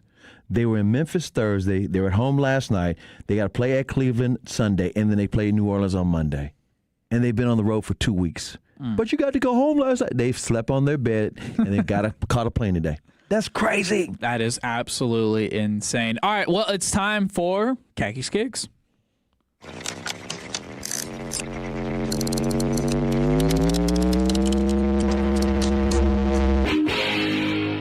The khackiest of the khaki, the one, the only, Mr. Khaki Kevin Walker. This could be a telling sign of what's to come. Oh? What might I be talking about? Well, I will let you know here in just a moment. It's Khaki Kicks, 877-881-1053. Make sure to text in on the Frankel and Frankel Injury Attorney text line what you got on your feet. I don't care if you're wearing Jordans. I don't care if you're wearing New Balances, your work boots, your slippers, your Crocs. I don't give a damn what you're wearing. Just text it on the 877-881-1053, The Fan text line. We're going to go around the room. Jet, I'm going to start with you. Caught you off guard. I got the black Nike Roshis on. Okay. Am I pronouncing that right? I've always said Roshis. Yeah, it's Roshis. Yep. It's Roshis. And if I'm saying it wrong, no one's ever corrected me. So I'm going to assume that is correct. CA? My back loves my Yeezy slides. Yeah, they did. These 3-year-old slides. But guess what? Did you hear what somebody asked Kanye? Would he ever wish Kim Kardashian the best? I did see that. Jed, did you hear about this? I don't think so. She said, she's moved on. She's with the race car driver. Isn't she with Lewis Hamilton now or something? That's what they're sparking rumors. This is sports related. So they say, Kanye, would you wish Kim the best? He goes, no, if I did that, she'd be back with me. Ego! Mic drop. Mic drop moment for sure from Kanye West. I'm rocking some Air Force Ones today with the Travis Scott Utopia logo on the side. Out like a light. Like a light. And Nike is where we're going to go first with our headline today. Mm-hmm. Because if you didn't see, the University of Texas, hook 'em. Can I get a hook 'em? No. I didn't think so. I didn't think so. I thought I could get him. I could get him. But Kevin Durant, we talked about it earlier on March Madness, the one-timers. Kevin Durant went to Texas, for those that didn't know. College Player of the Year. College Player of the Year. But he keeps his ties to Texas, unlike some players that went to different colleges. He shows up on the sideline at football games. Well, now there's going to be a partnership between him and the University of Texas. Kevin Durant and the University of Texas announced Team KD. It's going to be a sponsorship/NIL program. And the first athlete on the list is alleged in and of herself, Madison Booker, who has been balling out for Texas on the women's college basketball side. So she's the first signee of what they're calling Team KD. On Texas Football Reports. He can do that. He went to school there. Exactly. He's no different than Cody, the billionaire from Fort Worth, who reps Texas Tech and takes care of their money, the NIL. So they report... And Mark Cuban does for Indiana. Of course. In the partnership with Nike, Texas women's basketball forward Madison Booker will become the first athlete to receive access to Kevin Durant PEs, player exclusives, apparel, and more. The University of Texas, Nike, and Durant's boardroom, which is kind of one of his own side missions, will also partner on an annual sports business summit open to all of the University of Texas student athletes and sports business students with a goal of creating impactful, interactive programming to foster the education in the business space. That's great. Kevin Durant has got his fingerprints on all kinds of different kind of businesses. When he went to the Warriors, he hooked up with all these Silicon Valley tech groups and businesses, and his boardroom thing. That's one of his ventures that he does, and different collegiate students who want to get in the world of sports, and that's the perfect thing. Yeah, I think he's doing that down there. It's a really good job, and not a lot of people have been talking about it. But hey, that's what we do here on Khakis Kicks. We talk about all the things relating to sneakers, not just the stuff that you got on your feet. Speaking of what people have on their feet, they're blowing up the Frankel and Frankel Injury Attorney text line. Way to go, Tolos. 469 Jordan 4RM Varsity City Red and Whites. Gamma Jordans from another 469. Back to the Future sneakers by the 903. Varsity Red and White 469. Danner Work Boots, John in Fort Worth. What up? Appreciate you. Soccer cleats from the 945. I'm assuming that you're going to a tournament of some form, or if you are just wearing soccer cleats, he's preparing for the World Cup. Great Hey Dudes from the 682. Hoka Arahi 7s from the 360. I've recently become a fan of the Hokas, I will admit. Okay. Fred makes fun of me all the time for I had some Hokas care. way back in the day. Hook 'em from the 214. Yes, sir. Still Boots doing yard work today from the 956. Keep blowing up the Frankel and Frankel Wait a injury. minute, you didn't mention the 214 and his cowboy boots. Oh, yeah, you have to mention the cowboy boots. So the cowboy boots, look. Brand spanking new Tony Lamas. That's the best part about Khakis Kicks is you can text in anything that you have kicks on your kicks, feet. Man. Kicks are kicks, and everybody's got their own. Kicks I've are got Crocs, my own. too. I've got some cowboy boots myself. I consider them part of my sneaker collection. I want to know if any Tolos out there have any Post Malone Crocs. Oh, those were special edition. That's a good throwback because those were rare. He gave a bunch of them out to the students at Grapevine High School because that's where we went to school. So the next tier in the headlines of Khakis Kicks, one man that we've been talking about a whole lot is Steph Curry. Yes. And not for on-court situations. But where the hell is he going to sign his brand to? Where is Curry brand going to go to? Is it going to be Anta? Is it going to be Adidas? Is it going to be Nike? Well, it won't be Under Armour, right? Maybe this audio gives a clue. Ant Edwards relocating right in front of Steph Curry. Steph Curry just has to roll his eyes. Yeah, Steph Curry the entire... Who was he said? What did he just say at the very beginning? So Anthony Edwards, he hit a three-point jumper right in front of Steph Curry because Steph Curry was on the bench. Yeah, last night. So after the game, he was quoted saying, this is Anthony Edwards, "That's my boy. I love Steph. Love everything about him. To me, won a gold medal together. Greatest point guard." Does that mean Steph Curry might be possibly talking to Adidas? Anthony Edwards, he's got his AE2s now. He's one of the, if not the face of Adidas. Okay, so let me get this straight. Trying to connect the dots here, CA. But he didn't give any hint like he was trying to recruit Steph. He just said... Connect the dots? I think he might have just been saying, don't take it wrong when I hit that dagger and I stared down Steph that I'm mad at him. That's my guy. We won the gold medal together. Maybe so. Or maybe so. Put it like this. Maverick fans should know that Kyrie and Klay Thompson both have Antas. But did you know that Klay was with Anta before Kyrie? Yeah, I did know that actually. He was one of the first ones before it was even popular. Yeah. So he's been there for a long time, and he's been helping them work on their sneaker game. And 10 years. Didn't they give him some kind of deal now? They did. He has a lifetime contract now with Anta. Klay. I wonder what Megan wears. Gotta wear them, right? You would think. Right? She has to be signed to... Well, maybe she don't have to be signed to them, but she can wear them. Mm-hmm. I mean... If I had somebody who had a lifetime partnership with a brand, I know I would partake in that brand for sure. We got a Tolo from the 254 says, "I'm wearing some snake boots. I'm cutting down trees on my property." Appreciate that. And the 817 says, "I'm wearing the..." Let's see. Oh, they say you're stretching, you're reaching. I'm reaching, yeah. Look, maybe I am. I'm just trying to figure out. Is that what you want? I'm just trying to figure out where Steph Curry is going to go. And the latest report was that he's really close with Kai. Right. And he was having a lot of talks with Anta. He even had his own shoe made with the Anta logo and the Curry logo on really? It. As a sample, though. Oh, as a sample. Which I'm assuming... That's going to be a collector's item. I'm assuming with Steph Curry like that, it's going to end up in PJ Tucker's closet probably. Somebody, go ahead. No, I was going to say, but I'm pretty sure with how hot of a free agent he is when it comes to the sneaker game, he's probably getting samples like that for all the brands. What's the figure? You think it's going to be $200 million? I would imagine this stage in the game. I'm looking at this, and you tell me what you think when I paint the picture. We know he's in his 30s. We know he's probably going to play no more than 5 more years, probably less than that. But his name is so big. It's like Jordan's name is big. He's been retired, and it really hadn't fallen off. I'm not saying Steph Curry is Jordan, but his brand is significantly better than just the guy who, was an all-star in the NBA. I think he revolutionized the game with a three-point shot, and I think he could get $200 million. That's just me.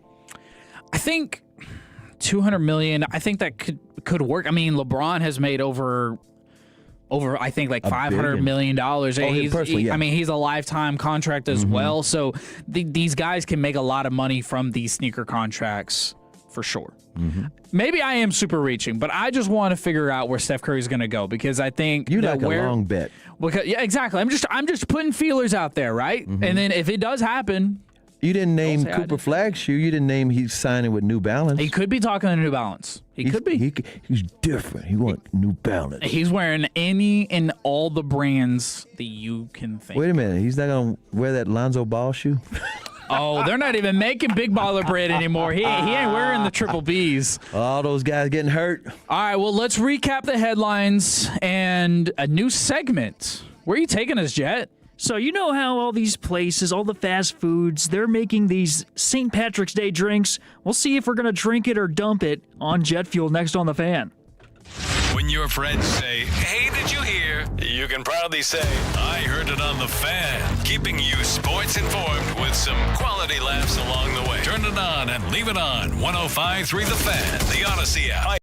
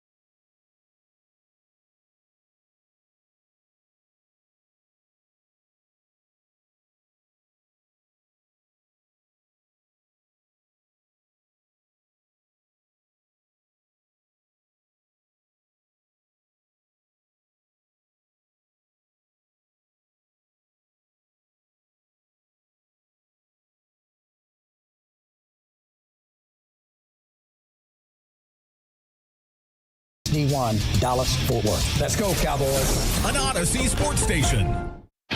Driven by our D&M Leasing Studios. Thanks for turning it on, leaving it on. 105.3 The Fan. Hour number 3 on 105.3 The Fan. You've got Mavs at Cavs tomorrow. You've got the Arlington Grand Prix taking place right now in qualifying. Rangers at Padres at 3 o'clock. We'll hand the broadcasting baton over to the Rangers Radio Network. And then the Stars, the hottest team in DFW, maybe even the hottest team in American sports right now, take place against the Red Wings at 7 o'clock. My name's Kevin Walker. I'm alongside the 3-time Hall of Famer Chris Arnold. Got you down. Jet Nelson, who we'll get to in just a moment, behind the glass on the 1, 2s, and 3s. So far, we've seen a crash in the inaugural Arlington Grand Prix. People love a crash. Round 1 of Group 2 of the qualifying. I mean, you're not wrong. You're not wrong. And I was just freaking out in the break because, for the Tolos that don't know, I'm a Formula One fan. So I keep a good eye on all racing, especially Indy. And the CEO of McLaren, Zach Brown, is actually there at the Arlington Grand Prix. It just looks so pretty. It's so big time looking. And the weather's perfect for this. The weather's not going to get bad until tomorrow night. Big cold front's coming in from North Dakota tomorrow night. So after about 7 o'clock, it's going to get real chilly in North Texas. In fact, north of 380, which is up there in Denton and stuff, it's going to be 20 degrees. I kid you not. So enjoy this today, tonight, and tomorrow during the day. So it's great racing weather if you want to get outside. And let us know what you got going on the rest of your evening if you get a chance to. There are a lot of people down in San Antonio because we got some high school football playoffs going on. Taking place at the Alamo Dome. We got a new champion, Class 5A Division I. Frisco Heritage knocked off Beaumont Westbrook 60-47. And playing as we speak in the second quarter, Mansfield Summit trying to win Class 5A Division II.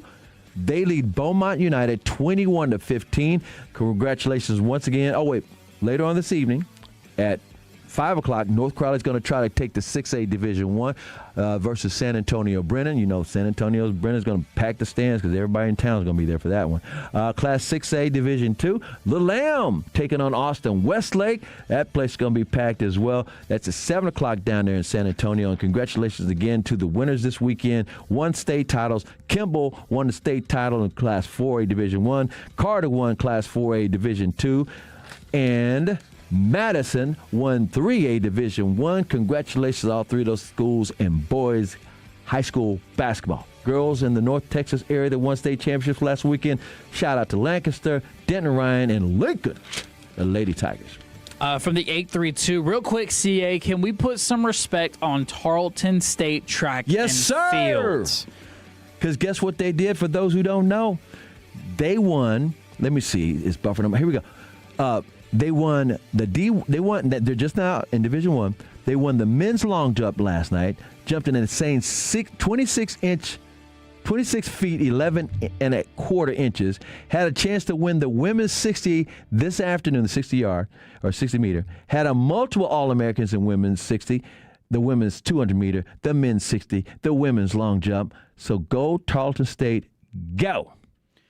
And also shout out to FSU. There you go. Not only are they good at women's softball, blah, blah, blah, blah. Go Florida State, go Noles for those. That's from Deion Sanders. I'm just kidding. And then from the 408, you may have already explained this. I haven't. But what's the difference between IndyCar and Formula One? I'll do a little bit of research so I can break it all down for you professionally. While you do that, let me tell people about that Maverick schedule again, because you mentioned the Mavericks playing Cleveland tomorrow. Yeah. They got blown out last night at home against the same Cleveland Cavaliers. The Mavericks are on the craziest schedule. This entire season has been nuts. Had a lot of home games in November, a lot of home games in January. And then in February, they were on the road a lot, came back for a couple of days, and then they've been on the road for the last 2 weeks. They literally were like in Toronto, in Orlando, in Washington, in Boston, where Cooper Flagg got treated like royalty because he's from New England. And by the way, Cooper Flagg had the dunk of the month last night at the American Airlines Center. I mean, he posterized. He tends to do those kinds of things. Yes, he's got some skills. And so they're going to play the Cleveland Cavaliers tomorrow. That's 2 games. It's like not a home and home, but it's the same 2 teams playing each other. And then they got to play the New Orleans Pelicans. So they're playing 4 games in 5 nights. Then they come back to play the Atlanta Hawks on Wednesday. That's 6 games in 8 nights. I mean, and it's amazing that, most of those guys have been hurt all year because of this crazy schedule on top of that. But, hey, they're making it through.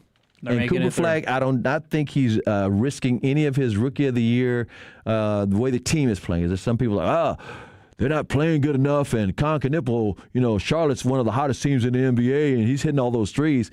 Well, have you seen the history that Cooper Flagg is making? Yeah, he's making a lot of history. And there will not be, the way the rules are, there's not going to be a co-MVP, co-Rookie of the Year like they had with Jason Kidd and Grant Hill way back in the day. They were co-MVPs. There's only going to be one person who's going to be the Rookie of the Year, and I'm telling you, it'd be robbery if it's not Cooper Flagg. He missed all those games. He only missed 9 games. It's not like he missed half the season. Yeah. And there's not a 65-game requirement like they are for MVP, Defensive Player of the Year, those kind of categories. Because rookies usually barely play anyway. So just know Cooper Flagg is still his to lose. You talked a little bit earlier during CA Stories Confidential at 140 about St. Patrick's Day and all things the color green, and I think that has something to do with where we're going in jet fuel. There you go, Captain. Topped off with the finest jet fuel in Prop Wash Junction. What about this one? Butylated hydroxytoluene. A good rule of thumb is not to eat foods that share ingredients with jet fuel. It is none other than Jet Nelson. I have jet fuel in my blood. There we go. Miles Teller getting us ready for a little jet fuel. This is a segment. I'm Jet Nelson. I'm with CA. I'm with Khaki Kevin. And I just love to break down what I'm eating. Tolos, I want you to send it in as well. 877-881-1053. What are you having for St. Patrick's Day dinner? What are you having for lunch today? And CA, you got something here. Yeah, I got a question for you. And by the way, I love the way you got some St. Patrick's Day food.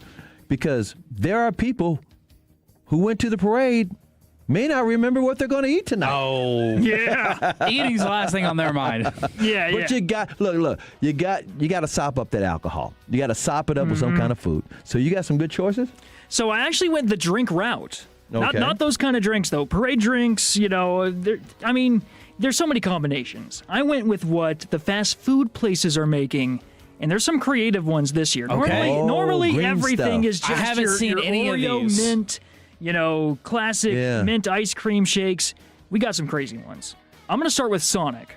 Sonic went with the Sonic Sour Shamrock Slush. I'm not saying that's what I would have at Sonic, but did you know their ice has got like iron in it, and women just love it. It makes them, women love, I'm saying this for, it's like, I don't know if it's like psychological or they need more iron in their body, but they love Sonic ice, now, like snow cone ice. It was kind of tricky because my sister, she would order the Route 44 of ice at Sonic and eat the whole thing, and we thought like maybe it was the iron deficiency.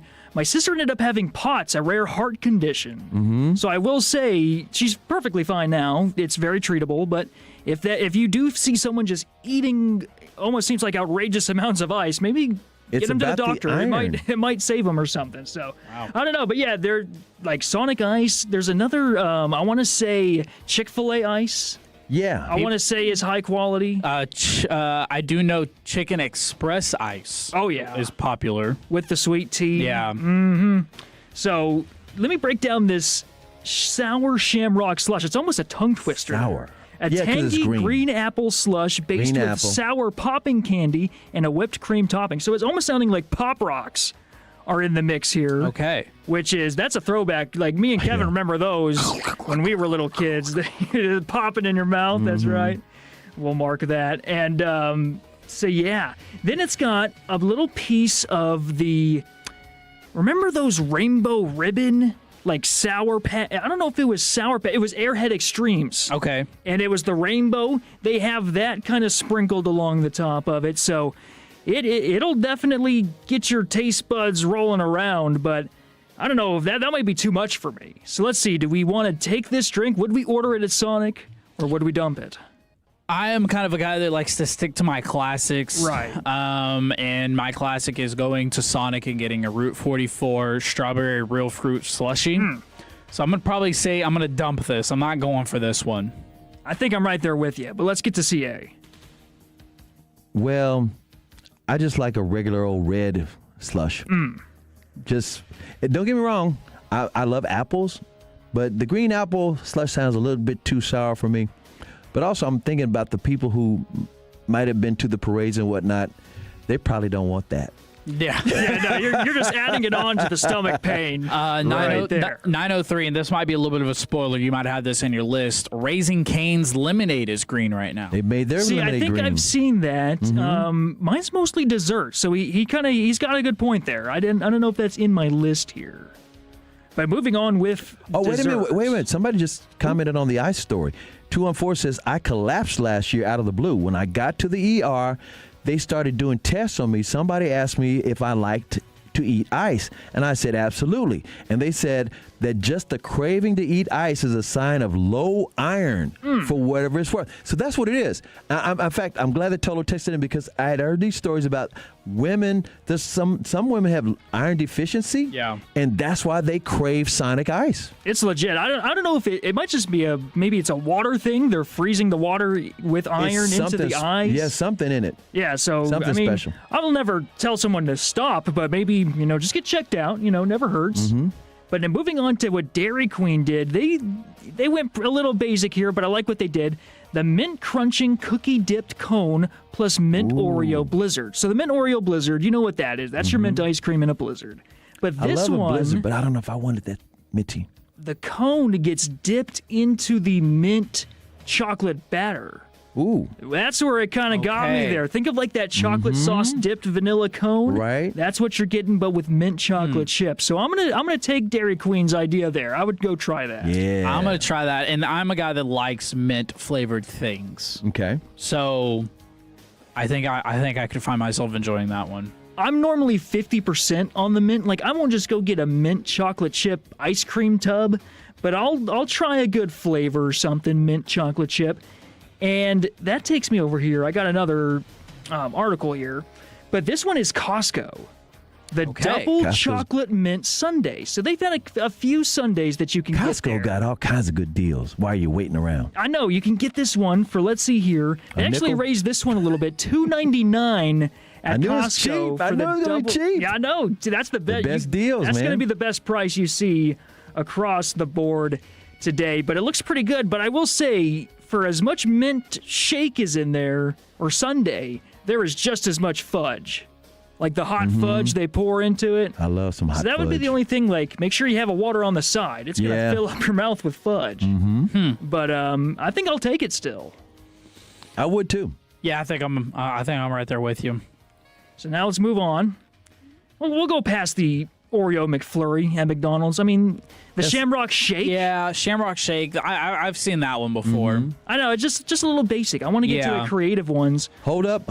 Just a minute on your jet fuel. We have a final score. Yeah, we do. Vanderbilt, man, knocks out Florida 91-74. Both teams are expected to be selected tomorrow on Selection Sunday, but major upset. Great win for Florida. Florida's now 26-7, and Florida. Did I say Vanderbilt? Yeah, no, you said Florida. Both teams are now 26-7. And just for context, that was number 22 Vanderbilt knocking off number 4 Florida. It's the first SEC tournament title game since 2012 for the Commodores. Look out. Back to jet fuel. So yeah, good score update there. Oh, wait, we got one more. Oh yeah. Michigan just edges Wisconsin 68-65 on a 3. That's a classic Big Ten defensive battle right there. Oh, Down to the wire. Might not be very chalky this year. Something to look out for. Give me some more fuel. So let's go with Wendy's here. They went with the Girl Scout Thin Mint Frosty. I'm in. See, that's Can't go wrong with the Frosty. I will say Thin Mints are best cold, and so that's the perfect combination. I think you can get it chocolate or vanilla. I think I'm leaning chocolate there. Yeah, I mean, I'll probably go vanilla just to make myself feel better about myself, right? Consuming such things. But you say Thin Mints, I'm in. By the way, can't lose me. On the same Wendy's tip, I think they've created a new burger. Have y'all heard about this? I don't think so. They have, Dave passed away. Dave from Wendy's, who used to do all the commercials. They got a new CEO, and he's eating this new burger, and the buns are almost like on Texas toast. Somebody knows about the Wendy's new burger. It's supposed to be really, really good. Double patties or square patties, hold on, y'all. I might go in there and get both, Frosty and the burger. You just reminded me of what I was thinking of. Is like Wendy's always had the square patties. I was like, I didn't know if the bun ever went square. The bun is I'm telling you, it looks like Texas toast, or it's not the regular bun. Hey, I won't turn it down. Sounds like it to me. So I got a couple more crazy ones here. Lucky Charms Shake at Cold Stone Creamery. The base looks like it's still filled with your basic mint, sundae or shake style, but then whipped cream with the crusted Lucky Charms and a few marshmallows in there. Okay, I was going to say, I'm not partaking unless there's marshmallows. Like, that was the best part of Lucky Charms. You were looking for those marshmallows through there. I don't know if they're abundant in this shake, which is, that's going to be a deal breaker. Can I be annoying and go in there and be like, hey, I understand the whole process of this. I don't want anything other than the marshmallows. Pick out the marshmallows specifically. Who's got this? This is Cold Stone Creamery. I wonder if they're going to have do it all on the slab. Yep. Yeah. Wonder if they got leprechauns working today. I just said it. They might. I wouldn't doubt it. And then one last one here, Arby's. I know that's going to get a stigma. Have the meats. But they have the Andes Mint Shake. Think of the little Andes candy, half mint, half chocolate. They made a shake, dude. I got to go try it. Arby's is tough, but their shake game, don't play it. That's best for last right there, Jet. That is best for last for sure. That is I remember the Andes, they'd always sell them at Olive Garden for sure. So yeah, that's best for last. I think that's an incredible. I like that jet fuel. Well done. Well done. Thank you, guys. Well done. Well, y'all blew up the text line. So we're going to talk some more Cowboys. Should they hold on to the picks or should they look for a trade? That's next on 105.3 The Fan. Sean and RJ, the KNC Masterpiece, G-Bag Nation, and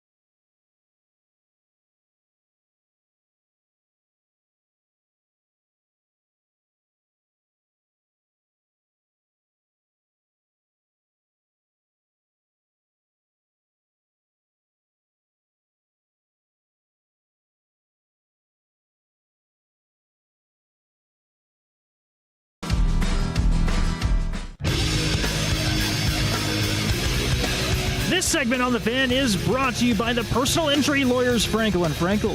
If you have been injured in a car or truck wreck, call Frankel first, 214-817-333-3333. With Frankel & Frankel, there is never an out-of-pocket cost. They only get paid when you win. Frankel & Frankel, the go-to car and truck wreck attorneys in Dallas. Texas Rangers baseball taking over at 3 o'clock.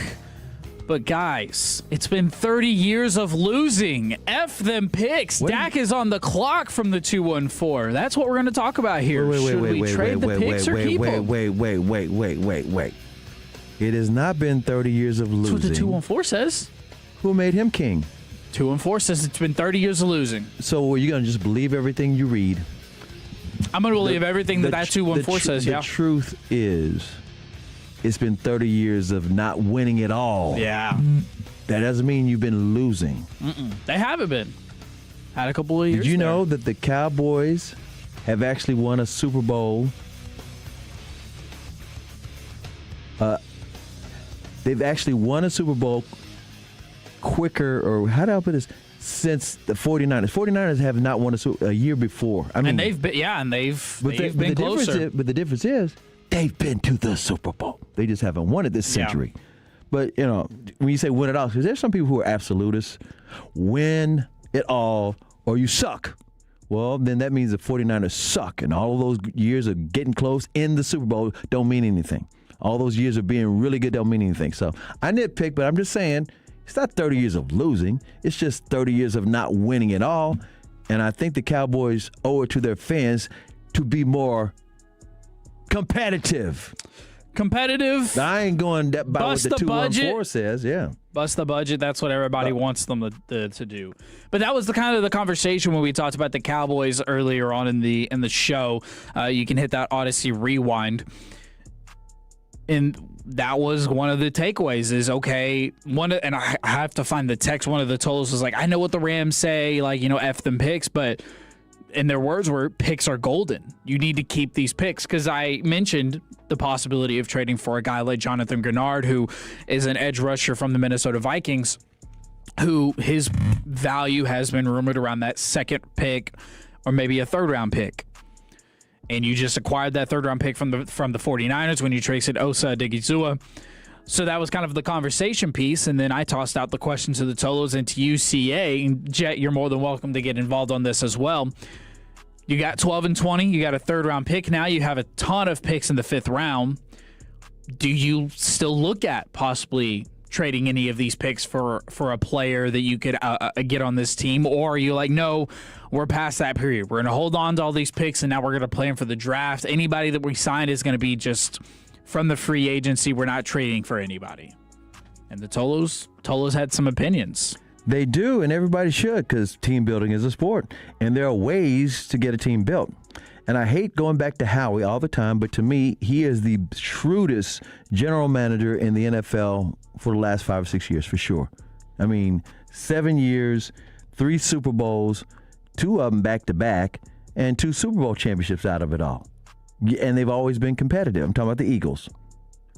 And so, yeah, the Rams said F them picks, won a Super Bowl, F them picks, and guess what? They were smart enough to know how to reload. I'm not sure the Cowboys know how to do all of that.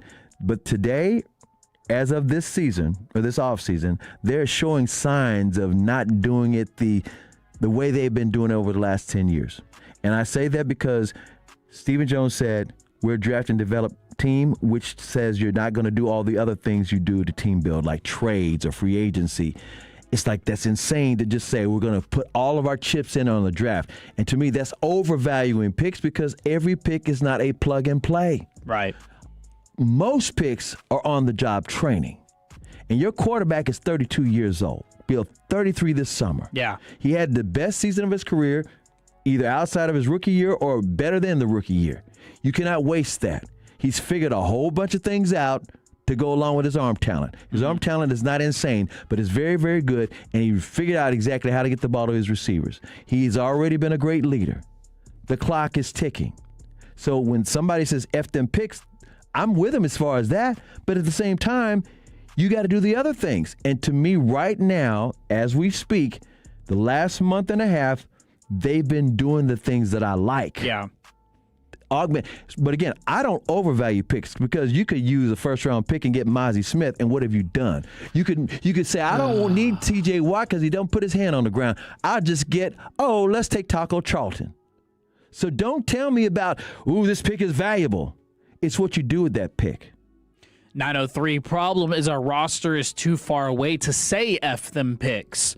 We need them to get to F them picks. Fans need to open their eyes. But you don't say picks alone. Right. You can't say just picks alone. If you could put it like this. They wanted to trade one first-round pick, Osa, and I think a late pick next year or something for Max Crosby. Yeah. I would do that. Yeah, they wanted to do a 20. They wanted to do 20. They wanted to do a second in next year, second in Osa. Right. I would do that. I would do that. And see, here's the deal. That's because you don't know at 20 what you might wind up getting. And I don't want somebody at 20 that's going to be great, in 5 or 6 years. Right. Which is on-the-job training. I'll give you the best example on-the-job training. You don't know what you have with Tyler Guyton because that's on-the-job training. Yeah. Not only is he not playing the same position, we're talking about an offensive lineman who was a right tackle in college. Awesome player at OU as a right tackle. They said, we're going to move him to left tackle. And he's doing on-the-job training, and he's been hurt a lot. You don't know what you have. So in a way, that's a somewhat wasted pick. I don't want to see that right now. Every pick, first-round pick is not going to be CeeDee Lamb and Tyler Smith. I'm just saying. Yeah. No, so that's to a good me, point. don't be telling me, I got to save these picks. But at the same time, when the Rams are saying F these picks, they're talking about the urgency, not F all picks. They're talking about we're trying to win a damn Super Bowl, and we will trade this pick and get us a quote-unquote Max Crosby, or we'll get us a Jalen Ramsey because that's what they did. So from the 945, stick with the picks. It's a good linebacker draft. Maybe trade up in the draft or trade back at 20. And that takes me to this. Do y'all want to do a little mocking, gentlemen? How we feel about some mocking? I'm always down. Yeah, I want to do a little mocking. Mocking is a sport. Our buddy Joseph Hoyt at Dallas Morning News. I love Joe's work. He did a 7-round mock draft. Mm-hmm. And let's start with pick number 1. Round 1, number 12, they go with a man they're bringing in for a top 30 visit, LSU corner Mansour Delane, a man that we've been talking about a lot. He would probably be a day one starter for this Cowboys defense. He says we've had the Cowboys selecting Tennessee quarterback Jermon McCoy in our previous 2 mock drafts, in part because Delane wasn't there. This time, let's say Delane is available at 12. Delane is looked at as the best outside corner in the draft. He's allowed just 14 receptions on 35 targets in an All-American season at LSU. He had 8 career interceptions during his time at LSU at Virginia Tech. He could be a cornerstone of the Dallas secondary in the latest project for new defensive coordinator and defensive back specialist, I might add, Christian Parker. But he might get scooped up. Kansas City. And then, like I said, from the 945, he says, well, what if we trade back at 20? Oh, no, there's been a trade in this mock draft. Well, yeah. You send number 20 to the San Francisco 49ers for the 27th pick and number 58, pick number 58. So you find yourself in round 2 along with round 3 now on day 2. But in round 1, pick number 27, he says you can go for one of 2 players. So between Jet and CAA, I will let y'all pick who y'all would prefer. Both names that we've been talking about quite a bit, both linebackers. Georgia linebacker C.J. Allen or Texas Tech linebacker Jacob Rodriguez. Jet, who you like? Allen or Rodriguez? I haven't seen much of Allen. I'd have to go back and look. But when you watched Rodriguez there playing for Tech, flying all over, you and I are from the same state page. already, doesn't have to move too far. Just feels like a fit already. I agree. I'm going with Jacob Rodriguez. And by the way, for those who enjoyed mock drafts and team building as a sport, for anybody who said, why would you trade your number 20 pick? It depends on how many, quote unquote, these scouts talk about this all the time. Yeah. How many first round grades Who's on your board? Is on your board. Yeah. And if you don't have 32, and most teams don't have 32 first round grades on players, then you say, well, I don't want to waste the number one pick on a guy that's really like a second rounder to me. Well, and this is a good point from the 903.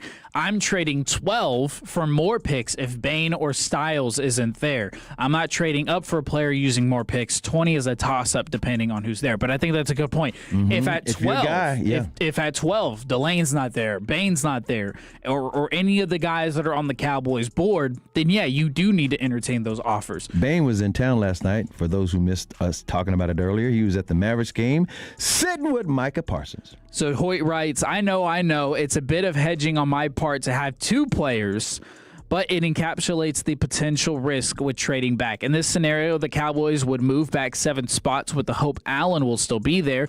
A logical floor for Allen is the Denver Broncos at number 30. A potential ceiling could be the middle of the first round. It's a wide gap at a position the Cowboys seem destined to fill early. If they can get Allen at number 27, great. If he's gone, then they turn their attention to one of the best linebackers in college football last season.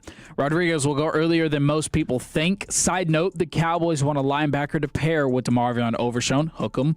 I could already see both of them walking into the locker room on game day with Cowboy hats on. Mm-hmm. 2 different schools, though. I mean, something to think about. Mm-hmm. I think if you did trade pick 20 and then you find yourself in the second round along with now your third round pick that you got for Osa, I think you have to feel pretty good about that, especially if you still find yourself in a situation where you get to pick between 2 of the best linebackers in this draft outside. So you get to find yourself picking out of the best linebacker group between Jacob Rodriguez or CJ Allen. I think that's, if you could find yourself in that position, you have to feel good about that. Okay. As we're talking about Joseph Hoyt's 7 rounds of picks, are there any offensive players? Let's see here. We have... we do have an offensive player. Oh? In round 5, he says that they could be picking Houston tight end Tanner Kozile. That I'm probably saying his name incorrectly. But before we get out of here, I wanted to talk about... Koziol, okay. I wanted to talk about who he's got them picking in round 2 and round 3. Round 2 at pick number 58, who they acquired from San Francisco because they traded pick 20. They pick Miami defensive back Keontae Scott. Cowboys have already done a lot of remodeling work in their secondary. Here they do it with another versatile piece. Scott is a playmaker who shined brightest on the biggest stage this year. And then at round 3 at pick number 92, another Texas Tech player. How about this? Guns up. Edge Romello Height. Mm-hmm. By the way, he and Scott are both 25-year-old. That's what happens when you play during the pandemic. See, that in the NIL era. That's what I'm talking about. There's ways to stick around. That and 25 years old. It's kind of crazy to think about, though, right? I know. You know how old I was when I graduated from college? How old were you? 21. Yeah, I was same. Yeah, 21. So, all right, well, let's get you set for first pitch. Wait a minute, you never did say the offensive guy. I did. I told you it was Texas Tech. Tight end out of Houston. I guess based on if the Cowboys stick to this, then they're just going to be picking guys out of Texas one way or another, right? Why not? Want to know real quick, do we have another score, a final score yet, or close to the final score with Mansfield Summit taking on Beaumont United? Mansfield Summit is leading, but narrow lead for them, 48-39 against Beaumont United. How much time?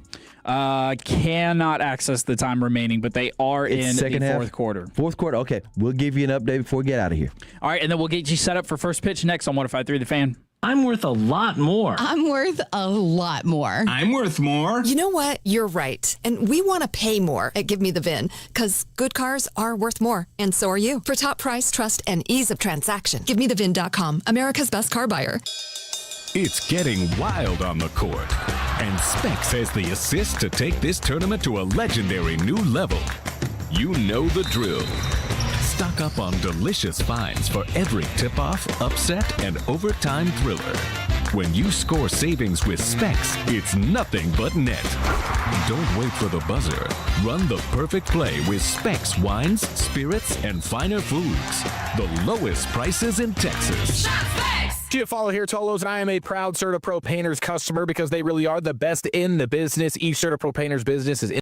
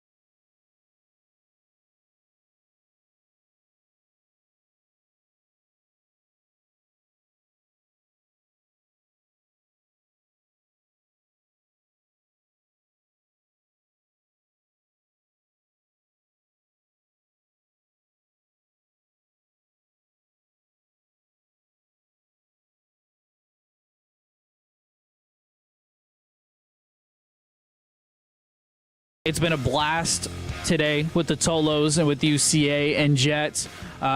We just got done talking a little bit of Cowboys. 254 says, go get Simmons from the University of Texas. I obviously would not be opposed to that. Anthony Hill Jr. is the one that's in this year's draft. Colin Simmons is still playing for Texas at the moment.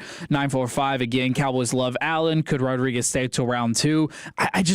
I think with the hype that he has, I think he's probably going to end up getting picked in the first round. But yesterday was a big day for USA. Yeah. USA. World Baseball Classic. Yes, sir. And they beat Canada once again. I mean, it's just what we've been doing as of late, is just beating Canada in all things sports. They beat Canada 5-3 yesterday. I will admit it got a little chippy, a little rocky there towards the end. 5 great innings from oh boy, I'm blanking on his name. Jet, can you pull up the box score? Jet's busy. It's okay. It was good. It was a good start though for Team USA. It just got a little rocky there towards the middle of the game, but they held on. They win. So now they move on to the quarterfinals. Who are they going to play? They're going to play Italy? a team that they're going to wish they're playing Italy. If you ask Mark DeRosa, maybe they are playing Italy, but they're playing the Dominican Republic tomorrow. Oh boy, hands are full. Dominican Republic run-ruled their opponent yesterday, 10-0. Who did they beat? Brazil? No, they Everybody beat beats Brazil. Yeah, well, Brazil didn't make it out. They did not make it out. I understand. I'm just playing. Italy is playing right now, though. It's actually funny that you bring them up. Italy's the playing, team to beat, as far as I'm concerned. They are one of the teams that people are keeping their eye on. I think coming into the tournament, a lot of people weren't really concerned about Italy. They were thinking about Japan. Exactly. They were thinking about maybe USA. Yeah, USA. Who won it last year? Was in the finals against USA? I think it was Japan. Yeah. Japan. Yeah. Yeah. Italy is beating Puerto Rico right now 4-1. Ruh-roh. In the top of the second inning with bases loaded. So definitely a game to keep your eye on. And Tolos, let us know, 877-881-1053. Thank you, 817. Logan Webb just completely blanked on his name there for a second. So is it Logan Webb? Yeah, Logan Webb. So let me know, or let us know. Have you been keeping up with the World Baseball Classic? What's your interest level? I would imagine that people have been trying to watch it here and there. We got a lot of sports going on. I was saying this earlier. The way things are going internationally, I'm talking about sports. Right. You just saw the Olympics, and Team USA, women's and men's team, won the gold in hockey, and everybody, oh, USA. And all of a sudden, the World Baseball Classic is, okay, USA again, right? And people are paying attention to it more than ever. And then, like I said, the Arlington Grand Prix is going on, international, got some IndyCar racing, and then the World Cup's coming down here. People are just paying attention because you don't say, USA. Right. So Puerto Rico's taking on Italy right now, and then later tonight at 8 o'clock, Venezuela is going to be playing Japan. So that's they're going to be doing the other side. And then the semifinals tomorrow tomorrow night, is going to be, like I said, USA against the Dominican Republic at 7 o'clock. That's going to be Paul Skeens on the mound for Team USA, who is being rumored to be limited to about 75 to 85 pitches. We're not close to opening day. What? Let him win for his country. That's just what Mark DeRosa's reporting. I believe it. I'm just saying. And I think Bryce Harper did a really good job because he kind of talked about this going into the World Baseball Classic. Like, hey, we're excited for the WBC. We're excited to represent Team USA, but admittedly, it's not that you're not prideful about it, because I think these guys definitely are, but playing in the Olympics would be a different stage. Like, that would be different. Well, yeah, I totally agree, but the World Baseball Classic is making a name for itself. I mean, people are like, oh, yeah, especially in the spring. It's like, oh, yeah, get you ready for some Major League Baseball. Yeah. You get a chance. More Team USA news as Jeff Hoffman is going to be replacing Clayton Kershaw on the Team USA roster. Highland Park's own. Yeah, there you go. So, he said he's going to do that, and I was like, is he really? He retired. He's like, I'm retired, but I am. By the way, he brought his daughter to a Mavericks game about a month ago, and I was like, you got to? And he's like, I don't know. So, a little bit of a World Baseball Classic update for the Tolos. I've got a question for you. Is that Mansfield Summit game over with yet. Let's see here. Let's get a quick update. 52-40 is the score, and that is the final. Mansfield Summit wins. Yay! Mansfield Summit wins the state championship, Class 5A Division II. They join Frisco Heritage, who won the Class A 5A Division I. The final score for Frisco Heritage over Beaumont Westbrook was 60-47. Mansfield Summit, what was that final score again? That final score is 52-40. 52-40. Tonight at 7 o'clock, Little Elm's taking on Austin Westlake. Bringing home Little Elm for 6A Division II. And Class A Division I, it'll be North Crowley versus San Antonio Brennan. That's at 5 o'clock this afternoon down in San Antonio. Congratulations again to Kimball, Carter, Madison. They all won state championships this weekend, and yesterday in particular. Last weekend, it was the girls from Lancaster, Denton, Ryan, and Lincoln. They won theirs. And guess what, Mr. Man? I got the starting lineups. Oh, yeah? Well, I have to let the Tolos know, because if they look it up, they might get confused. Today is a doubleheader for your Texas Rangers. Yes, I got both of them, by the way. But it's going to be played at the same time. Because one of them's a surprise. That's going to be the San Diego game, which that's going to be broadcasted right here on 105.3 The Fan. The Rangers are at the Reds, and both games start at 3:05. So starting against the Reds first, your starting pitcher is going to be Austin Gomber. Okay. Starting lineup, Jock Peterson leading off, Alejandro Osuna, Jake Berger, Mark Kana, Tyler Wade, Michael Hellman, Cameron Cawley, Jonah Bride, and Jose Herrera. Those guys are playing. Okay. They're playing over there at the Cincinnati Reds spring training camp. Good amount of some potential starter names there. I know Jake Berger is being talked about now as a guy that could get that cleanup spot. Okay, so this is why you want to keep it on. Turn it on and leave it on. You want to keep it right here and listen to this game. The game in surprise against the Padres. Nathan Evaldi. Oh, Evo is on the Day. mound. Yep. Right now, his spring ERA is 4.66, 11 strikeouts. He's 0-1. But you remember, pitchers are always working on things. Oh, yeah. Here's the lineup. Brandon Nemo. Okay. Lead off. Followed by Wyatt Langford. Okay, Bangford. Followed by, I guess we'll never know, Corey Seager. Batting cleanup, Andrew McCutcheon. Just got him. He's been balling so far. He's a DH. Josh Smith in fifth in the batting lineup. Evan Carter batting sixth. Sam Haggerty playing second base and batting seventh. Ezekiel Duran eighth, and ninth in the batting order, Willie McIver, your catcher. So a lot of star power there in Arizona for sure. And like I said, Andrew McCutcheon, he's been balling out. He's been doing everything that you want him to do. And I'll preface it. It's spring. I get it. But all we can talk about is what they've done. And so far, Jake Berger has had a good spring.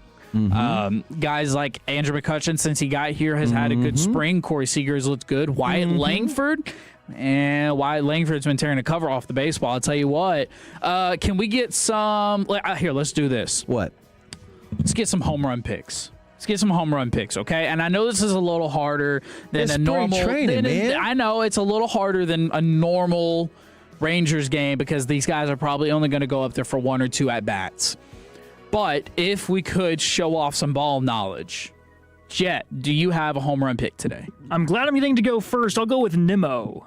Okay, Brandon Nimmo. Let's go lead off. Let's go lead off homer. I'm going crazy. Lead off home run. To help you out, pitching for I'm going to go opposite. I'm going Haggerty.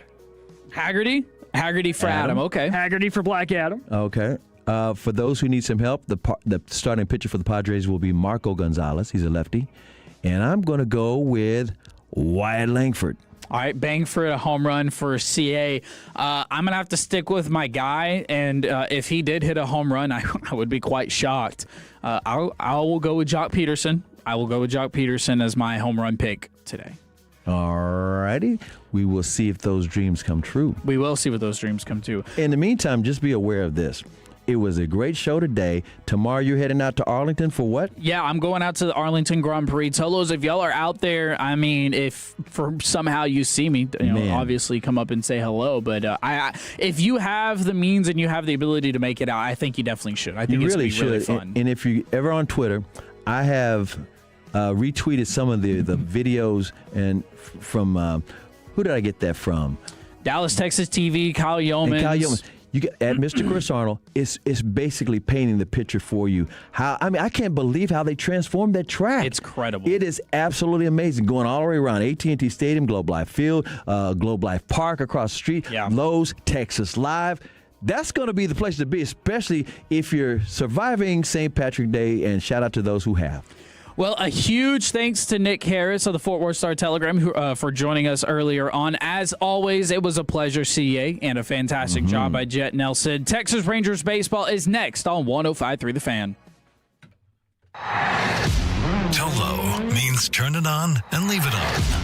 Thank you for making 105.3 The Fan and the Odyssey app part of your day every day. The Chase Ink Business Premier Card is made for people who make things happen, like me. I'm Sam, founder and CEO of Manifest, a product design company that makes everyday products designed smarter. I get 2.5% cash back on purchases of $5,000 or more, plus unlimited 2% cash back on all other purchases, which helps us make more smart ideas into a brilliant reality. The Ink Business Premier Card. Chase for business. Make more of what's yours. Real business owner compensated for their participation. Cards issued by J.P. Morgan Chase Bank. NA member FDIC. Subject to credit approval. Terms apply. This is Ryan Watson, owner of Alliance Hyundai. During the Hyundai Getaway Sales Event, we have over 600 vehicles in stock, like the all-new 2025 Hyundai Santa Fe. Every new Hyundai comes with America's best warranty, 10 years, 100,000-mile limited powertrain warranty, and owner's assurance. Visit us at alliancehyundai.net today. Hey, it's Tony with East Dallas Diesel and East Dallas Motor Cars. Whether you're after a lifted truck, a heavy-duty diesel, or an off-road capable pickup, we've got it. And at East Dallas Motor Cars, you'll find luxury SUVs, sports cars, and exotics, all hand-picked and inspected by me. We've got the highest quality options at every price point to fit anyone's budget. Add in our flexible financing options and driving your dream ride has never been easier. Find us online at eastdallasdiesel.com or stop by the showroom. East Dallas Diesel and East Dallas Motor Cars, where custom comes standard. Dax Kirks here, co-owner of Best Buy Windows and Siding, to tell you that spring has sprung.